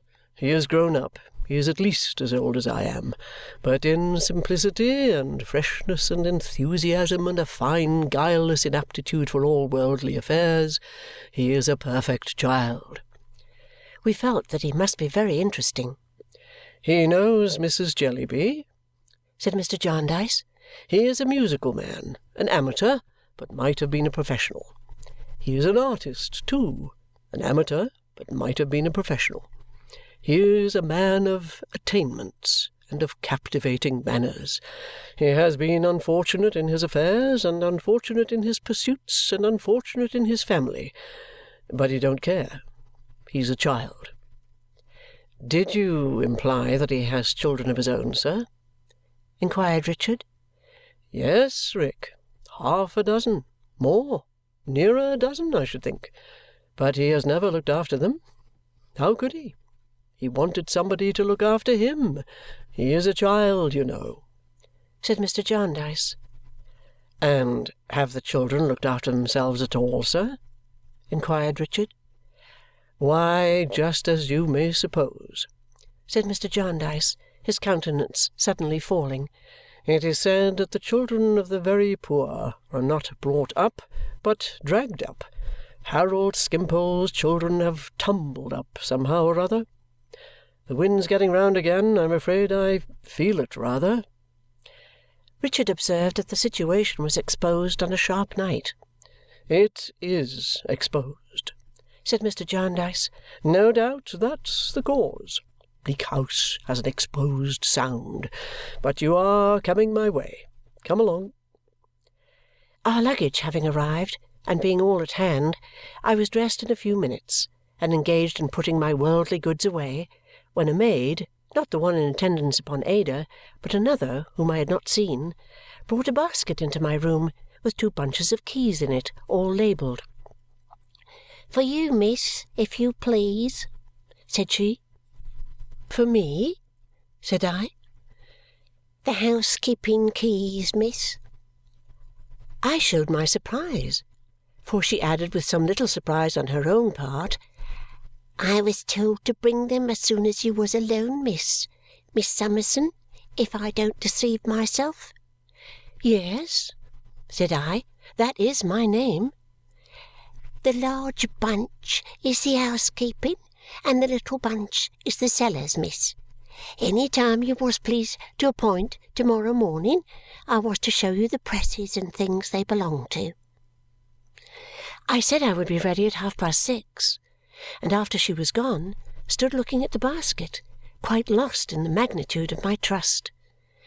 Ada found me thus, and had such a delightful confidence in me when I showed her the keys and told her about them that it would have been insensibility and ingratitude not to feel encouraged. I knew, to be sure, that it was the dear girl's kindness, but I liked to be so pleasantly cheated.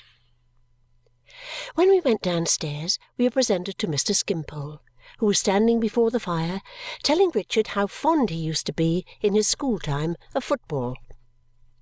He was a little bright creature with a rather large head, but a delicate face and a sweet voice, and there was a perfect charm in him. All he said was so free from effort and spontaneous, and was said with such a captivating gaiety, that it was fascinating to hear him talk. Being of a more slender figure than Mr. Jarndyce, and having a richer complexion with browner hair, he looked younger. Indeed, he had more the appearance in all respects of a damaged young man than a well-preserved elderly one. There was an easy negligence in his manner, and even in his dress. His hair carelessly disposed, and his neckerchief loose and flowing, as I have seen artists paint their own portraits, which I could not separate from the idea of a romantic youth who had undergone some unique process of depreciation. It struck me as being not at all like the manner or appearance of a man who had advanced in life by the usual roads of years, cares, and experiences. I gathered from the conversation that Mr. Skimpole had been educated for the medical profession, and had once lived, in his professional capacity, in the household of a German prince. He told us, however, that as he had always been a mere child in point of weights and measures, and had never known anything about them except that they disgusted him, he had never been able to prescribe with the requisite accuracy of detail. In fact, he said he had no head for detail, and he told us, with great humour, that when he was wanted to bleed the prince, or physic any of his people, he was generally found lying on his back in bed, reading the newspapers or making fancy sketches in pencil, and couldn't come. The prince, at last, objecting to this, in which, said Mr. Skimpole in the frankest manner, he was perfectly right, the engagement terminated, and Mr. Skimpole having, as he added with delightful gaiety, "nothing to live upon but love, fell in love and married and surrounded himself with rosy cheeks." His good friend Jarndyce and some other of his good friends then helped him, in quicker or slower succession, to several openings in life, but to no purpose, for he must confess to two of the oldest infirmities in the world. One was that he had no idea of time, the other that he had no idea of money, in consequence of which he never kept an appointment, never could transact any business, and never knew the value of anything. Well, so he had got on in life, and here he was. He was very fond of reading the papers, very fond of making fancy sketches with a pencil, very fond of nature, very fond of art. All he asked of society was to let him live. That wasn't much. His wants were few. Give him the papers, conversation, music, mutton, coffee, landscape, fruit in the season, a few sheets of Bristol board, and a little claret, and he asked no more. He was a mere child in the world, but he didn't cry for the moon. He said to the world, "Go your several ways in peace, wear red coats, blue coats, lawn sleeves, put pens behind your ears, wear aprons, go after glory, holiness, commerce, trade, any object you prefer, only let Harold Skimpole live." All this, and a great deal more, he told us, not only with the utmost brilliancy and enjoyment, but with a certain vivacious candour, speaking of himself as if he were not at all his own affair, as if Skimpole were a third person, as if he knew that Skimpole had his singularities, but still had his claims too, which were the general business of the community and must not be slighted. He was quite enchanting. If I felt at all confused at that early time in endeavouring to reconcile anything he said with anything I had thought about the duties and accountabilities of life, which I am far from sure of, I was confused by not exactly understanding why he was free of them. That he was free of them, I scarcely doubted. He was so very clear about it himself. "I covet nothing," said Mr. Skimpole in the same light way. "Possession is nothing to me. Here is my friend Jarndyce's excellent house. I feel obliged to him for possessing it. I can sketch it and alter it. I can set it to music. When I am here, I have sufficient possession of it and have neither trouble, cost, nor responsibility. My steward's name, in short, is Jarndyce, and he can't cheat me. We have been mentioning Mrs. Jellyby. There is a bright-eyed woman of a strong will and immense power of business detail who throws herself into objects with surprising ardour. I don't regret that I have not a strong will and an immense power of business detail to throw myself into objects with surprising ardour. I can admire her without envy. I can sympathize with the objects. I can dream of them. I can lie down on the grass in fine weather and float along an African river, embracing all the natives I meet, as sensible of the deep silence and sketching the dense overhanging tropical growth as accurately as if I were there. I don't know that it's of any direct use my doing so, but it's all I can do, and I do it thoroughly. Then, for heaven's sake, having Harold Skimpole, a confiding child, petitioning you, the world, an agglomeration of practical people of business habits, to let him live and admire the human family, do it somehow or other, like good souls, and suffer him to ride his rocking horse. It was plain enough that Mr. Jarndyce had not been neglectful of the adjuration. Mr. Skimpole's general position there would have rendered it so without the addition of what he presently said. It's only you, the generous creatures, whom I envy, said Mr. Skimpole, addressing us, his new friends, in an impersonal manner. I envy you your power of doing what you do. It is what I should revel in myself. I don't feel any vulgar gratitude to you. I almost feel as if you ought to be grateful to me for giving you the opportunity of enjoying the luxury of generosity. I know you like it.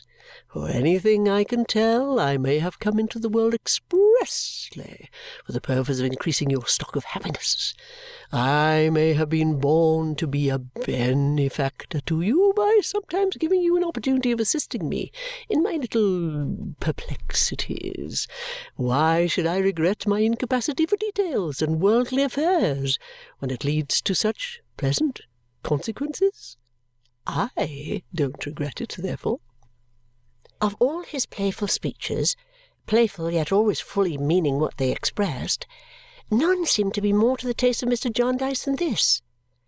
I had often new temptations afterwards to wonder whether it was really singular, or only singular to me, that he, who was probably the most grateful of mankind upon the least occasion, should so desire to escape the gratitude of others. We were all enchanted. I felt it a merited tribute to the engaging qualities of Ada and Richard that Mr. Skimpole, seeing them for the first time, should be so unreserved and should lay himself out to be so exquisitely agreeable. They, and especially Richard, were naturally pleased, for similar reasons, and considered it no common privilege to be so freely confided in by such an attractive man. The more we listened, the more gaily Mr. Skimpole talked, and what with his fine hilarious manner and his engaging candour and his genial way of lightly tossing his own weaknesses about as if he had said, "I am a child, you know. You are designing people compared with me," he really made me consider myself in that light. "But I am gay and innocent. Forget your worldly arts and play with me." The effect was absolutely dazzling. He was so full of feeling, too, and had such a delicate sentiment for what was beautiful or tender, that he could have won a heart by that alone.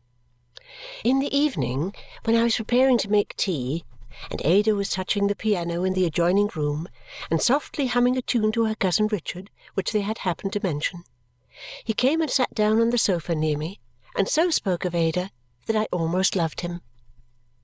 "She is like the morning," he said, "with that golden hair, those blue eyes, and that fresh bloom on her cheek. She is like the summer morning.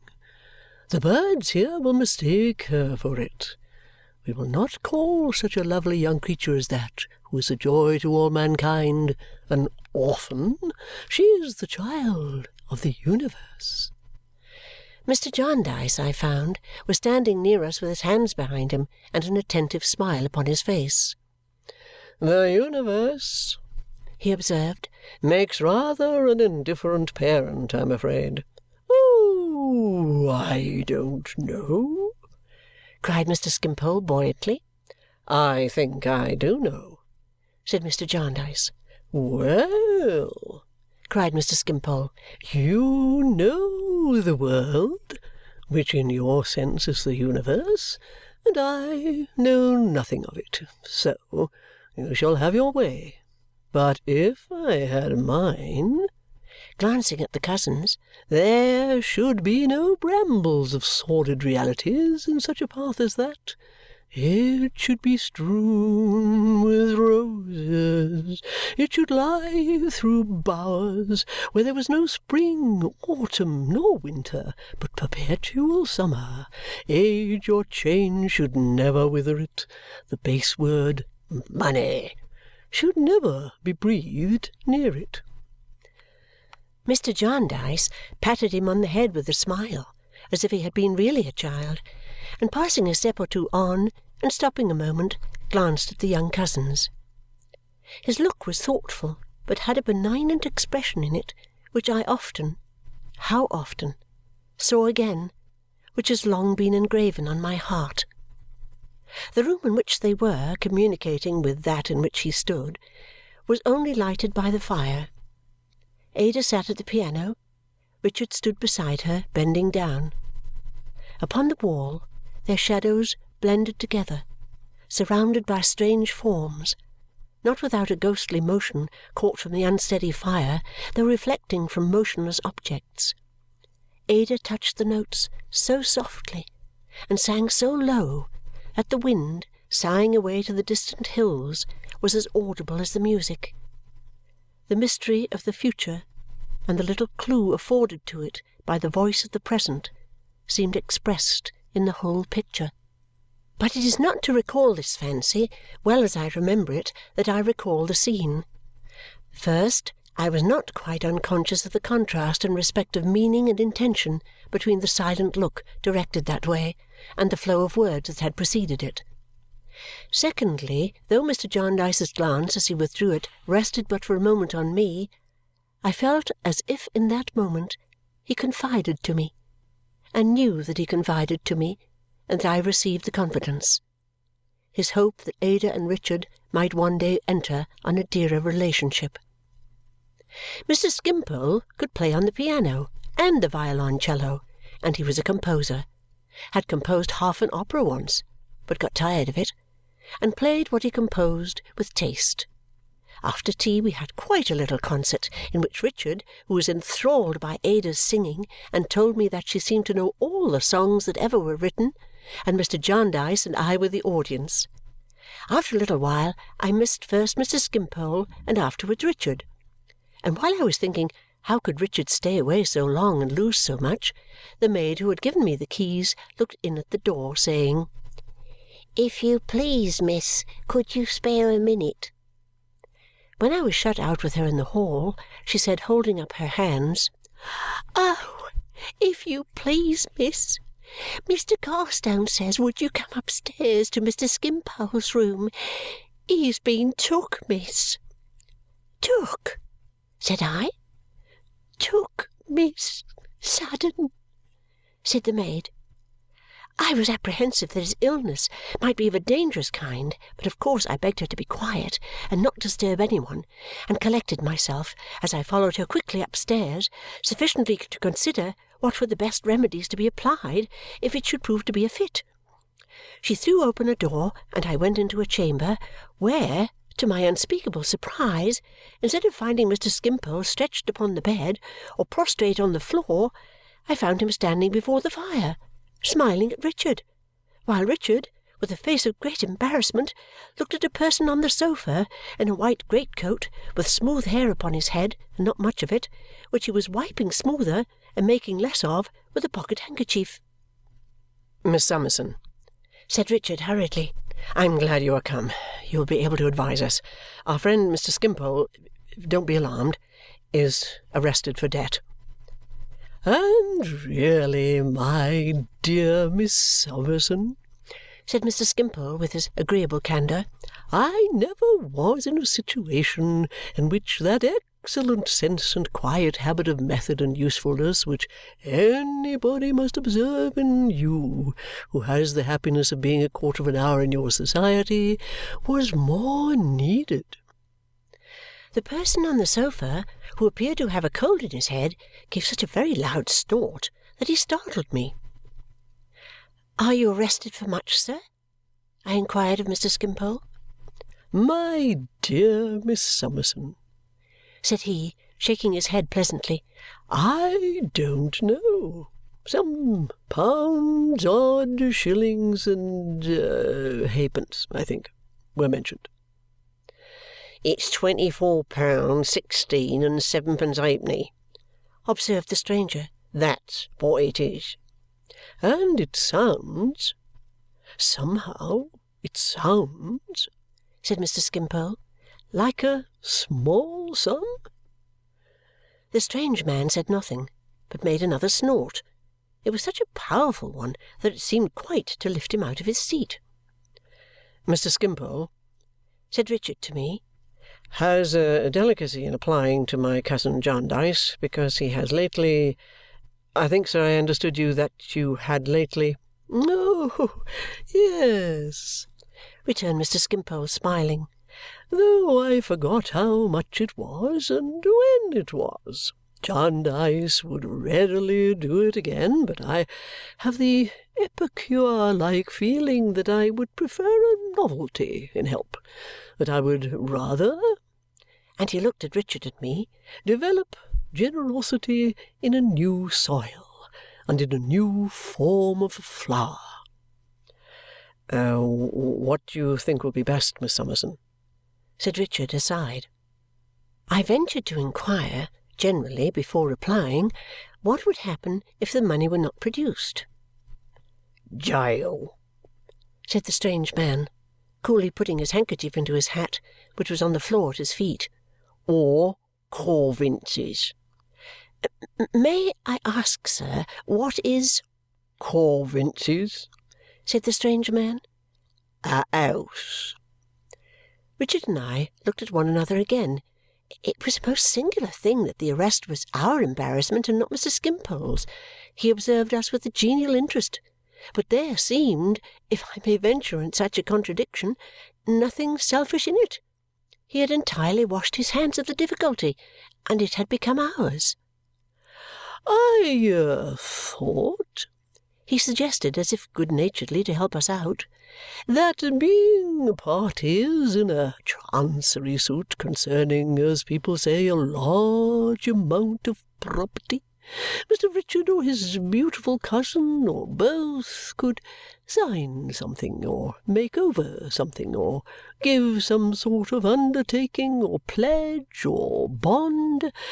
I don't know what the business name of it may be, but I suppose there is some instrument within their power that would settle this." "Not a bit on it," said the strange man. "Really?" returned Mr. Skimpole. "That seems odd now to one who is no judge of these things." "Odd or even," said the stranger gruffly. "I tell you, not a bit on it." "Keep your temper, my good fellow, keep your temper," Mr. Skimpole gently reasoned with him as he made a little drawing of his head on the fly-leaf of a book.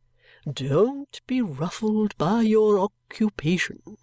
We can separate you from your office. We can separate the individual from the pursuit. We are not so prejudiced as to suppose that in private life you are otherwise than a very estimable man with a great deal of poetry in your nature of which you may not be conscious."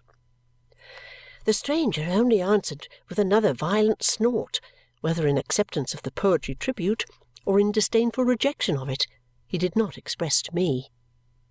"Now, my dear Miss Summerson and my dear Mr. Richard," said Mr. Skimpole gaily, innocently, and confidingly as he looked at his drawing with his head on one side, "here you see me utterly incapable of helping myself and entirely in your hands. I only ask to be free. The butterflies are free. Mankind will surely not deny to Harold Skimpole what it concedes to the butterflies."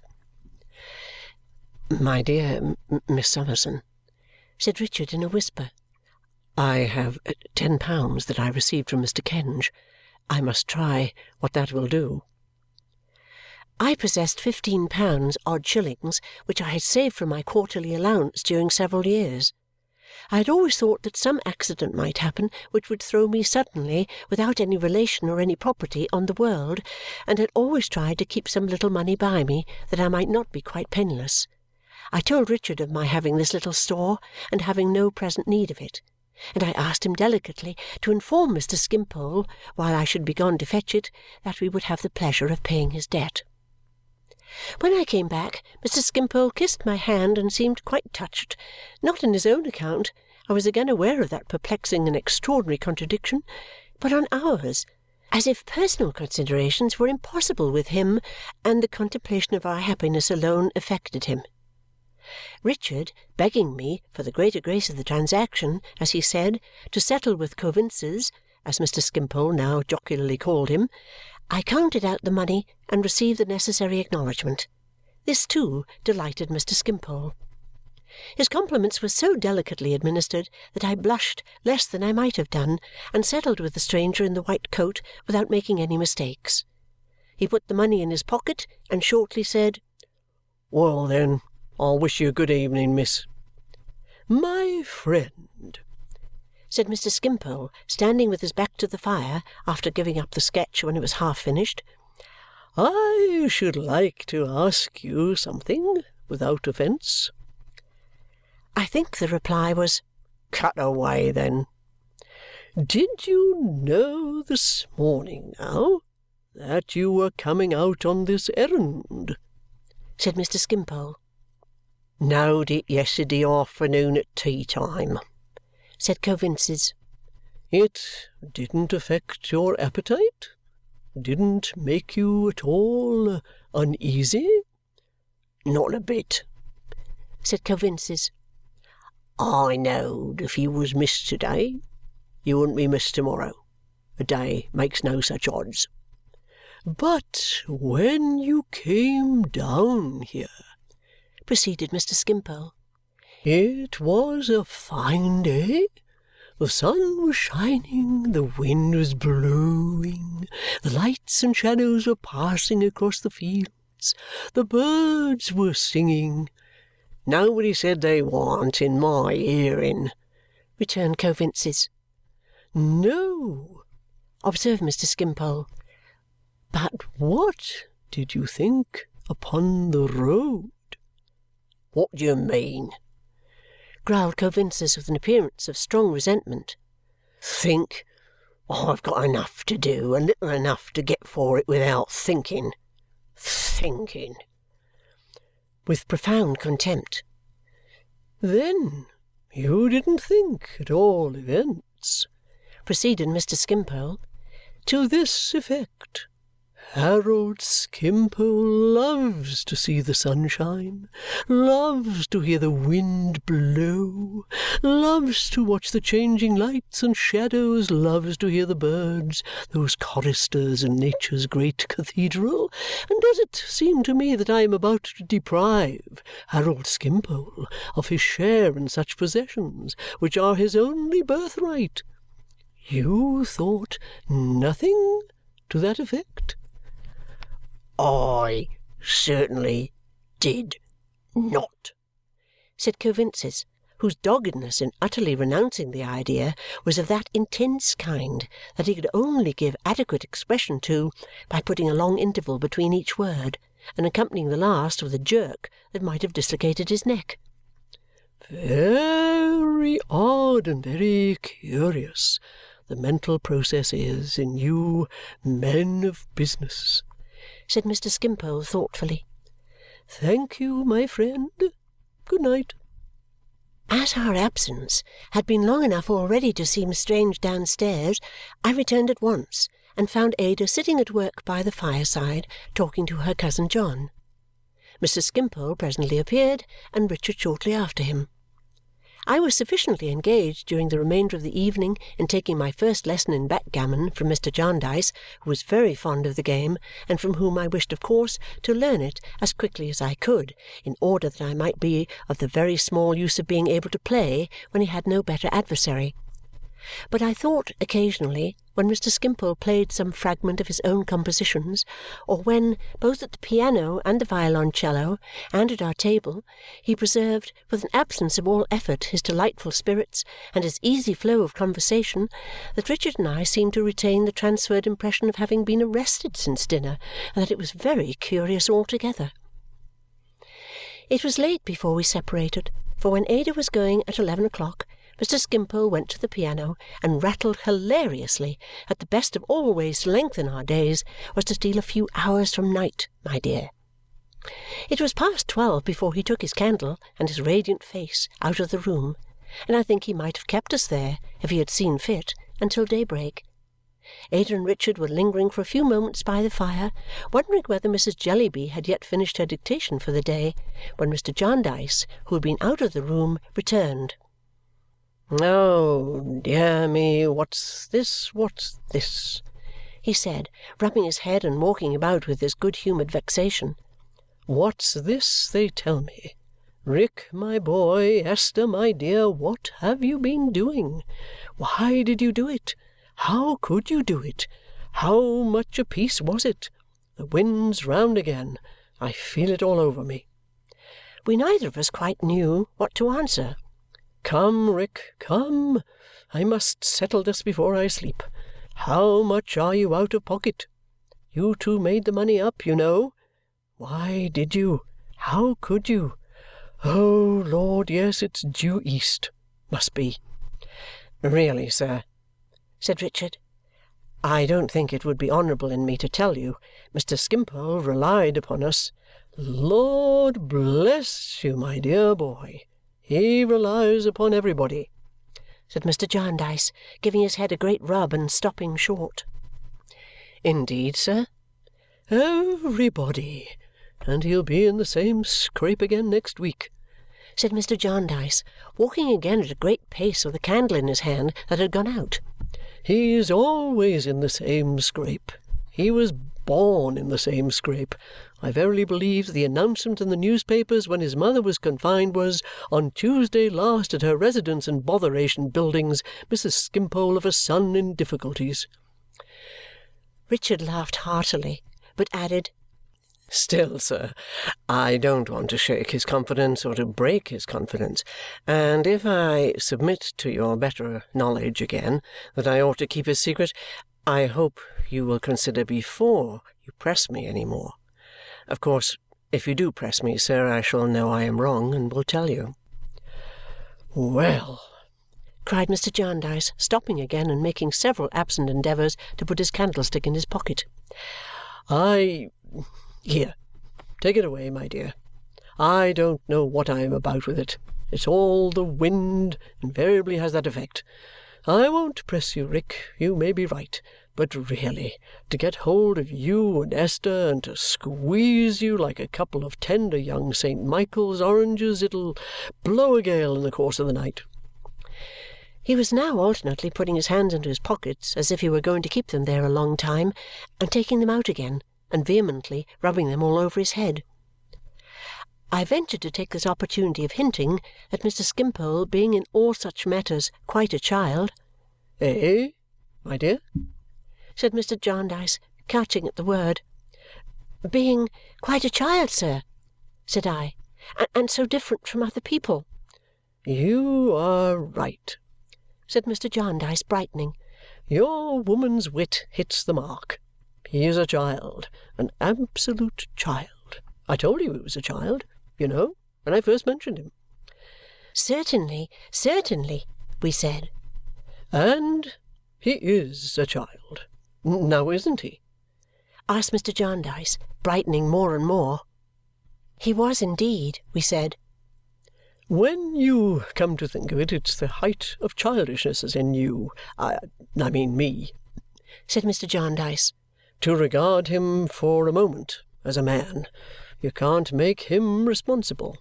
The idea of Harold Skimpole with designs or plans or knowledge of consequences!" It was so delicious to see the clouds about his bright face clearing, and to see him so heartily pleased, and to know, as it was impossible not to know, that the source of his pleasure was the goodness which was tortured by condemning or mistrusting or secretly accusing any one, that I saw the tears in Ada's eyes while she echoed his laugh and felt them in my own. "Why, what a cod's head and shoulders I am," said Mr. Jarndyce, "to require reminding of it. The whole business shows the child from beginning to end. Nobody but a child would have thought of singling you two out for parties in the affair.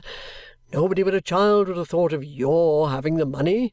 If it had been £1,000, it would have been just the same," said Mr. Jarndyce with his whole face in a glow. We all confirmed it from our night's experience. To be sure, to be sure," said Mr. Jarndyce.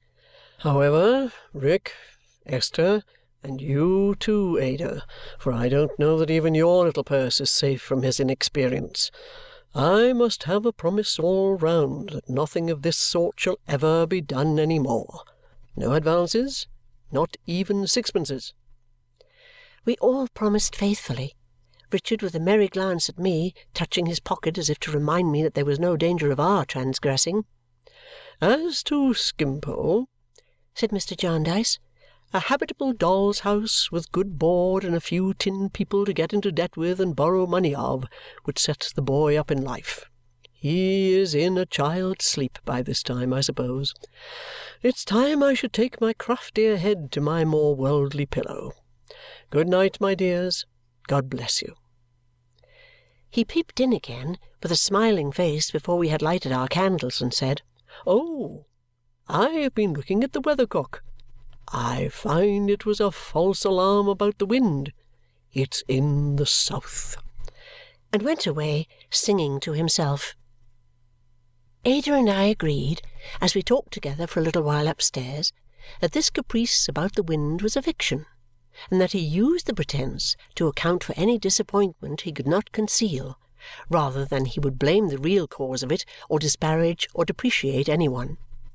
We thought this very characteristic of his eccentric gentleness, and of the difference between him and those petulant people who make the weather and the winds, particularly that unlucky wind which he had chosen for such a different purpose, the stalking horses of their splenetic and gloomy humours. Indeed, so much affection for him had been added in this one evening to my gratitude that I hoped I already began to understand him through that mingled feeling. Any seeming inconsistencies in Mr. Skimpole or in Mrs. Jellyby I could not expect to be able to reconcile, having so little experience or practical knowledge. Neither did I try, for my thoughts were busy when I was alone with Ada and Richard and with the confidence I had seemed to receive concerning them. My fancy, made a little wild by the wind perhaps, would not consent to be all unselfish either, though I would have persuaded it to be so if I could.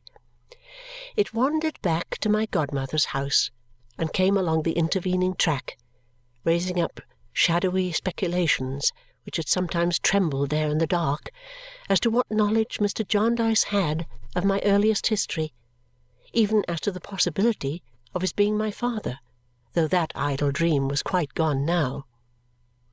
It was all gone now. I remembered, getting up from the fire. It was not for me to muse over bygones, but to act with a cheerful spirit and a grateful heart. So I said to myself, "Esther, Esther, Esther, duty, my dear," and gave my little basket of housekeeping keys such a shake that they sounded like little bells and rang me hopefully to bed. Bleak House by Charles Dickens. Chapter 7. The Ghost's Walk. While Esther sleeps, and while Esther wakes, it is still wet weather down at the place in Lincolnshire. The rain is ever falling, drip, drip, drip, by day and night, upon the broad flagged terrace pavement, the Ghost's Walk. The weather is so very bad down in Lincolnshire that the liveliest imagination can scarcely apprehend its ever being fine again. Not that there is any superabundant life of imagination on the spot, for Sir Leicester is not here, and truly, even if he were, would not do much for it in that particular, but is in Paris with my Lady, and solitude, with dusky wings, sits brooding upon Chesney Wold. There may be some motions of fancy among the lower animals at Chesney Wold, the horses in the stables, the long stables in a barren red-brick courtyard where there is a great bell in a turret and a clock with a large face, which the pigeons who live near it and who love to perch upon its shoulders seem to be always consulting. They may contemplate some mental pictures of the fine weather on occasions, and may be better artists at them than the grooms. The old roan, so famous for cross-country work, turning his large eyeball to the grated window near his rack, may remember the fresh leaves that glisten there at other times, and the scents that stream in, and may have a fine run with the hounds, while the human helper, clearing out the next stall, never stirs beyond his pitchfork and birch broom. The grey, whose place is opposite the door, and who, with an impatient rattle of his halter, pricks his ears and turns his head so wistfully when it is opened, and to whom the opener says, "Whoa, Grey, then steady. Nobody wants you to-day," may know it quite as well as the man. The whole, seemingly monotonous and uncompanionable half-dozen, stabled together, may pass the long wet hours when the door is shut in livelier communication than is held in the servants' hall or at the Dedlock Arms, or may even beguile the time by improving, perhaps corrupting, the pony in the loose box in the corner. So the mastiff, dozing in his kennel in the courtyard with his large head on his paws, may think of the hot sunshine when the shadows of the stable buildings tire his patience out by changing and leaving him, at one time of the day, no broader refuge than the shadow of his own house, where he sits on end, panting and growling short, and very much wanting something to worry besides himself and his chain. So now, half waking and all winking, he may recall the house full of company, the coach-house full of vehicles, the stables full of horses, and the outbuildings full of attendants upon horses, until he is undecided about the present and comes forth to see how it is. Then, with an impatient shake of himself, he may growl in the spirit, "Rain, rain, rain, nothing but rain, and no family here," as he goes in again and lies down with a gloomy yawn. So with the dogs in the kennel buildings across the park, who have their restless fits, and whose doleful voices, when the wind has been very obstinate, have even made it known in the house itself, upstairs, downstairs, and in my Lady's chamber. They may hunt the whole countryside while the raindrops are pattering round their inactivity. So the rabbits, with their self-betraying tails, frisking in and out of holes at roots of trees, may be lively with ideas of the breezy days when their ears are blown about, or of those seasons of interest when there are sweet young plants to gnaw. The turkey in the poultry-yard, always troubled with a class grievance, probably Christmas, may be reminiscent of that summer morning wrongfully taken from him when he got into the lane among the felled trees where there was a barn and barley. The discontented goose, who stoops to pass under the old gateway, 20 feet high, may gabble out, if we only knew it, a waddling preference for weather when the gateway casts its shadow on the ground. Be this as it may, there is not much fancy otherwise stirring at Chesney Wold. If there be a little, at any odd moment, it goes, like a little noise in that old echoing place, a long way, and usually leads off to ghosts and mystery. It has rained so hard and rained so long down in Lincolnshire that Mrs. Rouncewell, the old housekeeper at Chesney Wold, has several times taken off her spectacles and cleaned them to make certain that the drops were not upon the glasses. Mrs. Rouncewell might have been sufficiently assured by hearing the rain, but that she is rather deaf, which nothing will induce her to believe. She is a fine old lady, handsome, stately, wonderfully neat, and has such a back and such a stomacher that if her stays should turn out when she dies to have been a broad, old-fashioned family fire-grate, nobody who knows her would have cause to be surprised. Weather affects Mrs. Rouncewell little. The house is there in all weathers, and the house, as she expresses it, is what she looks at. She sits in her room in a side passage on the ground floor with an arched window commanding a smooth quadrangle, adorned at regular intervals with smooth round trees and smooth round blocks of stone, as if the trees were going to play at bowls with the stones. And the whole house reposes on her mind. She can open it on occasion and be busy and fluttered, but it is shut up now and lies on the breadth of Mrs. Rouncewell's iron-bound bosom in a majestic sleep. It is the next difficult thing to an impossibility to imagine Chesney Wold without Mrs. Rouncewell. But she has only been there 50 years. Ask her how long this rainy day, and she shall answer, 50 year, 3 months, and a fortnight, by the blessing of heaven, if I live till Tuesday. Mr. Rouncewell died some time before the decease of the pretty fashion of pigtails, and modestly hid his own, if he took it with him, in a corner of the churchyard in the park near the mouldy porch. He was born in the market-town, and so was his young widow. Her progress in the family began in the time of the last Sir Leicester and originated in the still-room. The present representative of the Dedlocks is an excellent master. He supposes all his dependents to be utterly bereft of individual characters, intentions, or opinions, and is persuaded that he was born to supersede the necessity of their having any. If he were to make a discovery to the contrary, he would be simply stunned, would never recover himself, most likely, except to gasp and die. But he is an excellent master still, holding it a part of his state to be so. He has a great liking for Mrs. Rouncewell. He says she is a most respectable, creditable woman. He always shakes hands with her when he comes down to Chesney Wold and when he goes away, and if he were very ill, or if he were knocked down by accident, or run over, or placed in any situation expressive of a Dedlock at a disadvantage, he would say, if he could speak, "Leave me and send Mrs. Rouncewell here," feeling his dignity at such a pass safer with her than with anybody else. Mrs. Rouncewell has known trouble. She has had 2 sons, of whom the younger ran wild and went for a soldier and never came back.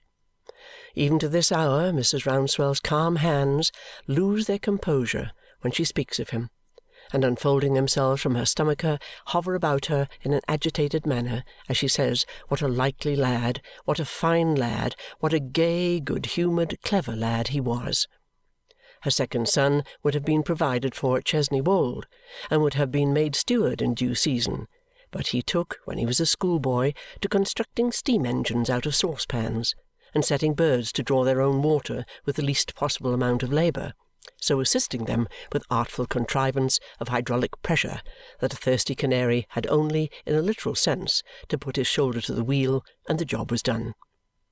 This propensity gave Mrs. Rouncewell great uneasiness. She felt it with a mother's anguish to be a move in the Wat Tyler direction, well knowing that Sir Leicester had that general impression of an aptitude for any art to which smoke and a tall chimney might be considered essential. But the doomed young rebel, otherwise a mild youth and very persevering, showing no sign of grace as he got older, but, on the contrary, constructing a model of a power loom, she was fain, with many tears, to mention his backslidings to the baronet. "Mrs. Rouncewell," said Sir Leicester, "I can never consent to argue, as you know, with any one on any subject.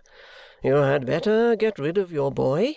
You had better get him into some works. The iron country farther north is, I suppose, the congenial direction for a boy with these tendencies."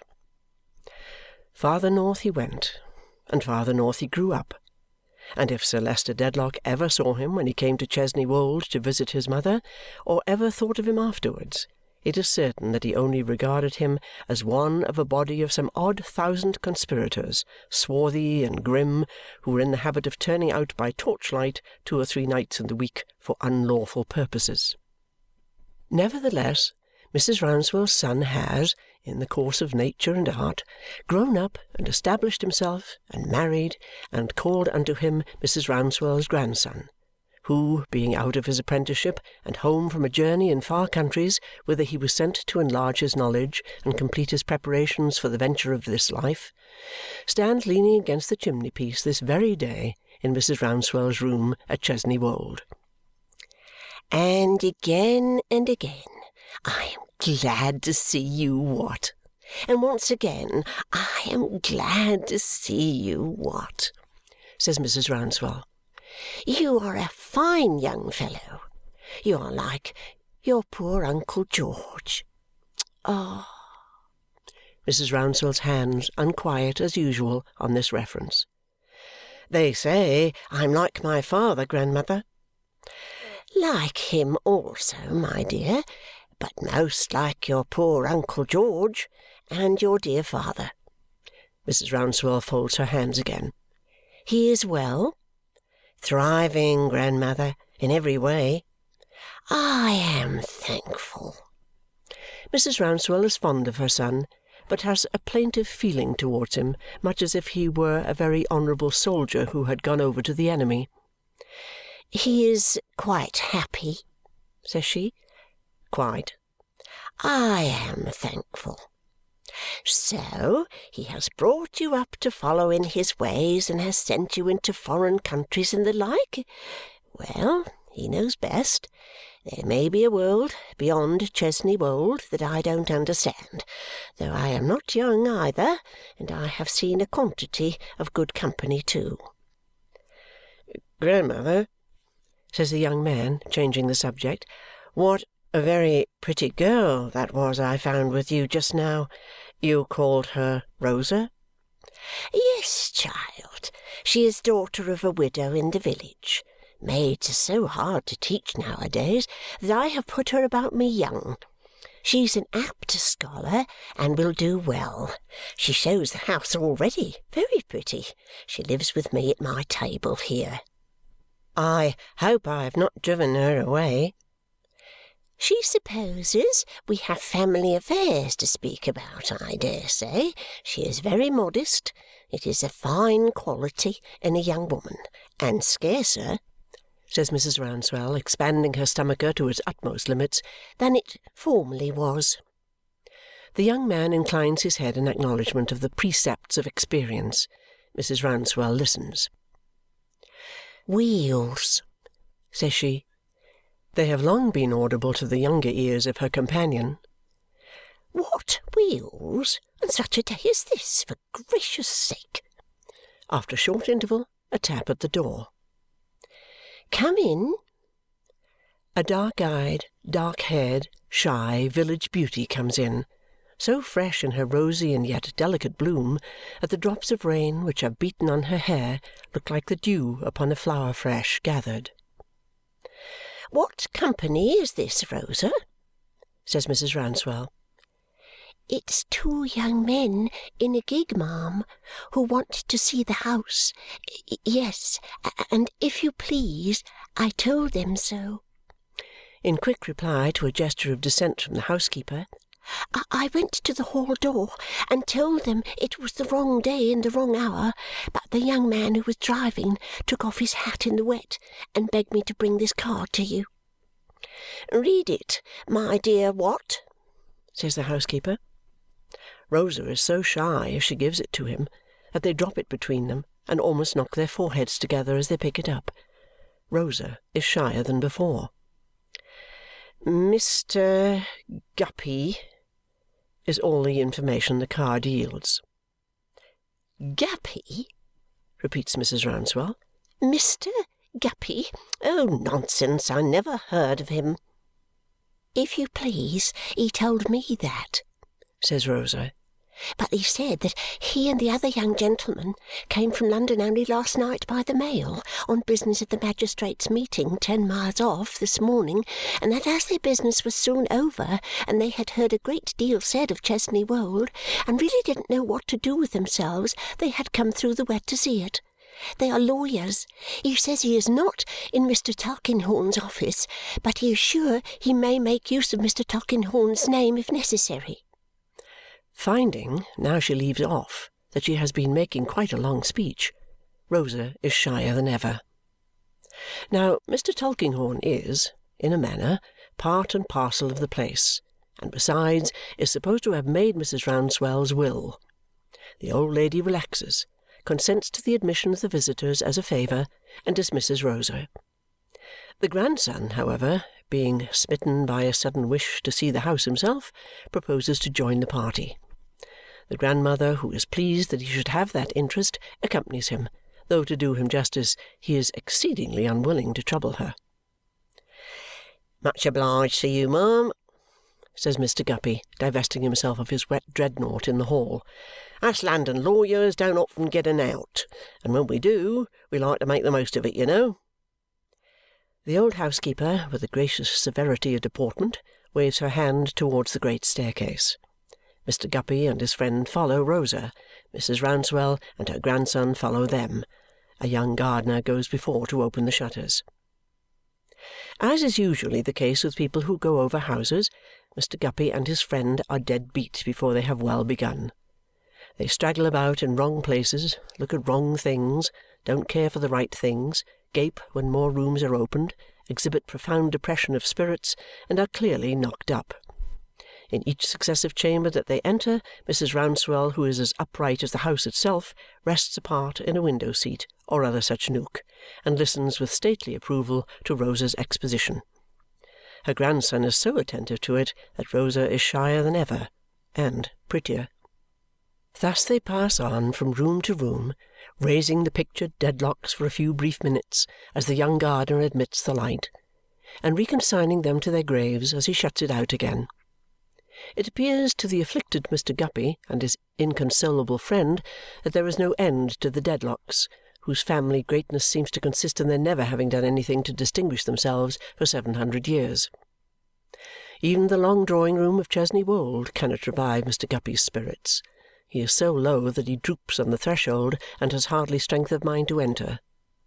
But a portrait over the chimney-piece, painted by the fashionable artist of the day, acts upon him like a charm. He recovers in a moment. He stares at it with uncommon interest. He seems to be fixed and fascinated by it. "Dear me," says Mr. Guppy. "Who's that?" The picture over the fireplace," says Rosa, "is the portrait of the present Lady Dedlock. It is considered a perfect likeness and the best work of the master." "Blessed," says Mr. Guppy, staring in a kind of dismay at his friend, "if I can ever have seen her. Yet I know her. Has the picture been engraved, miss?" "The picture has never been engraved. Sir Leicester has always refused permission." "Well," says Mr. Guppy in a low voice, "I'll be shot if it ain't very curious how well I know that picture. So that's Lady Dedlock, is it?" "The picture on the right is the present Sir Leicester Dedlock. The picture on the left is his father, the late Sir Leicester." Mr. Guppy has no eyes for either of these magnates. "It's unaccountable to me," he says, still staring at the portrait. "How well I know that picture. I'm dashed," adds Mr. Guppy, looking round, "if I don't think I must have had a dream of that picture, you know." As no one present takes any especial interest in Mr. Guppy's dreams, the probability is not pursued.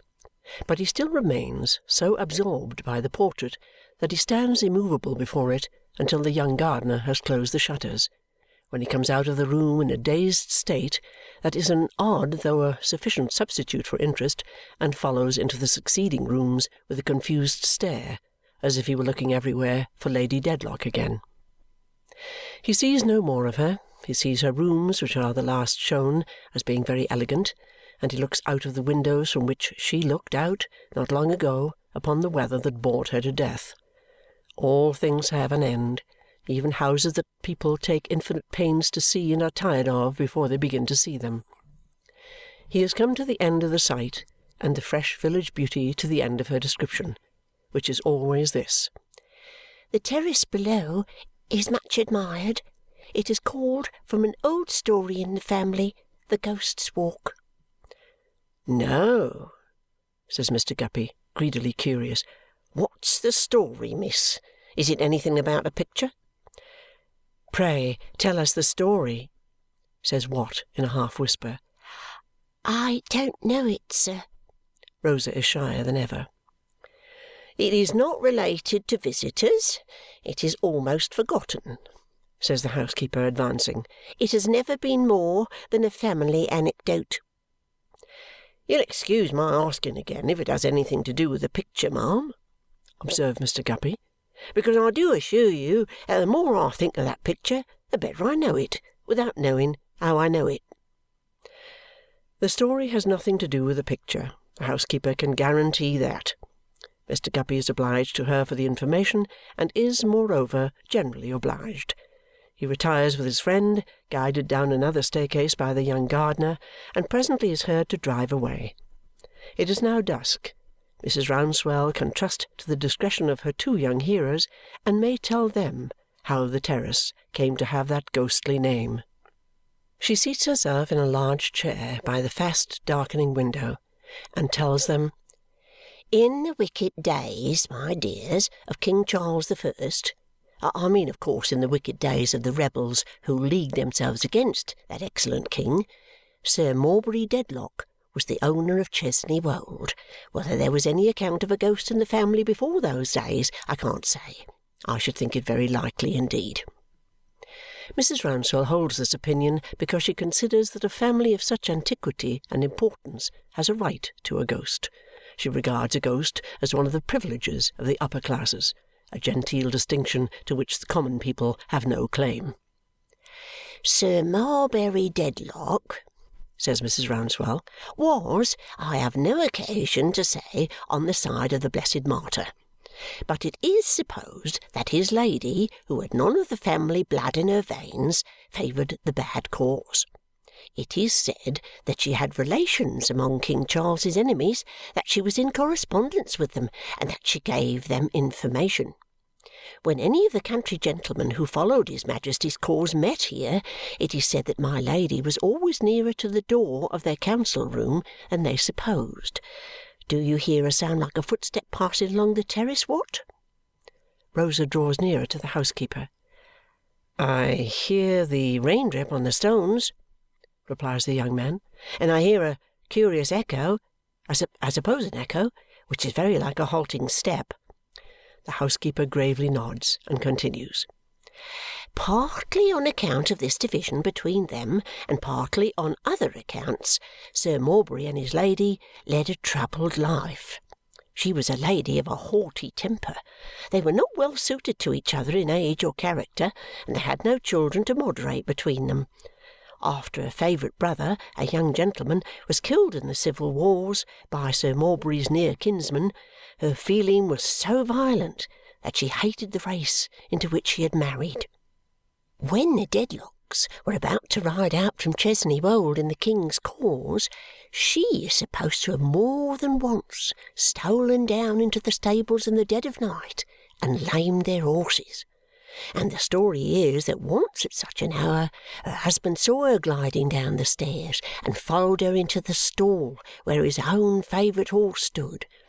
There he seized her by the wrist, and in a struggle, or in a fall, or through the horse being frightened and lashing out, she was lamed in the hip, and from that hour began to pine away." The housekeeper has dropped her voice to a little more than a whisper. "She had been a lady of a handsome figure and a noble carriage. She never complained of the change. She never spoke to any one of being crippled or of being in pain. But day by day she tried to walk upon the terrace, and with the help of the stone balustrade went up and down, up and down, up and down, in sun and shadow, with greater difficulty every day. At last, one afternoon, her husband, to whom she had never on any persuasion opened her lips since that night, standing at the great south window, saw her drop upon the pavement. He hastened down to raise her, but she repulsed him as he bent over her, and looking at him fixedly and coldly said, I will die here where I have walked, and I will walk here though I am in my grave. I will walk here until the pride of this house is humbled, and when calamity or when disgrace is coming to it, let the Dedlocks listen for my step." Watt looks at Rosa. Rosa, in the deepening gloom, looks down upon the ground, half frightened and half shy. "There and then she died, and from those days," says Mrs. Rouncewell, "the name has come down, the Ghost's Walk. If the tread is an echo, it is an echo that is only heard after dark and is often unheard for a long while together. But it comes back from time to time, and so sure as there is sickness or death in the family, it will be heard then." "And disgrace, grandmother?" says Watt. "Disgrace never comes to Chesney Wold," returns the housekeeper. Her grandson apologizes with, "True, true." "That is the story.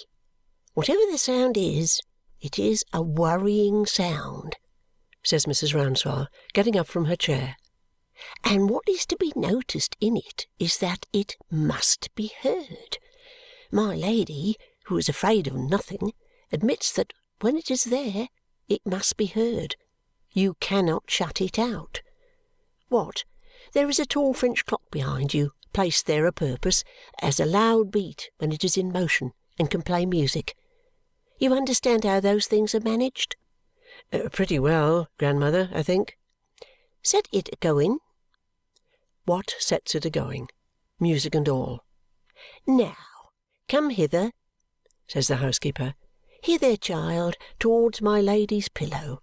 I am not sure that it is dark enough yet, but listen.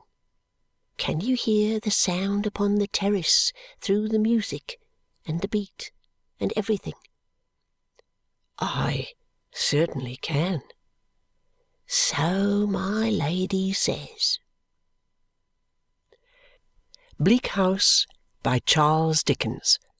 Chapter 8. Covering a Multitude of Sins. It was interesting, when I dressed before daylight, to peep out of window, where my candles were reflected in the black panes like two beacons, and finding all beyond still enshrouded in the indistinctness of last night, to watch how it turned out when the day came on. As the prospect gradually revealed itself and disclosed the scene over which the wind had wandered in the dark, like my memory over my life, I had a pleasure in discovering the unknown objects that had been around me in my sleep. At first they were faintly discernible in the mist, and above them the later stars still glimmered. That pale interval over, the picture began to enlarge and fill up so fast that at every new peep I could have found enough to look at for an hour. Imperceptibly my candles became the only incongruous part of the morning. The dark places in my room all melted away, and the day shone bright upon a cheerful landscape, prominent in which the old abbey church, with its massive tower, threw a softer train of shadow on the view than seemed compatible with its rugged character. But so from rough outsides, I hope I have learnt, serene and gentle influences often proceed. Every part of the house was in such order, and every one was so attentive to me, that I had no trouble with my 2 bunches of keys, though what with trying to remember the contents of each little store-room drawer and cupboard, and what with making notes on a slate about jams and pickles and preserves and bottles and glass and china and a great many other things, and what with being generally a methodical, old-maidish sort of foolish little person, I was so busy that I could not believe it was breakfast time when I heard the bell ring. Away I ran, however, and made tea, as I had already been installed into the responsibility of the teapot. And then, as they were all rather late and nobody was down yet, I thought I would take a peep at the garden and get some knowledge of that too. I found it quite a delightful place. In front, the pretty avenue and drive by which we had approached, and where, by the by, we had cut up the gravel so terribly with our wheels that I asked the gardener to roll it. At the back, the flower garden, with my darling at her window up there, throwing it open to smile out at me as if she would have kissed me from that distance. Beyond the flower garden was a kitchen garden, and then a paddock, and then a snug little rickyard, and then a dear little farmyard. As to the house itself, with its 3 peaks in the roof, its various shaped windows, some so large, some so small, and all so pretty, its trellis work against the south front for roses and honeysuckle, and its homely, comfortable, welcoming look, it was, as Ada said when she came out to meet me with her arm through that of its master, worthy of her cousin John, a bold thing to say, though he only pinched her dear cheek for it. Mr. Skimpole was as agreeable at breakfast as he had been overnight. There was honey on the table, and it led him into a discourse about bees. He had no objection to honey, he said, and I should think he had not, for he seemed to like it, but he protested against the overweening assumptions of bees. He didn't at all see why the busy bee should be proposed as a model to him. He supposed the bee liked to make honey, or he wouldn't do it. Nobody asked him. It was not necessary for the bee to make such a merit of his tastes. If every confectioner went buzzing about the world, banging against everything that came in his way, and egotistically calling upon everybody to take notice that he was going to his work, and must not be interrupted, the world would be quite an unsupportable place. Then, after all, it was a ridiculous position to be smoked out of your fortune with brimstone as soon as you'd made it. You would have a very mean opinion of a Manchester man if he spun cotton for no other purpose. He must say he thought a drone the embodiment of a pleasanter and wiser idea. The drone said unaffectedly, "You will excuse me, I really cannot attend to the shop. I find myself in a world in which there is so much to see and so short a time to see it in that I must take the liberty of looking about me and begging to be provided for by somebody who doesn't want to look about him."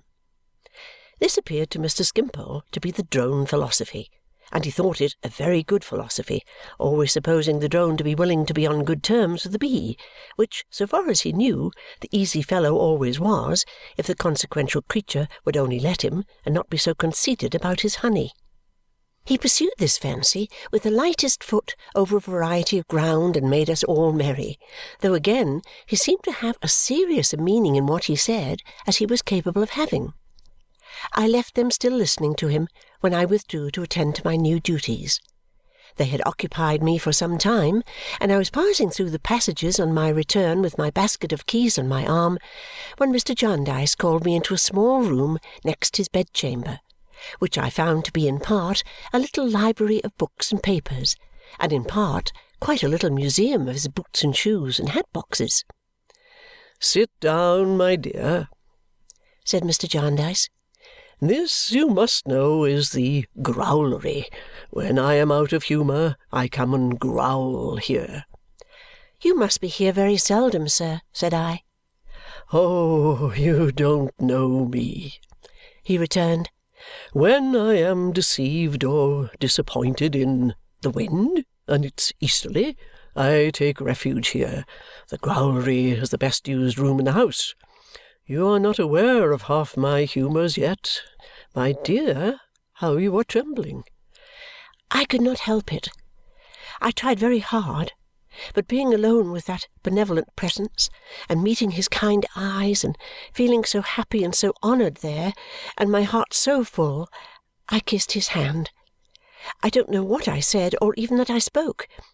He was disconcerted and walked to the window, I almost believed with an intention of jumping out, until he turned, and I was reassured by seeing in his eyes what he had gone there to hide. He gently patted me on the head, and I sat down. "There, there," he said. "That's over. Pooh! Don't be foolish." "It shall not happen again, sir," I returned. "But at first it is difficult." "Nonsense," he said. "It's easy, easy. Why not? I hear of a good little orphan girl without a protector, and I take it into my head to be that protector. She grows up and more than justifies my good opinion, and I remain her guardian and her friend. What is there in all this? So. Now, we have cleared off old scores, and I have before me thy pleasant trusting, trusty face again. I said to myself, "Esther, my dear, you surprise me. This really is not what I expected of you." And it had such a good effect that I folded my hands upon my basket and quite recovered myself. Mr. Jarndyce, expressing his approval in his face, began to talk to me as confidentially as if I had been in the habit of conversing with him every morning, for I don't know how long. I almost felt as if I had. "Of course, Esther," he said, "you don't understand this Chancery business." And of course I shook my head. "I don't know who does," he returned.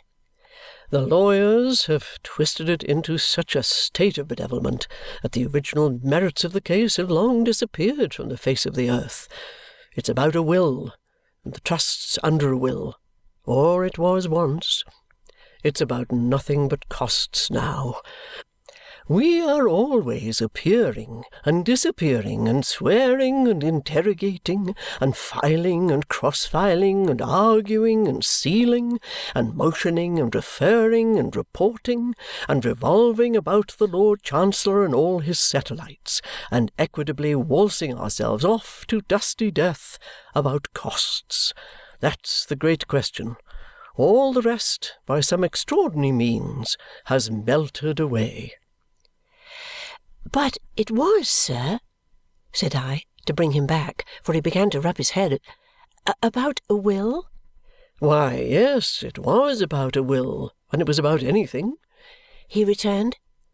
"A certain Jarndyce, in an evil hour, made a great fortune and made a great will. In the question how the trusts under that will are to be administered, the fortune left by the will is squandered away. The legatees under the will are reduced to such a miserable condition that they would be sufficiently punished if they had committed an enormous crime in having money left them, and the will itself is made a dead letter. All through the deplorable cause, everything that everybody in it, except one man, knows already, is referred to that only one man who don't know it to find out. All through the deplorable cause, everybody must have copies, over and over again, of everything that has accumulated about it in the way of cartloads of papers, or must pay for them without having them, which is the usual course, for nobody wants them, and must go down the middle and up again through such an infernal country dance of costs and fees and nonsense and corruption as was never dreamed of in the wildest visions of a witch's Sabbath. Equity sends questions to law. Law sends questions back to equity. Law finds it can't do this. Equity finds it can't do that. Neither can so much as say it can't do anything, without this solicitor instructing and this counsel appearing for A, and that solicitor instructing and that counsel appearing for B, and so on through the whole alphabet, like the history of the apple pie. And thus, through years and years and lives, everything goes on, constantly beginning over and over again, and nothing ever ends. And we can't get out of the suit on any terms, for we are made parties to it, and must be parties to it, whether we like it or not. But it won't do to think of it. When my great-uncle, poor Tom Jarndyce, began to think of it, it was the beginning of the end." "The Mr. Jarndyce, sir, whose story I have heard?" He nodded gravely. "I was his heir, and this was his house, Esther. When I came here, it was bleak indeed. He had left the signs of his misery upon it." "How changed it must be now!" I said. "It had been called before his time the Peaks. He gave it its present name and lived here shut up day and night, poring over the wicked heaps of papers in the suit and hoping against hope to disentangle it from its mystification and bring it to a close. In the meantime the place became dilapidated. The wind whistled through the cracked walls, the rain fell through the broken roof, the weeds choked the passage to the rotting door. When I brought what remained of him home here, the brains seemed to me to have been blown out of the house too. It was so shattered and ruined." He walked a little to and fro after saying this to himself with a shudder, and then looked at me, and brightened, and came and sat down again with his hands in his pockets. I told you this was the growlery, my dear. Where was I? I reminded him at the hopeful change he had made in Bleak House. Bleak House, true. There is in that city of London there some property of ours which is much at this day what Bleak House was then. I say property of ours, meaning of the suits, but I ought to call it the property of Cossets, for Cossets is the only power on earth that will ever get anything out of it now, or will ever know it for anything but an eyesore and a heartsore. It is a street of perishing blind houses, with their eyes stoned out, without a pane of glass, without so much as a window frame, with the bare blank shutters trembling from their hinges and falling asunder, the iron rails peeling away in flakes of rust, the chimneys sinking in, the stone steps to every door, and every door might be death's door, turning stagnant green, the very crutches on which the ruins are propped decaying. Although Bleak House was not in Chancery, its master was, and it was stamped with the same seal. These are the Great Seal's impressions, my dear, all over England. The children know them. How changed it is, I said again. Why, so it is, he answered much more cheerfully. And it is wisdom in you to keep me to the bright side of the picture. The idea of my wisdom! These are things I never talk about or even think about, excepting in the growlery here. If you consider it right to mention them to Rick and Ada, looking seriously at me, you can. I leave it to your discretion, Esther. I hope, sir, said I. I think you had better call me guardian, my dear. I felt that I was choking again. I taxed myself with it. Esther, now you know you are. When he feigned to say this slightly, as if it were a whim instead of a thoughtful tenderness, but I gave the housekeeping keys the least shake in the world as a reminder to myself, and folding my hands in a still more determined manner on the basket, looked at him quietly. I hope, guardian, said I, that you may not trust too much to my discretion. I hope you may not mistake me. I am afraid it will be a disappointment to you to know that I am not clever, but it really is the truth, and you would soon find it out if I had not the honesty to confess it. He did not seem at all disappointed. Quite the contrary. He told me, with a smile all over his face, that he knew me very well indeed, and that I was quite clever enough for him. I hope I may turn out so, said I, but I am much afraid of it, guardian. You are clever enough to be the good little woman of our lives here, my dear, he returned playfully. The little old woman of the child's, I don't mean Skimpole's, rhyme. Little old woman, and whither so high? To sweep the cobwebs out of the sky. You will sweep them so neatly out of our sky in the course of your housekeeping, Esther, that one of these days we shall have to abandon the growlery and nail up the door. This was the beginning of my being called old woman, and little old woman, and cobweb, and Mrs. Shipton, and Mother Hubbard, and Dame Durden, and so many names of that sort that my own name soon became quite lost among them. However, said Mr. Jarndyce, to return to our gossip. Here's Rick, a fine young fellow full of promise. What's to be done with him? Oh, my goodness! The idea of asking my advice on such a point! Here he is, Esther, said Mr. Jarndyce, comfortably putting his hands into his pockets and stretching out his legs. He must have a profession. He must make some choice for himself. There will be a world more wiglomeration about it, I suppose, but it must be done. More what, guardian? Said I. More wiglomeration, said he. It's the only name I know for the thing.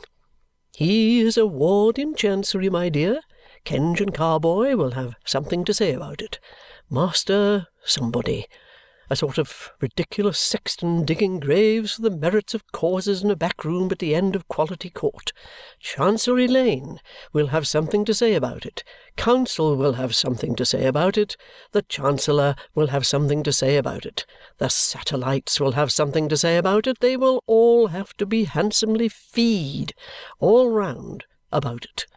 The whole thing will be vastly ceremonious, wordy, unsatisfactory, and expensive, and I call it, in general, wiglomeration.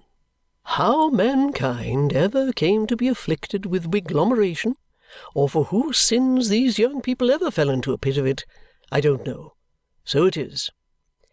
He began to rub his head again and to hint that he felt the wind. But it was a delightful instance of his kindness towards me that whether he rubbed his head or walked about or did both, his face was sure to recover its benignant expression as it looked at mine, and he was sure to turn comfortable again and put his hands in his pockets and stretch out his legs. "Perhaps it would be best, first of all," said I, "to ask Mr. Richard what he inclines to himself." "Exactly so," he returned. "That's what I mean. You know, just accustom yourself to talk it over, with your tact and in your quiet way, with him and Ada, and see what you all make of it.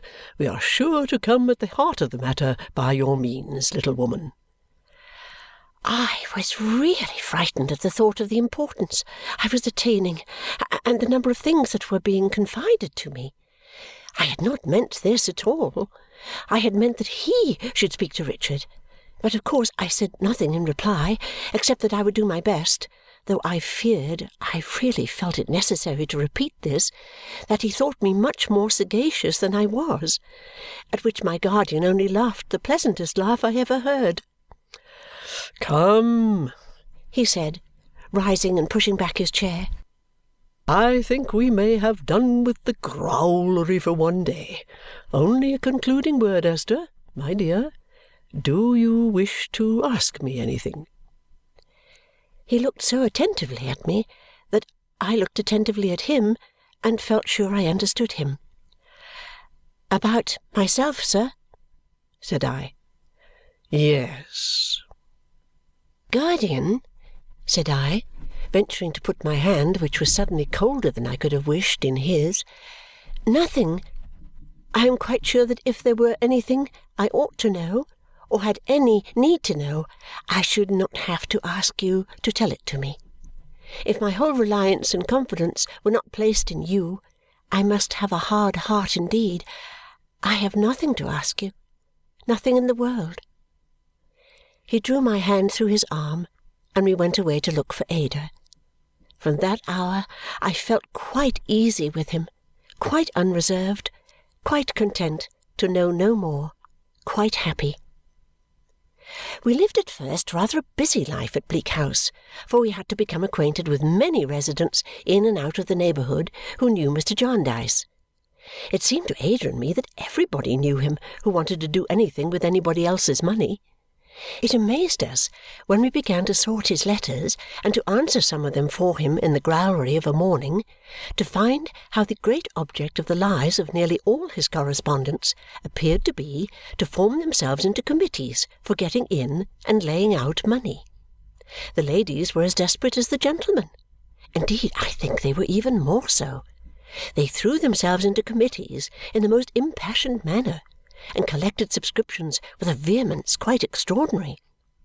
It appeared to us that some of them must pass their whole lives in dealing out subscription cards to the whole post-office directory, shilling cards, half-crown cards, half-sovereign cards, penny cards. They wanted everything. They wanted wearing apparel. They wanted linen rags. They wanted money. They wanted coals. They wanted soup. They wanted interest. They wanted autographs, they wanted flannel, they wanted whatever Mr. Jarndyce had, or had not. Their objects were as various as their demands. They were going to raise new buildings, They were going to pay off debts on old buildings. They were going to establish, in a picturesque building, engraving of proposed west elevation attached, the Sisterhood of Mediaeval Marys. They were going to give a testimonial to Mrs. Jellyby. They were going to have their secretary's portrait painted and presented to his mother-in-law, whose deep devotion to him was well known. They were going to get up everything, I really believe, from 500,000 tracts to an annuity, and from a marble monument to a silver teapot. They took a multitude of titles. They were the women of England, the daughters of Britain, the sisters of all the cardinal virtues, separately, the females of America, the ladies of 100 denominations. They appeared to be always excited about canvassing and electing. They seemed, to our poor wits, and according to their own accounts, to be constantly polling people by tens of thousands, yet never bringing their candidates in for anything. It made our heads ache to think, on the whole, what feverish lives they must lead. Among the ladies who were most distinguished for this rapacious benevolence, if I may use the expression, was a Mrs. Pardiggle, who seemed, as I judged from the number of her letters to Mr. Jarndyce, to be almost as powerful a correspondent as Mrs. Jellyby herself. We observed that the wind always changed when Mrs. Pardiggle became the subject of conversation, and that it invariably interrupted Mr. Jarndyce and prevented his going any farther. When he had remarked that there were two classes of charitable people, one, the people who did a little and made a great deal of noise, the other, the people who did a great deal and made no noise at all. We were therefore curious to see Mrs. Pardiggle, suspecting her to be a type of the former class, and were glad when she called one day with her 5 young sons. She was a formidable style of lady, with spectacles, a prominent nose, and a loud voice, who had the effect of wanting a great deal of room. And she really did, for she knocked down little chairs with her skirts that were quite a great way off.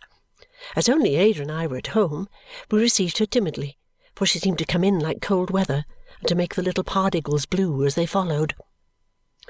"These young ladies," said Mrs. Pardiggle with great volubility after the first salutations, "are my 5 boys. You may have seen their names in a printed subscription list, perhaps more than one, in the possession of our esteemed friend Mr. Jarndyce. Egbert, my eldest, 12, is the boy who sent out his pocket money to the amount of 5 and threepence to the Tockahoopo Indians. Oswald, my second, 10 and a half, is the child who contributed 2 and ninepence to the great National Smithers Testimonial. Francis, my third, 9, 1 and sixpence halfpenny. Felix, my fourth, 7, 8pence to the superannuated widows. Alfred, my youngest, 5, has voluntarily enrolled himself in the infant bonds of joy and is pledged never through life to use tobacco in any form." We had never seen such dissatisfied children. It was not merely that they were weazened and shrivelled, though they were certainly that too, but they looked absolutely ferocious with discontent. At the mention of the Tockahoopo Indians, I could really have supposed Egbert to be one of the most baleful members of that tribe. He gave me such a savage frown. The face of each child, as the amount of his contribution was mentioned, darkened in a peculiarly vindictive manner, but his was by far the worst. I must except, however, the little recruit into the infant bonds of joy, who was stolidly and evenly miserable. "You have been visiting, I understand," said Mrs. Pardiggle, "at Mrs. Jellyby's." We said yes, we had passed one night there. "Mrs. Jellyby," pursued the lady, always speaking in the same demonstrative loud hard tone, so that her voice impressed my fancy as if it had a sort of spectacles on too. And I may take the opportunity of remarking that her spectacles were made the less engaging by her eyes, being what Ada called choking eyes, meaning very prominent. "Mrs. Jellyby is a benefactor to society and deserves a helping hand. My boys have contributed to the African project, Egbert 1 and 6 being the entire allowance of 9 weeks. Oswald 1 and a penny halfpenny being the same, the rest according to their little means. Nevertheless, I do not go with Mrs. Jellyby in all things. I do not go with Mrs. Jellyby in her treatment of her young family. It has been noticed, it has been observed that her young family are excluded from participation in the objects to which she is devoted. She may be right, she may be wrong, but right or wrong, this is not my course with my young family. I take them everywhere." I was afterwards convinced, and so was Ada, that from the ill-conditioned eldest child these words extorted a sharp yell. He turned it off into a yawn, but it began as a yell. "They attend matins with me, very prettily done, at 6:30 in the morning, all the year round, including, of course, the depth of winter," said Mrs. Pardiggle rapidly. "and they are with me during the revolving duties of the day. I am a school lady, I am a visiting lady, I am a reading lady, I am a distributing lady, I am on the local linen box committee and many general committees, and my canvassing alone is very extensive, perhaps no one's more so. But they are my companions everywhere, and by these means they acquire that knowledge of the poor and that capacity of doing charitable business in general, in short, that taste for the sort of thing which will render them in after life a service to their neighbours and a satisfaction to themselves. My young family are not frivolous. They expend the entire amount of their allowance in subscriptions under my direction, and they have attended as many public meetings and listened to as many lectures, orations, and discussions as generally fall to the lot of few grown people. Alfred Five, who, as I mentioned, has of his own election joined the infant bonds of joy, was one of the very few children who manifested consciousness on that occasion after a fervid address of 2 hours from the chairman of the evening." Alfred glowered at us as if he never could or would forgive the injury of that night. "You may have observed, Miss Summerson," said Mrs. Pardiggle, "in some of the lists to which I have referred, in the possession of our esteemed friend Mr. Jarndyce, that the names of my young family are concluded with the name of O. A. Pardiggle, F.R.S., £1. That is their father. We usually observe the same routine. I put down my mite first, then my young family unroll their contributions according to their ages and their little means, and then Mr. Pardiggle brings up the rear. Mr. Pardiggle is happy to throw in his limited donation under my direction, and thus things are made not only pleasant to ourselves, but, we trust, improving to others." "Suppose Mr. Pardiggle were to dine with Mr. Jellyby, and suppose Mr. Jellyby were to relieve his mind after dinner to Mr. Pardiggle. Would Mr. Pardiggle, in return, make any confidential communication to Mr. Jellyby?" I was quite confused to find myself thinking this, but it came into my head. "You are very pleasantly situated here," said Mrs. Pardiggle. We were glad to change the subject, and going to the window, pointed out the beauties of the prospect, on which the spectacles appeared to me to rest with curious indifference. "You know Mr. Gusher?" said our visitor. We were obliged to say that we had not the pleasure of Mr. Gusher's acquaintance. "The loss is yours, I assure you," said Mrs. Pardiggle with her commanding deportment. "He is a very fervid, impassioned speaker, full of fire. Stationed in a waggon on this lawn now, which from the shape of the land is naturally adapted to a public meeting, he would improve almost any occasion you could mention for hours and hours.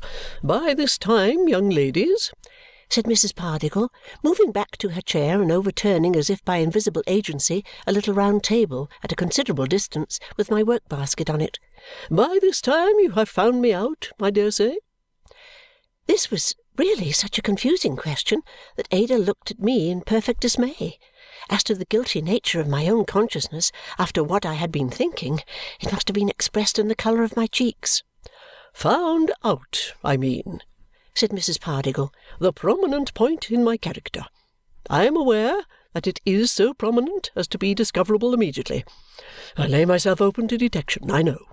Well, I freely admit I am a woman of business. I love hard work. I enjoy hard work. The excitement does me good. I am so accustomed and inured to hard work that I don't know what fatigue is."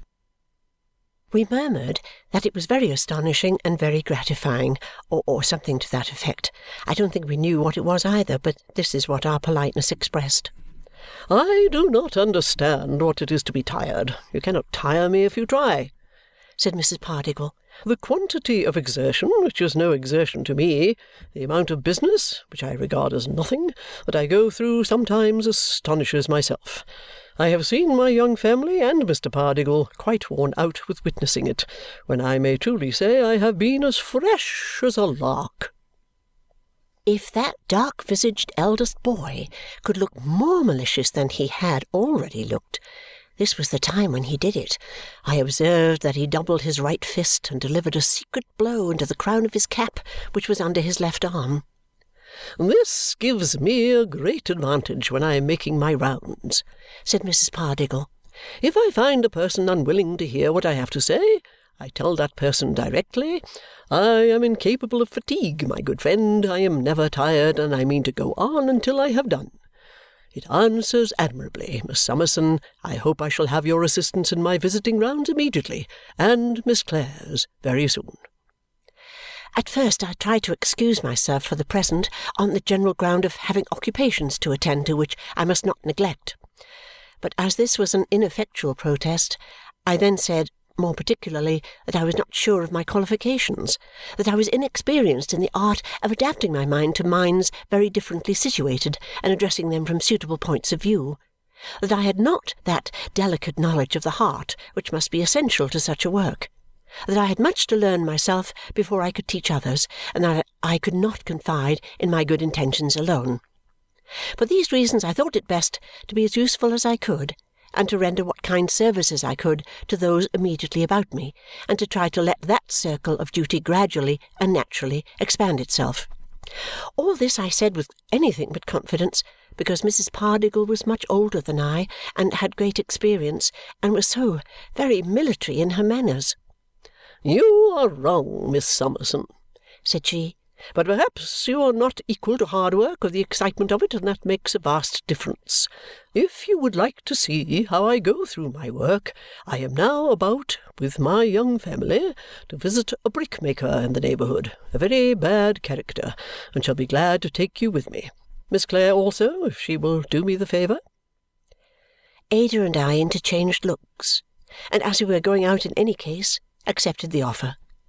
When we hastily returned from putting on our bonnets, we found the young family languishing in a corner and Mrs. Pardiggle sweeping about the room, knocking down nearly all the light objects it contained. Mrs. Pardiggle took possession of Ada, and I followed with the family. Ada told me afterwards that Mrs. Pardiggle talked in the same loud tone that indeed I overheard all the way to the brickmaker's about an exciting contest which she had for 2 or 3 years waged against another lady relative to the bringing in of their rival candidates for a pension somewhere. There had been a quantity of printing and promising and proxying and polling, and it appeared to have imparted great liveliness to all concerned, except the pensioners, who were not elected yet. I am very fond of being confided in by children, and am happy in being usually favoured in that respect, but on this occasion it gave me great uneasiness. As soon as we were out of doors, Egbert, with the manner of a little footpad, demanded a shilling of me, on the ground that his pocket-money was boned from him. On my pointing out the great impropriety of the word, especially in connexion with his parent, for he added sulkily, "by her," he pinched me and said, "Oh, then now, who are you? You wouldn't like it, I think. What does she make a sham for, and pretend to give me money and take it away again? Why do you call it my allowance, and never let me spend it?"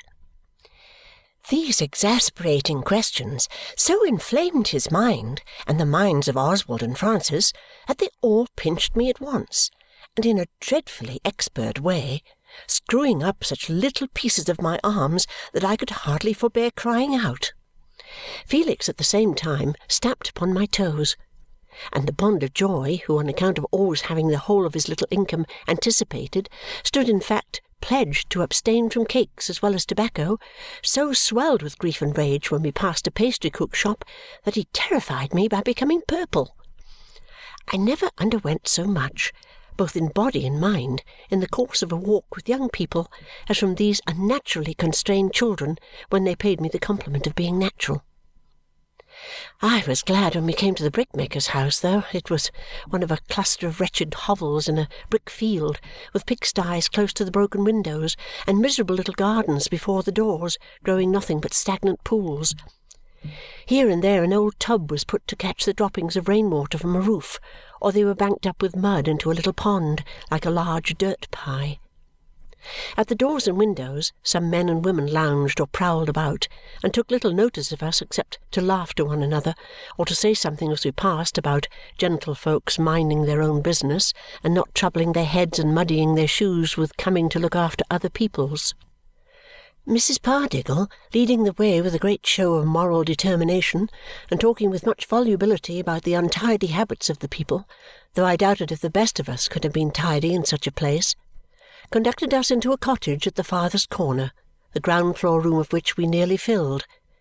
Besides ourselves, there were in this damp, offensive room a woman with a black eye nursing a poor little gasping baby by the fire, a man, all stained with clay and mud and looking very dissipated, lying at full length on the ground, smoking a pipe, a powerful young man fastening a collar on a dog, and a bold girl doing some kind of washing in very dirty water.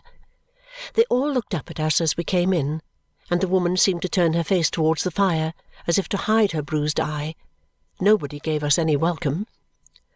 "Well, my friends," said Mrs. Pardiggle, but her voice had not a friendly sound, I thought. It was much too businesslike and systematic. "How do you do, all of you? I'm here again. I told you you couldn't tire me, you know. I am fond of hard work, and am true to my word." "There an't," growled the man on the floor, whose head rested on his hand as he stared at us, "any more on you to come in, is there?" "No, my friend," said Mrs. Pardiggle, seating herself on one stool and knocking down another. "We are all here." "Because I thought there warn't enough of you, perhaps," said the man, with his pipe between his lips, as he looked round upon us. The young man and the girl both laughed. Two friends of the young man, whom we had attracted to the doorway and who stood there with their hands in their pockets, echoed the laugh noisily. "You can't tire me, good people," said Mrs. Pardiggle to these latter. "I enjoy hard work, and the harder you make mine, the better I like it." "Then make it easy for her," growled the man upon the floor. "I wants it done and over. I wants an end of these liberties took with my place. I wants an end of being drawed like a badger. Now, you're a-going to poll pry and question according to custom. I know what you're a-going to be up to.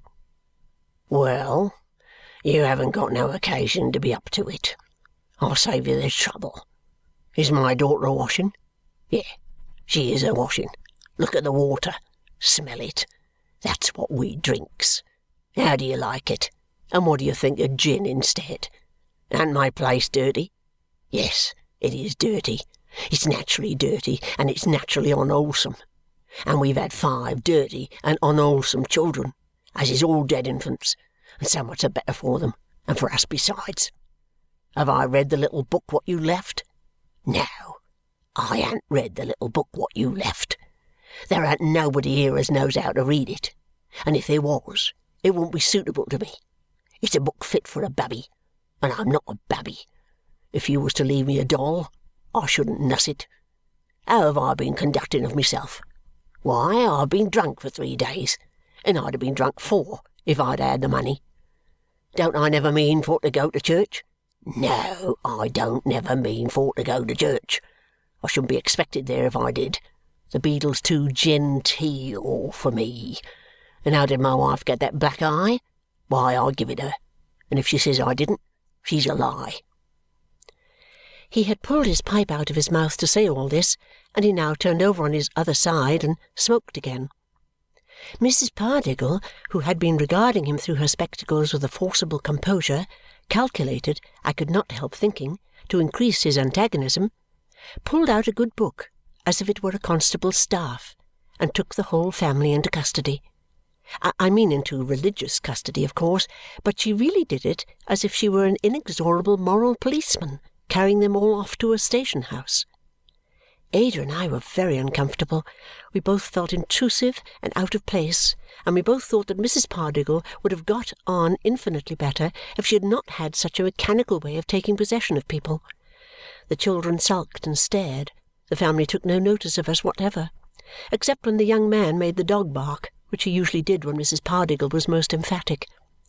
We both felt painfully sensible that between us and these people there was an iron barrier which could not be removed by our new friend. By whom or how it could be removed, we did not know, but we knew that. Even what she read and said seemed to us to be ill chosen for such auditors, if it had been imparted ever so modestly and with ever so much tact.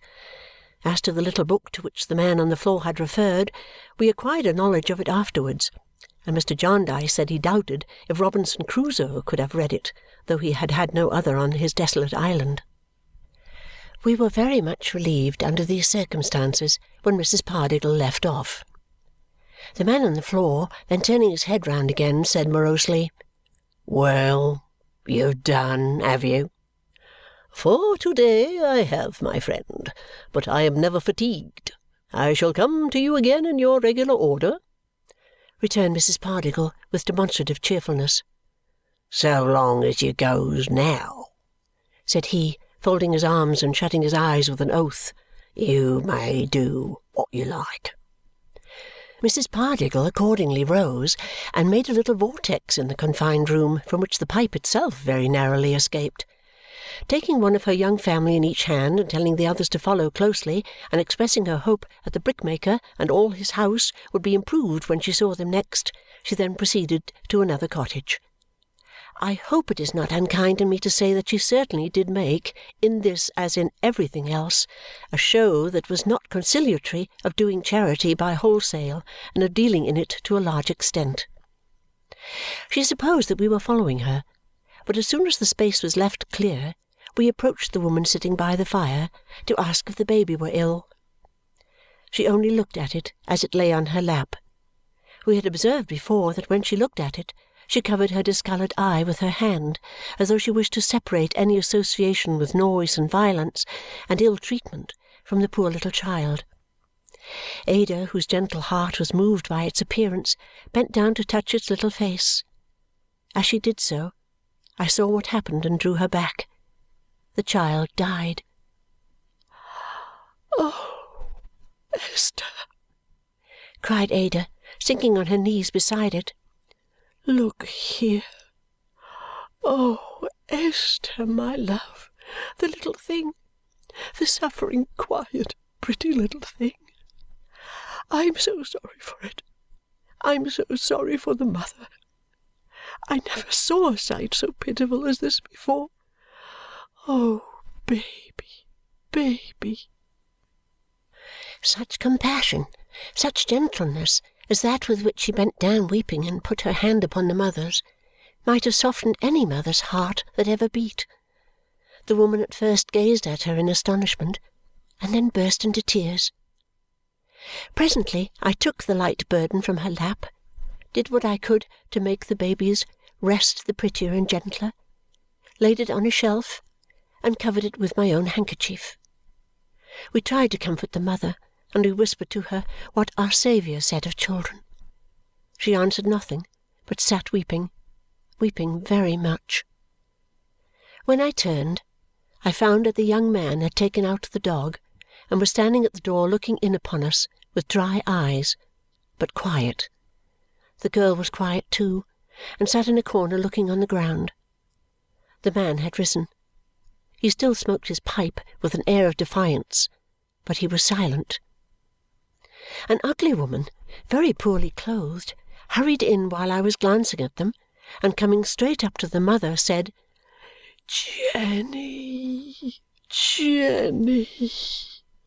The mother rose on being so addressed, and fell upon the woman's neck. She also had upon her face and arms the marks of ill usage. She had no kind of grace about her, but the grace of sympathy. But when she condoled with the woman, and her own tears fell, she wanted no beauty. I say condoled, but her only words were, "Jenny, Jenny." All the rest was in the tone in which she said them. I thought it very touching to see these two women, coarse and shabby and beaten, so united, to see what they could be to one another, to see how they felt for one another, how the heart of each to each was softened by the hard trials of their lives. I think the best side of such people is almost hidden from us. what the poor are to the poor is little known, excepting to themselves and God. We felt it better to withdraw and leave them uninterrupted. We stole out quietly and without notice from any one except the man. He was leaning against the wall near the door, and finding that there was scarcely room for us to pass, went out before us. He seemed to want to hide that he did this on our account, but we perceived that he did, and thanked him. He made no answer.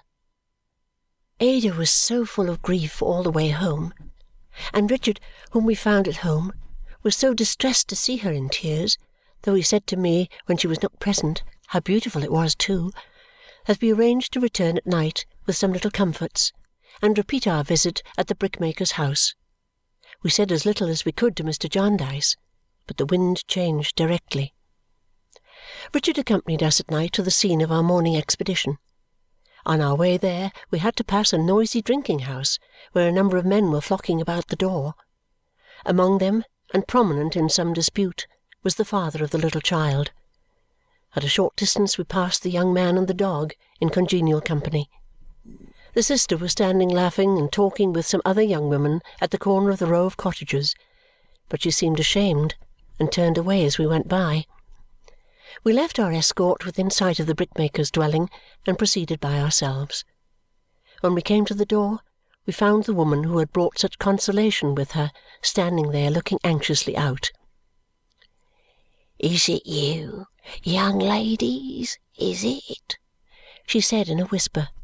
"I'm a-watching for my master. My heart's in my mouth. If he was to catch me away from home, he'd pretty near murder me." "Do you mean your husband?" said I. "Yes, miss, my master. Jenny's asleep, quite worn out. She scarcely had the child off her lap, poor thing, these 7 days and nights, except when I've been able to take it for a minute or two." As she gave way for us, she went softly in and put what we had brought near the miserable bed on which the mother slept. No effort had been made to clean the room. It seemed in its nature almost hopeless of being clean, but the small waxen form from which so much solemnity diffused itself had been composed afresh, and washed, and neatly dressed in some fragments of white linen, and on my handkerchief, which still covered the poor baby, a little bunch of sweet herbs had been laid by the same rough, scarred hands, so lightly, so tenderly. "May heaven reward you," we said to her. "You are a good woman." "Me, young ladies?" she returned with surprise. "Hush, Jenny, Jenny." The mother had moaned in her sleep and moved. The sound of the familiar voice seemed to calm her again. She was quiet once more. How little I thought, when I raised my handkerchief to look upon the tiny sleeper underneath, and seemed to see a halo shine around the child through Ada's drooping hair as her pity bent her head, how little I thought in whose unquiet bosom that handkerchief would come to lie after covering the motionless and peaceful breast. I only thought that perhaps the angel of the child might not be all unconscious of the woman who replaced it with so compassionate a hand, not all unconscious of her presently, when we had taken leave, and left her at the door, by turns looking and listening in terror for herself, and saying in her old soothing manner, "Jenny, Jenny." Bleak House by Charles Dickens. Chapter 9. Signs and Tokens. I don't know how it is I seem to be always writing about myself. I mean all the time to write about other people, and I try to think about myself as little as possible. And I am sure, when I find myself coming into the story again, I am really vexed, and say, "Dear, dear, you tiresome little creature, I wish you wouldn't." But it is all of no use. I hope any one who may read what I write will understand that if these pages contain a great deal about me, I can only suppose it must be because I have really something to do with them and can't be kept out. My darling and I read together and worked and practised and found so much employment for our time that the winter days flew by us like bright-winged birds. Generally in the afternoons and always in the evenings, Richard gave us his company. Although he was one of the most restless creatures in the world, he certainly was very fond of our society. He was very, very, very fond of Ada. I mean it, and I had better say it at once. I had never seen any young people falling in love before, but I found them out quite soon. I could not say so, of course, or show that I knew anything about it. On the contrary, I was so demure and used to seem so unconscious that sometimes I considered within myself while I was sitting at work whether I was not growing quite deceitful. But there was no help for it. All I had to do was to be quiet, and I was as quiet as a mouse. They were as quiet as mice too, so far as any words were concerned, but the innocent manner in which they relied more and more upon me as they took more and more to one another was so charming that I had great difficulty in not showing how it interested me. "Our dear little old woman is such a capital old woman," Richard would say, coming up to meet me in the garden early with his pleasant laugh and perhaps the least tinge of a blush, "that I can't get on without her. Before I begin my harum-scarum day, grinding away at those books and instruments and then galloping up hill and down dale, all the country round, like a highwayman, it does me so much good to come and have a steady walk with our comfortable friend that here I am again." "You know, Dame Durden, dear," Ada would say at night, with her head upon my shoulder and the firelight shining in her thoughtful eyes, "I don't want to talk when we come upstairs here, only to sit a little while thinking, with your dear face for company, and to hear the wind and remember the poor sailors at sea." Ah, perhaps Richard was going to be a sailor. We had talked it over very often now, and there was some talk of gratifying the inclination of his childhood for the sea. Mr. Jarndyce had written to a relation of the family, a great Sir Leicester Dedlock, for his interest in Richard's favour generally, and Sir Leicester had replied in a gracious manner that he would be happy to advance the prospects of the young gentleman if it should ever prove to be within his power, which was not at all probable, and that my Lady sent her compliments to the young gentleman, to whom she perfectly remembered that she was allied by remote consanguinity, and trusted that he would ever do his duty in any honourable profession to which he might devote himself. "So I apprehend it's pretty clear," said Richard to me, "that I shall have to work my own way. Never mind. Plenty of people have had to do that before now, and have done it. I only wish I had the command of a clipping privateer to begin with, and could carry off the Chancellor and keep him on short allowance until he gave judgment in our cause. He'd find himself growing thin if he didn't look sharp." With a buoyancy and hopefulness and a gaiety that hardly ever flagged, Richard had a carelessness in his character that quite perplexed me, principally because he mistook it in such a very odd way for prudence.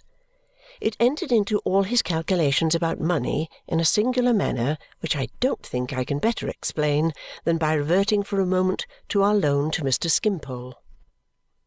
Mr. Jarndyce had ascertained the amount, either from Mr. Skimpole himself or from Coavinses, and had placed the money in my hands with instructions to me to retain my own part of it and hand the rest to Richard. The number of little acts of thoughtless expenditure which Richard justified by the recovery of his £10, and the number of times he talked to me as if he had saved or realized that amount, would form a sum in simple addition. "My prudent Mother Hubbard, why not?" he said to me when he wanted, without the least consideration, to bestow £5 on the brickmaker. "I made £10 clear out of Coavinses' business." "How was that?" said I. "Why, I got rid of £10, which I was quite content to get rid of and never expected to see any more. You don't deny that?" "No," said I. "Very well. Then I came into possession of £10." "The same £10?" I hinted. "That has nothing to do with it," returned Richard. "I have got £10 more than I expected to have, and consequently I can afford to spend it without being particular." In exactly the same way, when he was persuaded out of the sacrifice of these £5 by being convinced that it would do no good, he carried that sum to his credit and drew upon it. "Let me see," he would say. "I saved £5 out of the brickmaker's affair, so if I have a good rattle to London and back in a post-chaise and put that down at £4, I shall have saved one. And it's a very good thing to save one, let me tell you. A penny saved is a penny got."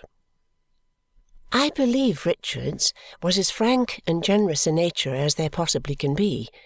He was ardent and brave, and in the midst of all his wild restlessness was so gentle that I knew him like a brother in a few weeks. His gentleness was natural to him, and would have shown itself abundantly even without Ada's influence. But with it he became one of the most winning of companions, always so ready to be interested, and always so happy, sanguine, and light-hearted. I am sure that I, sitting with them and walking with them and talking with them and noticing from day to day how they went on, falling deeper and deeper in love and saying nothing about it, and each shyly thinking that this love was the greatest of secrets, perhaps not yet suspected even by the other, I am sure that I was scarcely less enchanted than they were, and scarcely less pleased with the pretty dream. We were going on in this way when one morning at breakfast Mr. Jarndyce received a letter, and looking at the superscription said, "From Boythorn." "Aye, aye," and opened and read it with evident pleasure, announcing to us in a parenthesis when he was about half-way through that Boythorn was coming down on a visit. Now who was Boythorn, we all thought. And I dare say we all thought too, I am sure I did for one, would Boythorn at all interfere with what was going forward? "I went to school with this fellow, Lawrence Boythorn," said Mr. Jarndyce, tapping the letter as he laid it on the table, "more than 45 years ago. He was then the most impetuous boy in the world, and he is now the most impetuous man. He was then the loudest boy in the world, and he is now the loudest man. He was then the heartiest and sturdiest boy in the world, and he is now the heartiest and sturdiest man. He is a tremendous fellow." "In stature, sir?" asked Richard. "Pretty well, Rick, in that respect," said Mr. Jarndyce. "Being some 10 years older than I, and a couple of inches taller, with his head thrown back like an old soldier, his stalwart chest squared, his hands like a clean blacksmith's, and his lungs, there's no simile for his lungs, talking, laughing, or snoring, they make the beams of the house shake." As Mr. Jarndyce sat enjoying the image of his friend Boythorn, we observed the favourable omen that there was not the least indication of any change in the wind. "But it's the inside of the man, the warm heart of the man, the passion of the man, the fresh blood of the man, Rick, and Ada, and little Cobweb too, for you are all interested in a visitor that I speak of," he pursued. "His language is as sounding as his voice. He is always in extremes, perpetually in the superlative degree. In his condemnation he is all ferocity. You might suppose him to be an ogre from what he says, and I believe he has the reputation of one with some people. There, I tell you no more of him beforehand. You must not be surprised to see him take me under his protection, for he has never forgotten that I was a low boy at school, and that our friendship began in his knocking 2 of my head tyrant's teeth out, he says 6, before breakfast. Boythorn and his man," to me, "will be here this afternoon, my dear."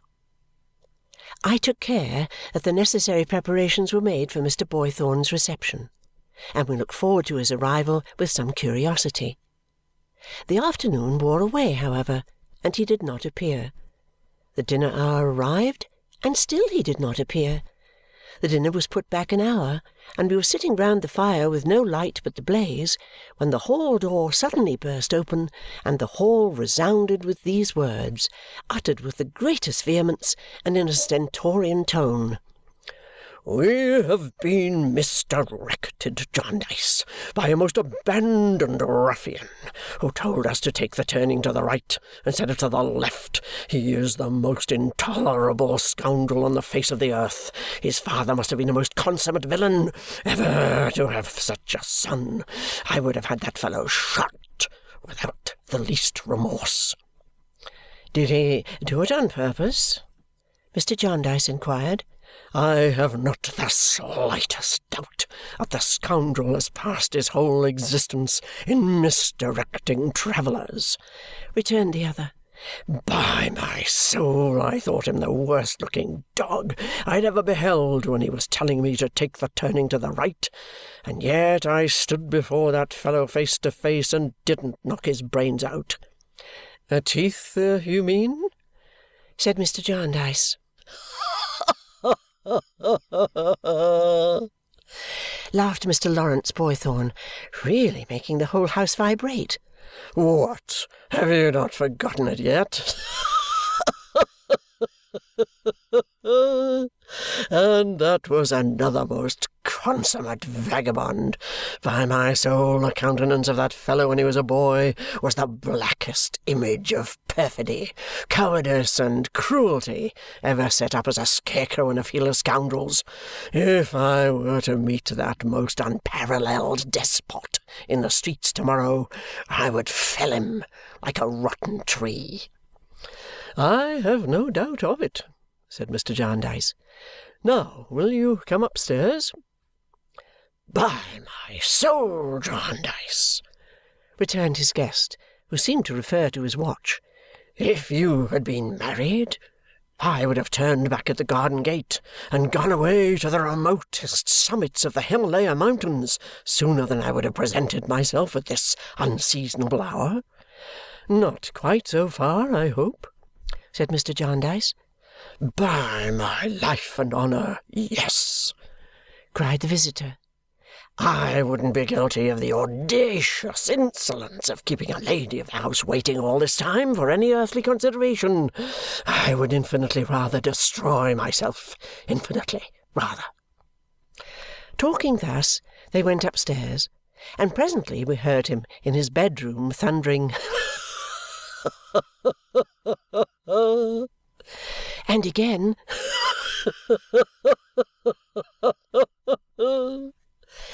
until the flattest echo in the neighbourhood seemed to catch the contagion and to laugh as enjoyingly as he did, or as we did, when we heard him laugh. We all conceived a prepossession in his favour, for there was a sterling quality in his laugh, and in his vigorous healthy voice, and in the roundness and fullness with which he uttered every word he spoke, and in the very fury of his superlatives, which seemed to go off like blank cannons and hurt nothing. But we were hardly prepared to have it so confirmed by his appearance when Mr. Jarndyce presented him.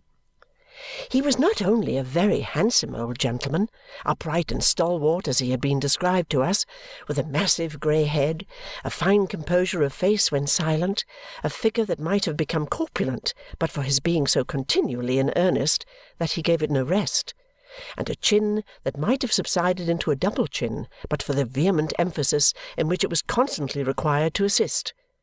But he was such a true gentleman in his manner, so chivalrously polite. His face was lighted by a smile of so much sweetness and tenderness, and it seemed so plain that he had nothing to hide, but showed himself exactly as he was, incapable, as Richard said, of anything on a limited scale, and firing away with those blank great guns because he carried no small arms whatever, that really I could not help looking at him with equal pleasure as he sat at dinner, whether he smilingly conversed with Ada and me, or was led by Mr. Jarndyce into some great volley of superlatives, or threw up his head like a bloodhound and gave out that tremendous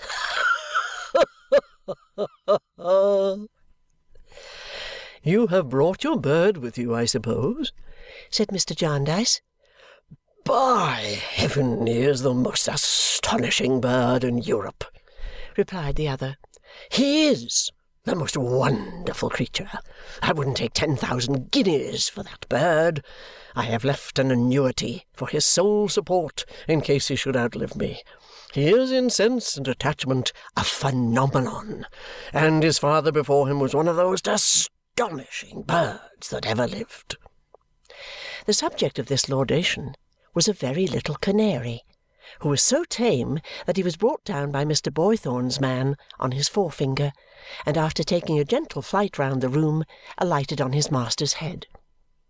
To hear Mr. Boythorn presently expressing the most implacable and passionate sentiments, with this fragile mite of a creature quietly perched on his forehead, was to have a good illustration of his character, I thought. "By my soul, Jarndyce," he said, very gently holding up a bit of bread to the canary to peck at, "if I were in your place, I would seize the ringmaster in Chancery by the throat to-morrow morning and shake him until his money rolled out of his pockets and his bones rattled in his skin. I would have a settlement out of somebody, by fair means or by foul. If you would empower me to do it, I would do it for you with the greatest satisfaction." All this time the very small canary was eating out of his hand. "I thank you, Lawrence, but the suit is hardly at such a point at present," returned Mr. Jarndyce, laughing, "that it would be greatly advanced even by the legal process of shaking the bench and the whole bar." "There never was such an infernal cauldron as that Chancery on the face of the earth," said Mr. Boythorn. "Nothing but a mine below it on a busy day in term time, with all its records, rules, and precedents collected in it, and every functionary belonging to it also, high and low, upward and downward, from its son, the accountant general, to its father, the devil, and the whole blown to atoms with 10,000 hundredweight of gunpowder, would reform it in the least."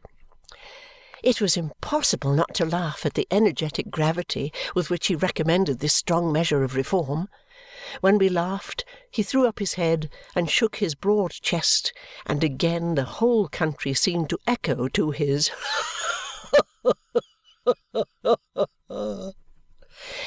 It had not the least effect in disturbing the bird, whose sense of security was complete, and who hopped about the table with its quick head now on this side and now on that, turning its bright sudden eye on its master as if he were no more than another bird. "But how do you and your neighbour get on about the disputed right of way?" said Mr. Jarndyce. "You are not free from the toils of the law yourself." "The fellow has brought actions against me for trespass, and I have brought actions against him for trespass," returned Mr. Boythorn. "By heaven, he is the proudest fellow breathing. It is morally impossible that his name can be Sir Leicester. It must be Sir Lucifer." "Complimentary to our distant relation," said my guardian, laughingly to Ada and Richard. "I would beg Miss Clare's pardon and Mr. Carstone's pardon," resumed our visitor, "if I were not reassured by seeing in the fair face of the lady and the smile of the gentleman that it is quite unnecessary, and that they keep their distant relation at a comfortable distance." "Or he keeps us," suggested Richard. "By my soul!" exclaimed Mr. Boythorn, suddenly firing another volley.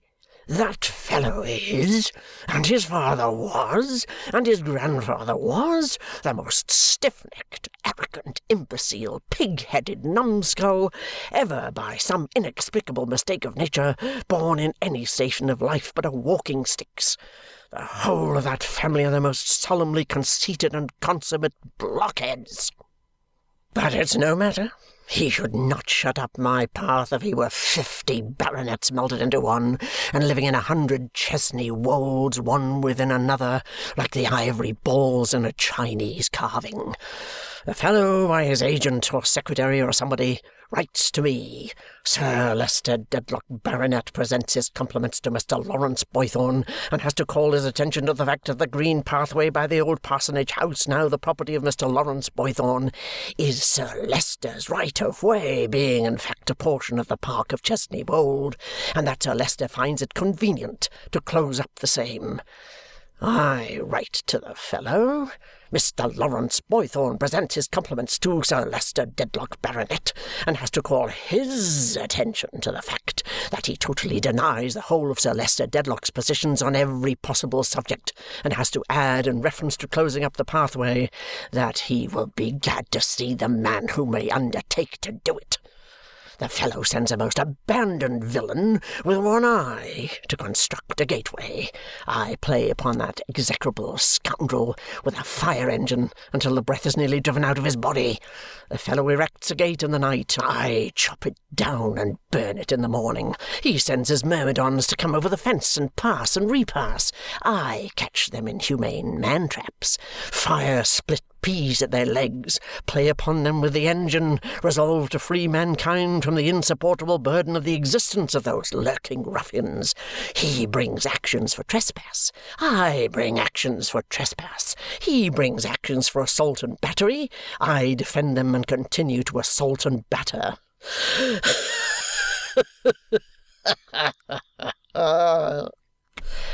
To hear him say all this with unimaginable energy, one might have thought him the angriest of mankind.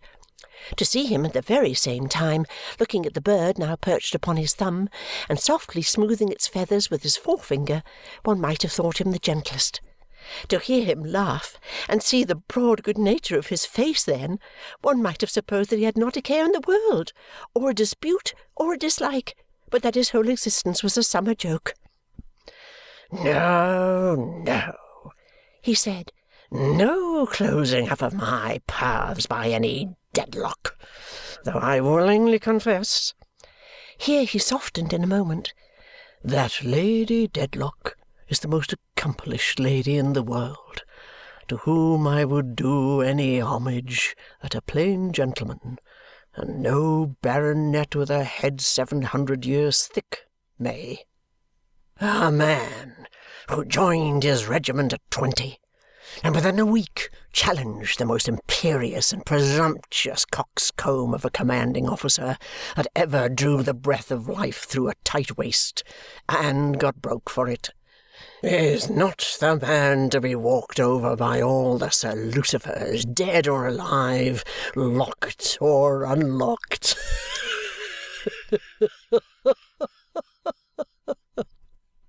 "Nor the man to allow his junior to be walked over either," said my guardian.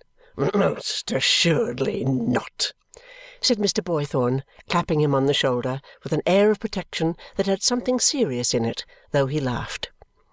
"He will stand by the low boy always, Jarndyce. You may rely upon him. But speaking of this trespass, with apologies to Miss Clare and Miss Summerson for the length at which I have pursued so dry a subject, is there nothing for me from your men, Kenge and Carboy?" "I think not, Esther," said Mr. Jarndyce. "Nothing, guardian." "Much obliged," said Mr. Boythorn. "Had no need to ask, after even my slight experience of Miss Summerson's forethought for every one about her."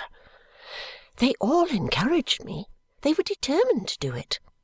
"I inquired because, coming from Lincolnshire, I, of course, have not yet been in town, and I thought some letters might have been sent down here. I dare say they will report progress to-morrow morning." I saw him so often in the course of the evening, which passed very pleasantly, contemplate Richard and Ada with an interest and a satisfaction that made his fine face remarkably agreeable, as he sat at a little distance from the piano, listening to the music. And he had small occasion to tell us that he was passionately fond of music, for his face showed it, that I asked my guardian, as we sat at the backgammon board, whether Mr. Boythorn had ever been married. "No," said he, "no." But he meant to be, said I. How did you find out that? He returned with a smile. Why, guardian, I explained, not without reddening a little at hazarding what was in my thoughts, there is something so tender in his manner after all, and he is so very courtly and gentle to us, and Mr. Jarndyce directed his eyes to where he was sitting, as I have just described him. I said no more. You are right, little woman, he answered. He was all but married once, long ago, and once. Did the lady die? No, but she died to him. That time has had its influence on all his later life. Would you suppose him to have a head and a heart full of romance yet? I think, guardian, I might have supposed so, but it is easy to say that when you have told me so.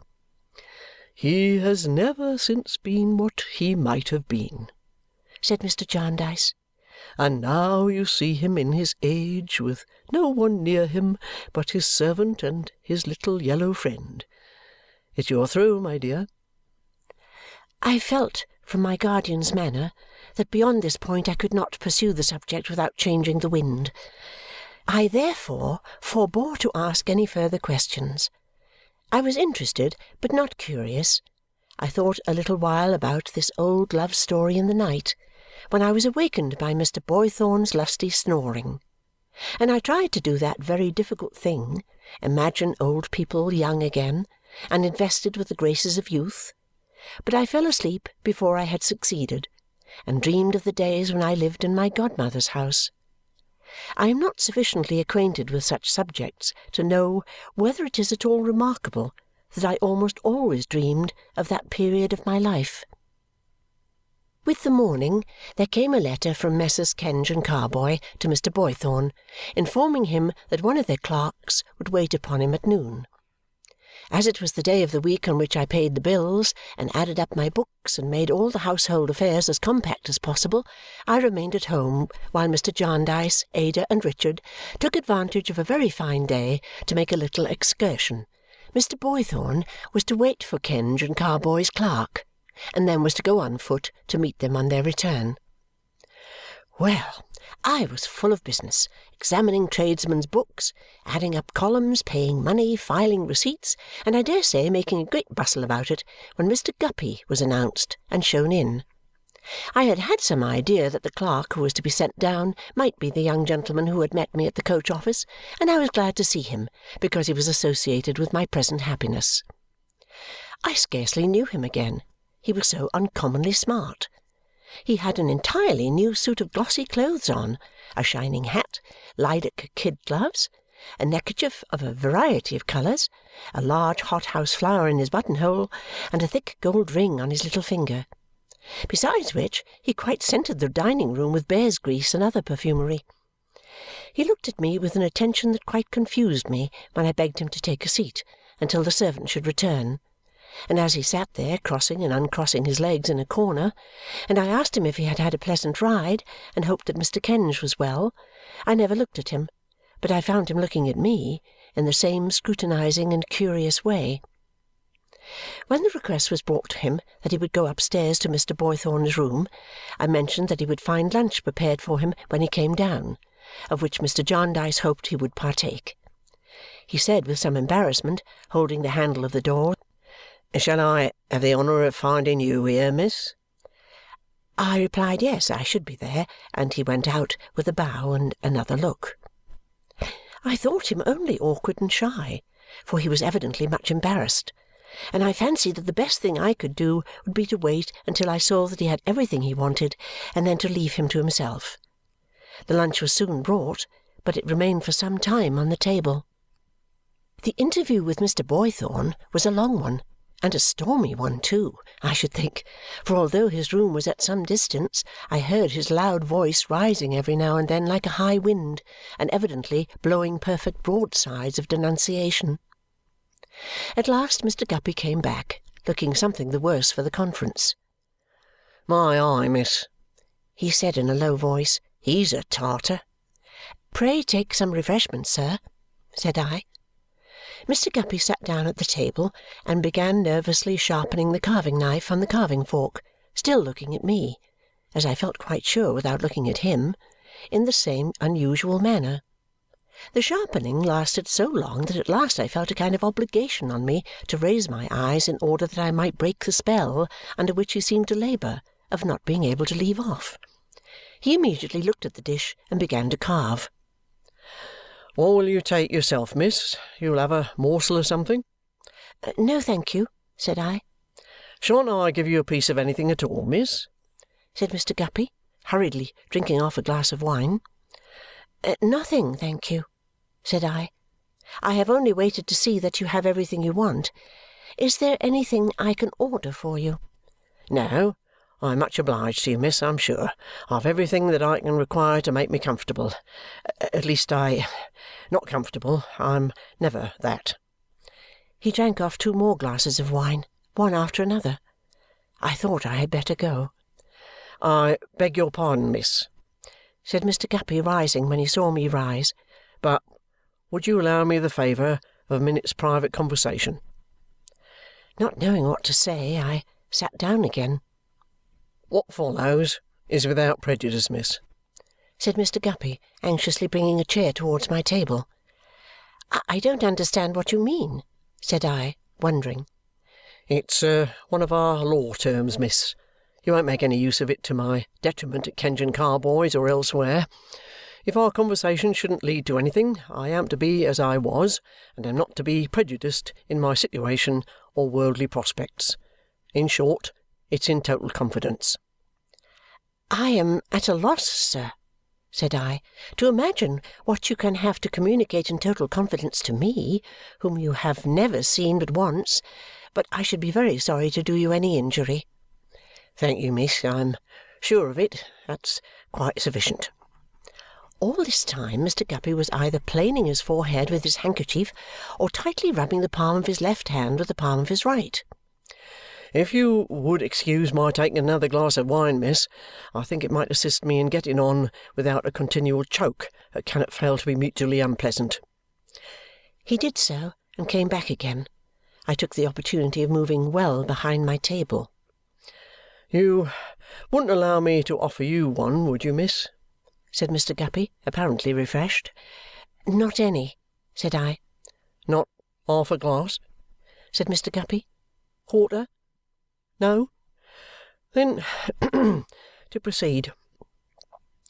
My present salary, Miss Summerson, at Kenge and Carboy's, is £2 a week. When I first had the happiness of looking upon you, it was £1.15, and had stood at that figure for a lengthened period. A rise of 5 has since taken place, and a further rise of 5 is guaranteed at the expiration of a term not exceeding 12 months from the present date. My mother has a little property, which takes the form of a small life annuity, upon which she lives in an independent though unassuming manner in the Old Street Road. She is eminently calculated for a mother-in-law. She never interferes, is all for peace, and her disposition easy. She has her failings, as who has not, but I never knew her do it when company was present, at which time you may freely trust her with wines, spirits, or malt liquors. My own abode is lodgings at Penton Place, Pentonville. It is lowly, but airy, open at the back, and considered one of the healthiest outlets. Miss Summerson, in the mildest language, I adore you. Would you be so kind as to allow me, as I may say, to file a declaration, to make an offer?" Mr. Guppy went down on his knees. I was well behind my table and not much frightened. I said, "Get up from that ridiculous position immediately, sir, or you will oblige me to break my implied promise and ring the bell." "Hear me out, miss," said Mr. Guppy, folding his hands. "I cannot consent to hear another word, sir," I returned, "unless you get up from the carpet directly and go and sit down at the table as you ought to do if you have any sense at all." He looked piteously, but slowly rose and did so. "Yet what a mockery it is, miss," he said with his hand upon his heart and shaking his head at me in a melancholy manner over the tray, "to be stationed behind food at such a moment. The soul recoils from food at such a moment, miss." "I beg you to conclude," said I. "You have asked me to hear you out, and I beg you to conclude." "I will, miss," said Mr. Guppy. "As I love and honour, so likewise I obey. Would that I could make thee the subject of that vow before the shrine." "That is quite impossible," said I, "and entirely out of the question." "I am aware," said Mr. Guppy, leaning forward over the tray and regarding me, as I again strangely felt, though my eyes were not directed to him, with his late intent look, "I am aware that in a worldly point of view, according to all appearances, my offer is a poor one. But, Miss Summerson, angel, no, don't ring. I've been brought up in a sharp school and am accustomed to a variety of general practice. Though a young man, I have ferreted out evidence, got up cases, and seen lots of life. Blessed with your hand, what means might I not find of advancing your interests and pushing your fortunes?" "What might I not get to know nearly concerning you? I know nothing now, certainly, but what might I not if I had your confidence and you set me on?" I told him that he addressed my interest, or what he supposed to be my interest, quite as unsuccessfully as he addressed my inclination, and he would now understand that I requested him, if he pleased, to go away immediately. "Cruel miss," said Mr. Guppy. "Here, but another word. I think you must have seen that I was struck with those charms on the day when I waited at the Whiter Cellar. I think you must have remarked that I could not forbear a tribute to those charms when I put up the steps of the hackney coach. It was a feeble tribute to thee, but it was well meant. Thy image has ever since been fixed in my breast. I have walked up and down of an evening opposite Jellyby's house, only to look upon the bricks that once contained thee. This out of to-day, quite an unnecessary out so far as the attendance, which was its pretended object, went, was planned by me alone, for thee alone. If I speak of interest, it is only to recommend myself and my respectful wretchedness. Love was before it, and is before it." "I should be pained, Mr. Guppy," said I, rising and putting my hand upon the bell-rope, "to do you or any one who is sincere the injustice of slighting any honest feeling, however disagreeably expressed. If you have really meant to give me a proof of your good opinion, though ill-timed and misplaced, I feel that I ought to thank you. I have very little reason to be proud, and I am not proud, I hope. I think I added, without very well knowing what I said, that you will now go away as if you had never been so exceedingly foolish and attend to Messrs. Kenge and Carboy's business." "Half a minute, miss," cried Mr. Guppy, checking me as I was about to ring. "This has been without prejudice." "I will never mention it," said I, "unless you should give me future occasion to do so." A quarter of a minute, miss.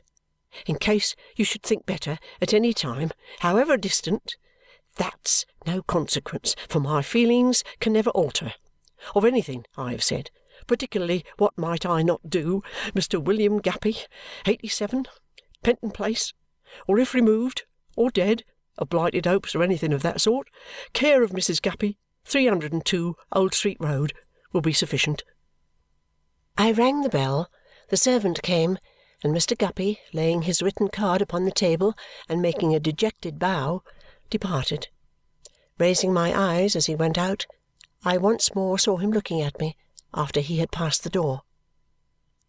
I sat there for another hour or more, finishing my books and payments and getting through plenty of business. Then I arranged my desk and put everything away, and was so composed and cheerful that I thought I had quite dismissed this unexpected incident. But when I went upstairs to my own room, I surprised myself by beginning to laugh about it, and then surprised myself still more by beginning to cry about it. In short, I was in a flutter for a little while, and felt as if an old chord had been more coarsely touched than it ever had been since the days of the dear old doll, long buried in the garden. Bleak House by Charles Dickens. Chapter 10. The Law Writer. On the eastern borders of Chancery Lane, that is to say, more particularly in Cook's Court, Cursitor Street, Mr. Snagsby, law stationer, pursues his lawful calling.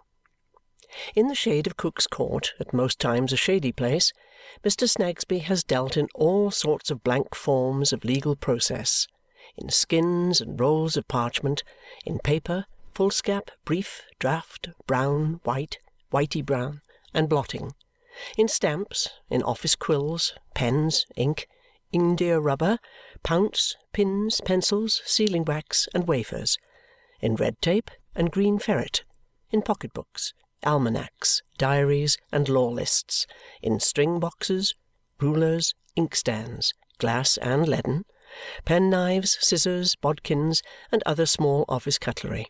In short, in articles too numerous to mention, ever since he was out of his time and went into partnership with Peffer.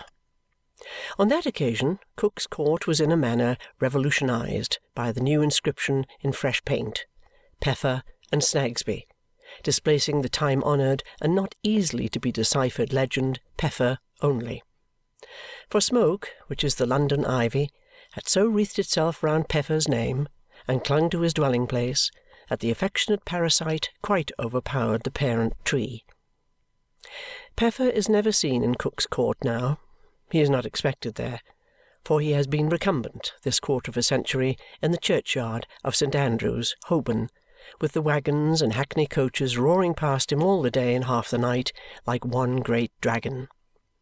If he ever steal forth, when the dragon is at rest, to air himself again in Cook's Court, until admonished to return by the crowing of the sanguine cock in the cellar at the little dairy in Cursitor Street, whose ideas of daylight it would be curious to ascertain, since he knows from his personal observation next to nothing about it. If Peffer ever do revisit the pale glimpses of Cook's Court, which no law stationer in the trade can positively deny, he comes invisibly, and no one is the worse or wiser. In his lifetime, and likewise in the period of Snagsby's time, of 7 long years, there dwelt with Peffer in the same law stationering premises a niece, a short, shrewd niece, something too violently compressed about the waist, and with a sharp nose like a sharp autumn evening, inclining to be frosty towards the end. The Cook's courtiers had a rumour flying among them that the mother of this niece did, in her daughter's childhood, moved by too jealous a solicitude that her figure should approach perfection, lace her up every morning with her maternal foot against the bedpost for a stronger hold and purchase, and further that she exhibited internally pints of vinegar and lemon juice, which acids they held had mounted to the nose and temper of the patient. With whichsoever of the many tongues of rumour this frothy report originated, it either never reached or never influenced the ears of young Snagsby, who, having wooed and won its fair subject on his arrival at man's estate, entered into 2 partnerships at once. So now, in Cook's Court, Cursitor Street, Mr. Snagsby and the niece are one, and the niece still cherishes her figure, which, however tastes may differ, is unquestionably so far precious that there is mighty little of it. Mr. and Mrs. Snagsby are not only one bone and one flesh, but, to the neighbours' thinking, one voice too. That voice, appearing to proceed from Mrs. Snagsby alone, is heard in Cook's Court very often. Mr. Snagsby, otherwise than as he finds expression through these dulcet tones, is rarely heard. He is a mild, bald, timid man with a shining head and a scrubby clump of black hair sticking out at the back. He tends to meekness and obesity. As he stands at his door in Cook's Court, in his grey shop-coat and black calico sleeves, looking up at the clouds, or stands behind a desk in his dark shop with a heavy flat ruler, snipping and slicing at sheepskin in company with his 2 prentices, he is emphatically a retiring and unassuming man. From beneath his feet, at such times, as from a shrill ghost unquiet in its grave, there frequently arise complainings and lamentations in the voice already mentioned, and haply on some occasions, when these reach a sharper pitch than usual, Mr. Snagsby mentions to the prentices, "I think my little woman is a-giving it to guster." This proper name, so used by Mr. Snagsby, has before now sharpened the wit of the Cook's courtiers to remark that it ought to be the name of Mrs. Snagsby, seeing that she might, with great force and expression, be termed Augusta in compliment to her stormy character.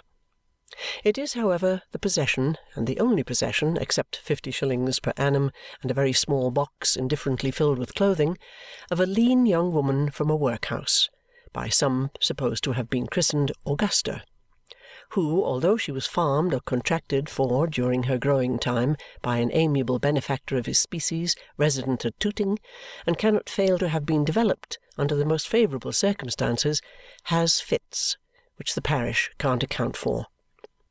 Guster, really aged 3 or 4 and 20, but looking a round 10 years older, goes cheap with this unaccountable drawback of fits, and is so apprehensive of being returned on the hands of her patron saint that except when she is found with her head in the pail, or the sink, or the copper, or the dinner, or anything else that happens to be near her at the time of her seizure, she is always at work.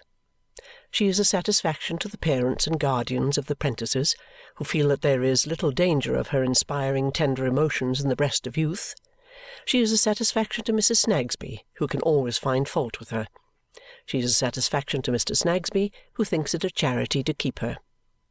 The law stationer's establishment is, in Guster's eyes, a temple of plenty and splendour. She believes the little drawing-room upstairs, always kept, as one may say, with its hair in papers and its pinafore on, to be the most elegant apartment in Christendom. The view it commands of Cook's Court at one end, not to mention a squint into Cursitor Street, and of Coavinses, the sheriff's officer's backyard at the other, she regards as a prospect of unequalled beauty. The portraits it displays in oil, and plenty of it too, of Mr. Snagsby looking at Mrs. Snagsby, and of Mrs. Snagsby looking at Mr. Snagsby, are in her eyes as achievements of Raphael or Titian. Guster has some recompenses for her many privations. Mr. Snagsby refers everything not in the practical mysteries of the business to Mrs. Snagsby. She manages the money, reproaches the tax-gatherers, appoints the times and places of devotion on Sundays, licenses Mr. Snagsby's entertainments, and acknowledges no responsibility as to what she thinks fit to provide for dinner, insomuch that she is the high standard of comparison among the neighbouring wives a long way down Chancery Lane on both sides, and even out in Holborn, who in any domestic passages of arms habitually call upon their husbands to look at the difference between their, the wives', position and Mrs. Snagsby's, and their, the husband's, behaviour, and Mr. Snagsby's. Rumour, always flying bat-like about Cook's Court and skimming in and out at everybody's windows, does say that Mrs. Snagsby is jealous and inquisitive, and that Mr. Snagsby is sometimes worried out of house and home, and that if he had the spirit of a mouse he wouldn't stand it. It is even observed that the wives who quote him to their self-willed husbands as a shining example in reality look down upon him, and that nobody does so with greater superciliousness than one particular lady whose lord is more than suspected of laying his umbrella on her as an instrument of correction. But these vague whisperings may arise from Mr. Snagsby's being in his way rather a meditative and poetical man, loving to walk in Staple Inn in the summer-time, and to observe how countrified the sparrows and the leaves are, also to lounge about the Rolls Yard of a Sunday afternoon, and to remark, if in good spirits, that there were old times once, and that you'd find a stone coffin or two now under that chapel, he'll be bound, if you was to dig for it. He solaces his imagination, too, by thinking of the many chancellors and vices and masters of the rolls who are deceased, and he gets such a flavour of the country out of telling the 2 'prentices how he has heard say that a brook as clear as crystal once ran right down the middle of Holborn, when turnstile really was a turnstile, leading slap away into the meadows, gets such a flavour of the country out of this that he never wants to go there. The day is closing in, and the gas is lighted, but is not yet fully effective, for it is not quite dark. Mr. Snagsby, standing at his shop door, looking up at the clouds, sees a crow, who is out late, skim westward over the slice of sky belonging to Cook's Court.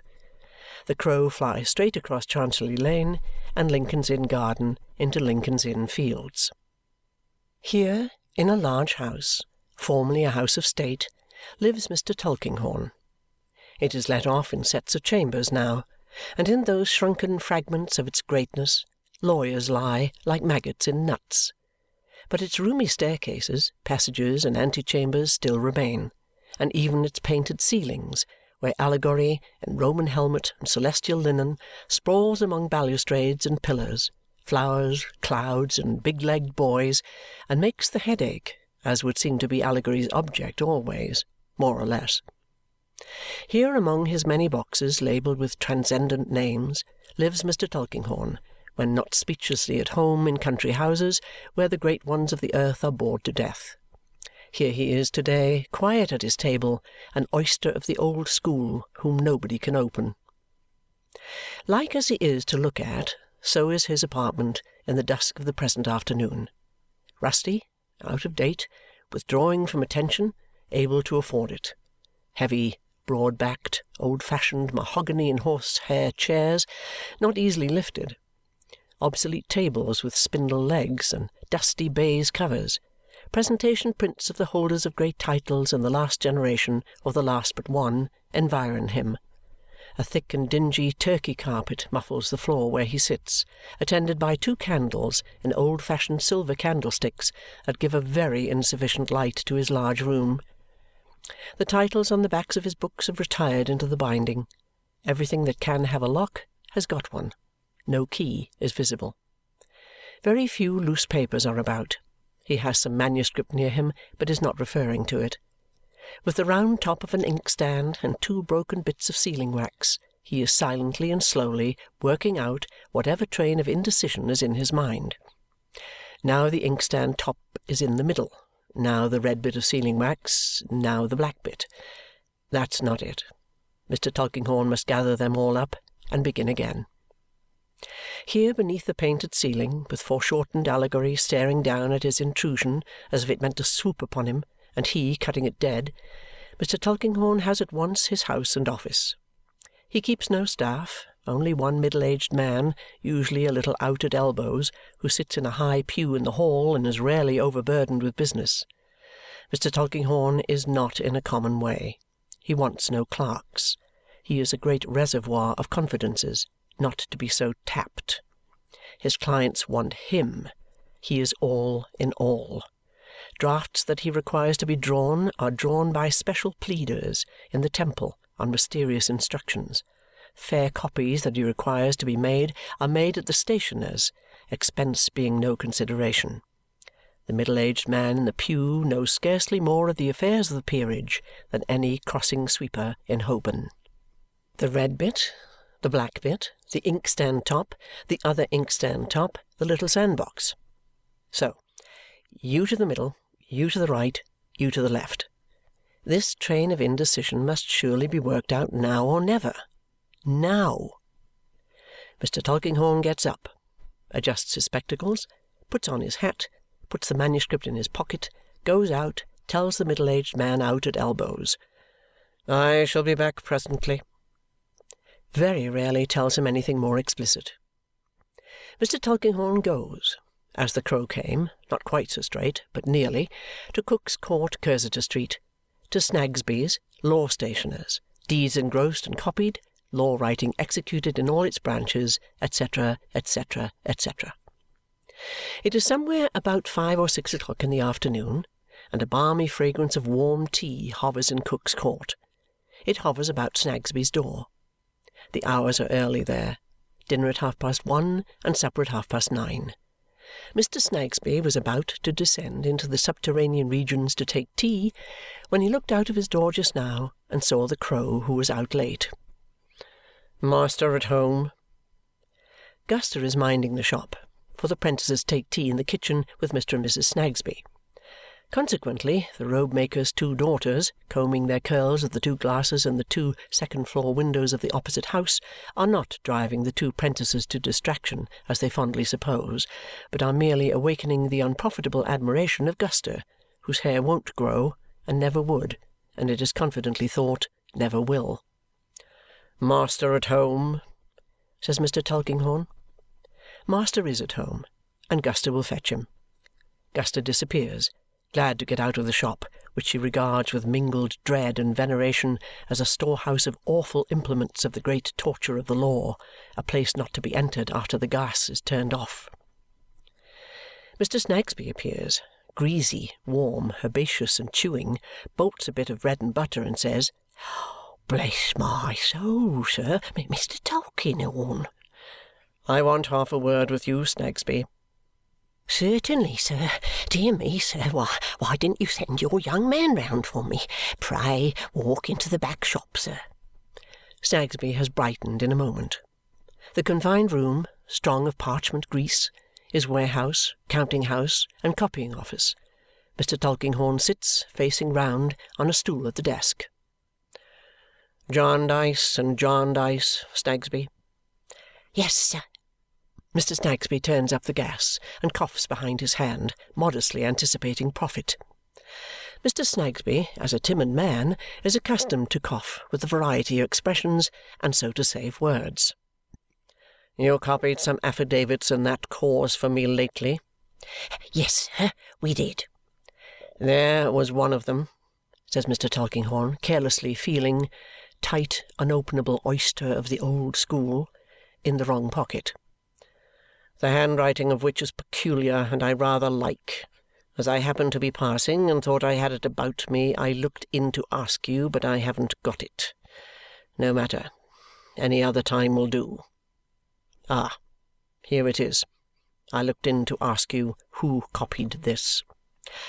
"Who copied this, sir?" says Mr. Snagsby, taking it, laying it flat on the desk, and separating all the sheets at once with a twirl and a twist of the left hand, peculiar to law stationers. "We gave this out, sir.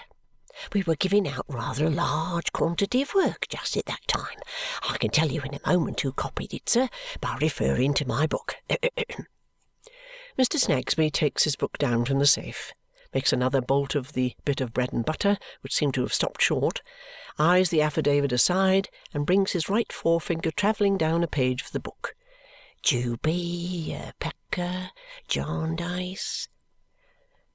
Jarndyce. Here we are, sir," says Mr. Snagsby. "To be sure, I might have remembered. This was given out, sir, to a writer who lodges just over on the opposite side of the lane." Mr. Tulkinghorn has seen the entry, found it before the law stationer, read it while the forefinger was coming down the hill. "What do you call him? Nemo?" says Mr. Tulkinghorn. "Nemo, sir. Here it is. 42 folio. Given out on the Wednesday night at 8 o'clock. Brought in on the Thursday morning at 9:30. "Nemo," repeats Mr. Tulkinghorn. "Nemo is Latin for no one." "It must be English for someone, sir, I think." Mr. Snagsby submits with his deferential cough. It is a person's name. Here it is, you see, sir. 42 folio. Given out Wednesday night, 8 o'clock. Brought in Thursday morning, 9:30. The tail of Mr. Snagsby's eye becomes conscious of the head of Mrs. Snagsby, looking in at the shop door to know what he means by deserting his tea. Mr. Snagsby addresses an explanatory cough to Mrs. Snagsby, as who should say, "My dear, a customer." 9:30, sir, repeats Mr. Snagsby. Law writers who live by job work are a queer lot, and this may not be his name, but it's the name he goes by.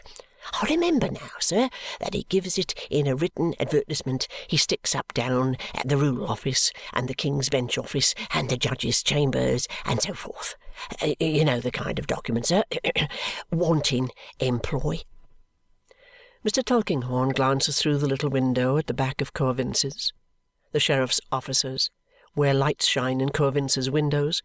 Coavinses' coffee-room is at the back, and the shadows of several gentlemen under a cloud loom cloudily upon the blinds.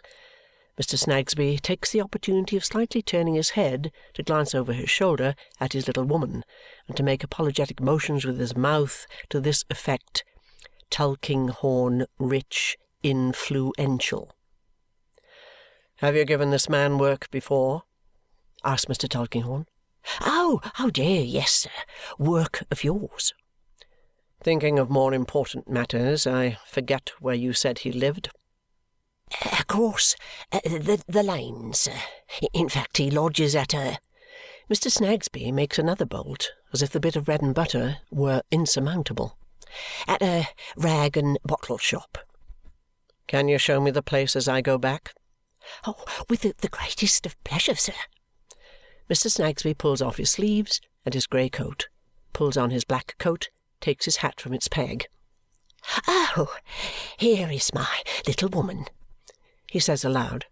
"My dear, will you be so kind as to tell one of the lads to look after the shop while I step across the lane with Mr. Tulkinghorn? Mrs. Snagsby, sir. I shan't be 2 minutes, my love." Mrs. Snagsby bends to the lawyer, retires behind the counter, peeps at them through the window blind, goes softly into the back office, refers to the entries in the book still lying open, is evidently curious. "You will find the place is rough, sir," says Mr. Snagsby, walking deferentially in the road and leaving the narrow pavement to the lawyer. "And the party is very rough. But they're a wild lot in general, sir. The advantage of this particular man is that he never wants sleep. He'll go at it right on end if you want him to, as long as ever you like." It is quite dark now, and the gas lamps have acquired their full effect. Jostling against clerks going to post the day's letters, and against counsel and attorneys going home to dinner, and against plaintiffs and defendants and suitors of all sorts, and against the general crowd, in whose way the forensic wisdom of ages has interposed 1,000,000 of obstacles to the transaction of the commonest business of life. Diving through law and equity, and through that kindred mystery, the street mud, which is made of nobody knows what, and collects about us nobody knows whence or how, we only knowing in general that when there is too much of it we find it necessary to shovel it away. The lawyer and the law stationer come to a rag and bottle shop and general emporium of much disregarded merchandise, lying and being in the shadow of the wall of Lincoln's Inn, and kept, as is announced in paint to all whom it may concern, by one Krook. "This is where he lives, sir," says the law stationer. "This is where he lives, is it?" says the lawyer unconcernedly. "Thank you." "Are you not going in, sir?" "No, thank you, no. I'm going on to the fields at present. Good evening. Thank you." Mr. Snagsby lifts his hat and returns to his little woman and his tea. But Mr. Tulkinghorn does not go on to the fields at present. He goes a short way, turns back, comes again to the shop of Mr. Krook, and enters it straight.